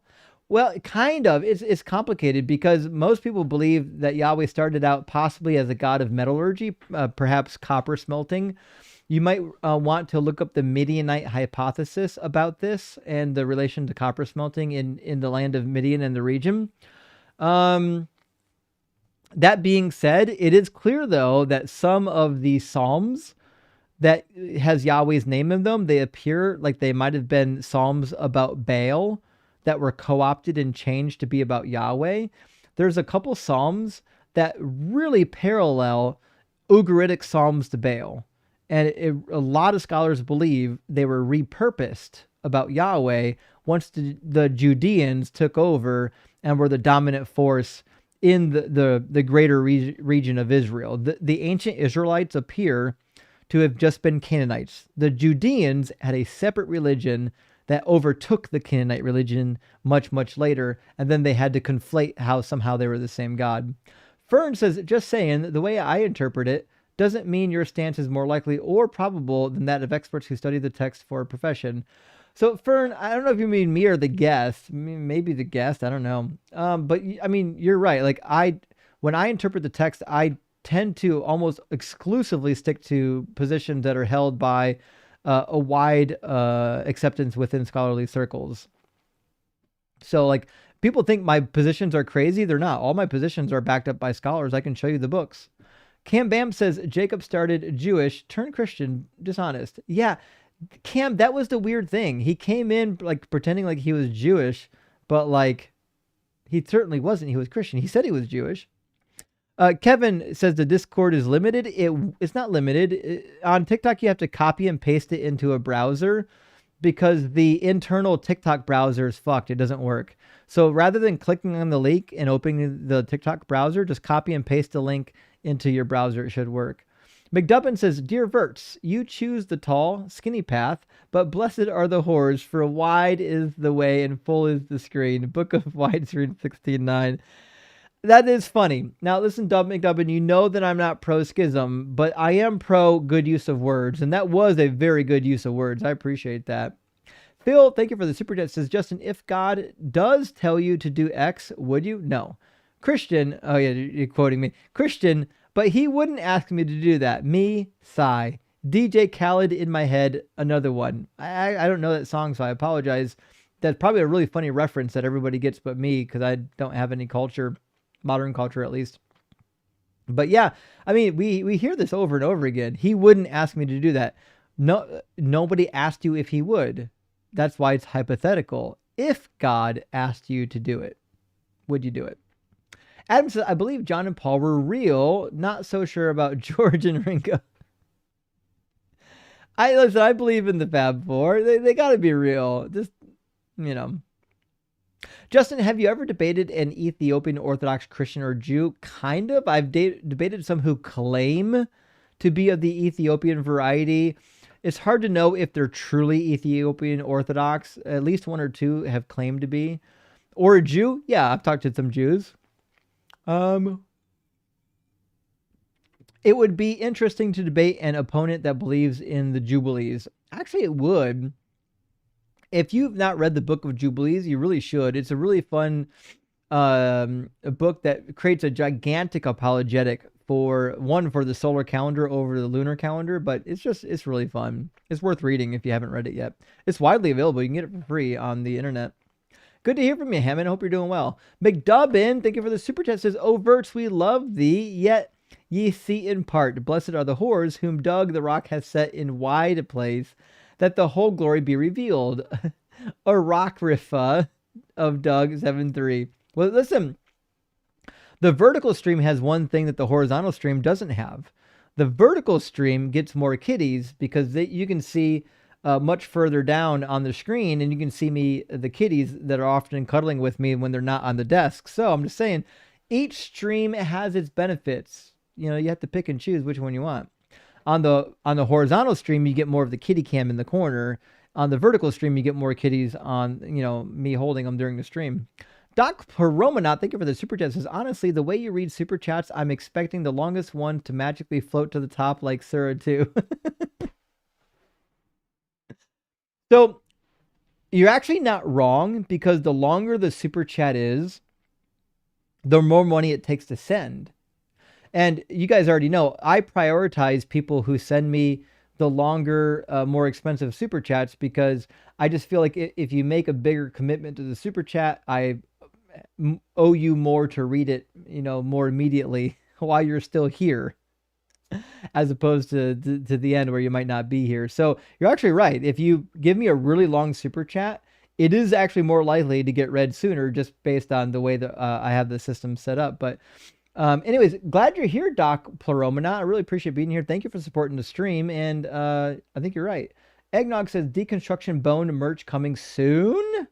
Yes, Deconstruction Bone. We got to make that happen. And double dongers for Doug. I feel like these are new merch that needs to happen. Jag, thank you for the $10 super chat. Says, Jacob, no, you don't love us. No, he really doesn't. He thinks he does. He doesn't. Love comes from having a relationship. You don't know any of us. Callers, please stop using the word love so flippantly. It diminishes its meaning. I tend to agree. I think it comes from a good place. I think they mean well when they say it, but it's too flippant to be meaningful. You know what I mean? Gretchen, great to see you. Thank you for the 311. Says, isn't Deconstruction Junction already the 40 plus horsemen of atheism? I think it is. There's a lot of people in Deconstruction Junction, and I love it. We're growing. Good to see you, Gretchen. Patrick, thank you for the $10 super chat. Says, thank you for these lives, Justin. They are so informative. Most seem to focus on 4 or 5 books of the Bible. Is there anything substantial in the other books? Amos, Obadiah, Jonah. Kind of. Amos is really good. We reference Amos chapter 3 a lot here when we talk about how God created evil and or calamity. Amos is, to me, one of the best prophetic books, just based on writing style alone. Whoever wrote the book of Amos, if his name was Amos, was actually really good. The way that he was dressing his audience, it's a really good setup.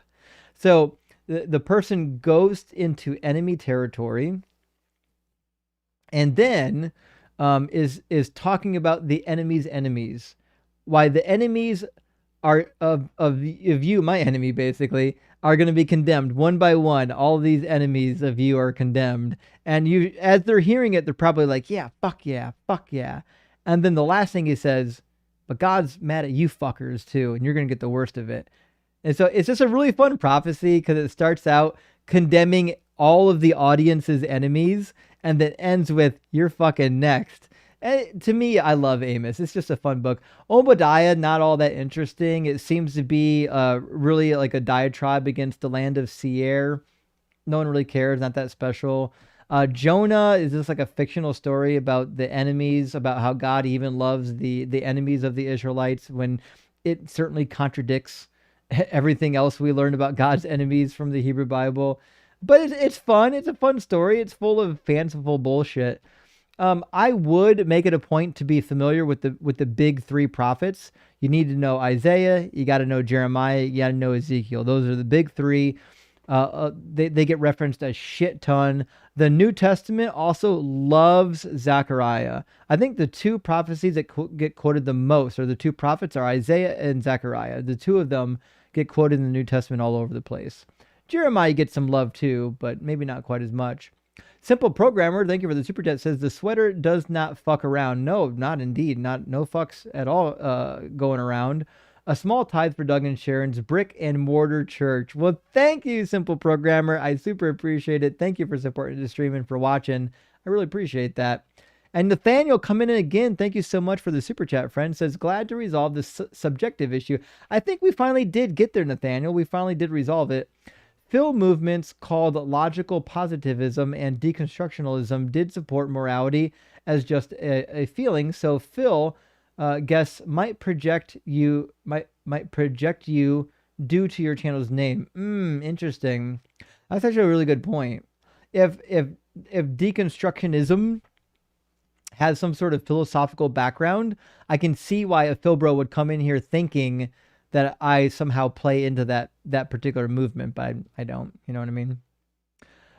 Sid says, straight for Justin. Well, big fucking W, Sid. I appreciate that, whether you're straight or gay for Justin. And Nathaniel coming in again says, I think the greatest Bible problem is that because of its contradictions, it incentivizes people to want to harmonize it in their own subjective way. And this is true. That's why almost every Bible contradiction you come up with has multiple methods for harmonization.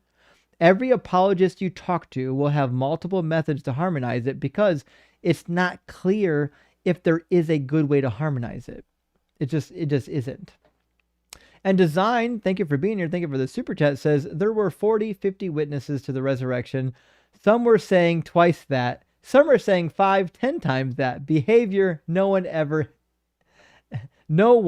has exhibited. That sounds like behavior that Trump exhibits. Some are saying that really is the credibility of the Gospels. It's the same thing as Trump saying. Some are saying, yeah, I'm sure they are. Up to 500 are saying. Nainoa, thank you for the super chat. Says, praise Doug for sending us Jacob. Lord Doug, please make his heart rock hard so he can bask in your truth. This Jacob kid, he's a good kid. I actually agree with you. I think Jacob was actually nice. We had a really rare stream tonight where like we started like with an initial crash out, and then all the guests after that were actually somewhat pleasant for the most part. And we don't get those too often. It was kind of a weird night. Maybe it was a Monday. I don't know if it's a full moon, but it was interesting. Thanks for the super chat, friend. And rock hard for Doug. Thank you for being here, and thank you for supporting, and thank you for an additional 5 more DZ Debate gifted memberships. I really appreciate it. Thank you for always being here supporting the stream, buddy. I really appreciate that. It tickles me that so many people are so considerate to support the stream so that my work can reach as many people as possible. Nod says, cherry popped. First super chat ever to any stream.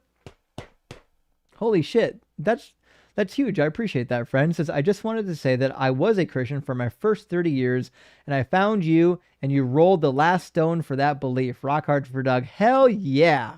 That's what I'm talking about. I'm glad that I can get you over that horrible hump and out of the cult. It hasn't done anything for humanity. We don't need it. You don't need it. Nobody needs it. And Ephraim, thank you for the $10 super chat. Says, Justin, use some of your arguments to help deconstruct my Catholic Philbro friend, and I'm happy to report he has left the cult. Thanks for being an inspiration. Fuck yeah. Friends, this is why I put together the deconstruction cheat sheet for all the members of the channels, or the Patreon members too, link in bio. Guys, the arguments and the data on my cheat sheet work. I know they work. We have used these arguments often to deconvert people from the faith. It's if I didn't see the arguments working, I wouldn't keep using them. But Ephraim, thank you so much for letting us know. That really brings joy to my heart that like even people who aren't engaged in the online debate community can use them in real life and see some progress. M68, thank you for the super chat. Says lots of good calls tonight. I agree, right? Been watching while playing classic Atari games. Hell yeah. Speaking of games, have you ever heard of the game El Shaddai? It's based on the Book of Enoch. No, I haven't. Now I'm kind of sad that I haven't. I'm going to write it down. El Shaddai game. I'll look into it. Thanks. I really appreciate that, M68. Evan back again. Good to see you, buddy. Says, one of my kitties is polydactyl, so he has 6 toes. No way. You have a cat with 6 toes? Evan, I will be a little disappointed if, in fact, we don't get a picture of the 6-toed kitty in the Discord at some point in time. Please, if you could make that a reality, friend. And Bukojuko says, what is a good Bible version for accuracy and references?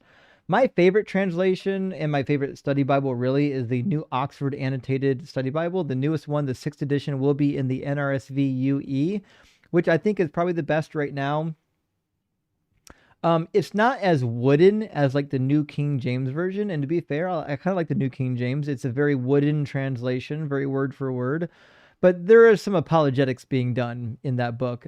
However, the New Oxford Annotated Study Bible has amazing scholarly study notes. If you read the study notes in the Oxford Annotated Bible, you will be hearing notes that will be commonplace in any good seminary or any good Bible college.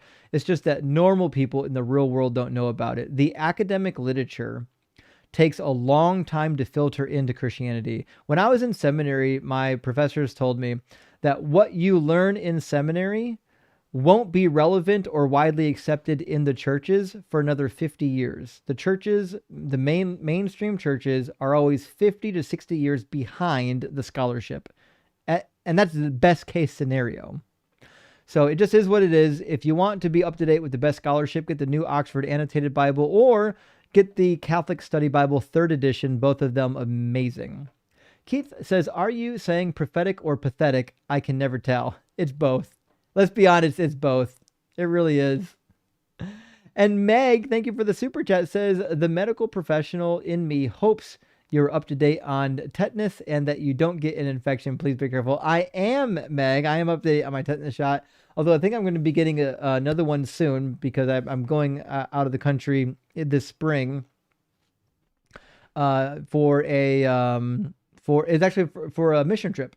In fact, they almost didn't let me on it because I'm an atheist. But I'm joining a friend on the mission trip who wants company. And we're actually doing like real building projects. It's actually something kind of helpful for the poor people of that region. And I have nothing against joining forces with Christians to do good work. But we'll see.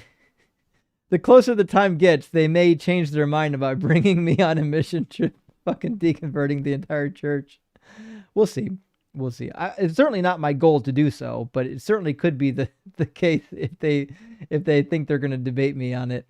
Mike, thank you for the super chat, says, would you call me a god of Mars if I created a life form organic particles and deployed it on Mars? Kind of, actually. If you put some sort of life on Mars and you're the creator of it, you could be like under the semantic range of the word God. You might be included. Like you theoretically would be a god to them. Maybe it's hard to say. I don't really know. I'm torn on that one. I kind of torn on that one. William, thank you for the super chat. If I accept Doug as my Lord and Savior, will he protect me from the demon Murphy? I don't know anything about the demon Murphy, so I might not be able to answer your question, but I do know this. If Doug is for you, no one can be against you. That's all there is to it. If Doug is for you, no one can be against you. The musical monkey says, bless Doug, the length of the verts and the girth of the whores. Indeed, couldn't agree more. Two characteristics that come together to make us all rock hard for Doug. Yes, Doug wants you to enjoy the girth of the whores and the length of the verts. So you can be girthy and long for Doug. Rock hard in every way possible. Jarek, good to see you. Thank you for the super chat, my friend. Says, hey, couldn't watch you live for way too long. Just life taking over. I get it. Don't worry about it. Happy to see a bit of you live and pay my tribute to Rock Solid Quadrinity. I'm sorry about Pi, but happy to see the new kitties around. Well, I appreciate the condolences. I loved Pi. He was really my speed. You know, he was a smart cat, kind of behaved like a dog, real personable, lovable. Everyone loved Pi, but unfortunately, his health couldn't be prolonged. He succumbed to his sicknesses, and eventually, I did get some new kitties, and they're adorable. Volta and Faraday, obviously because I'm an electrical engineer, and they're fantastic. We love some kitties. Rock W, thank you so much for the $2.79 Canadian super chat. Says thank you for your donation. We thank you for your donation. And for the additional donation, asking, did Mary give consent or was she raped by God? Personally, I think she kind of gave consent, but to be fair, it's not clear consent, and it's also the power dynamic is such that who's gonna fucking say no to God?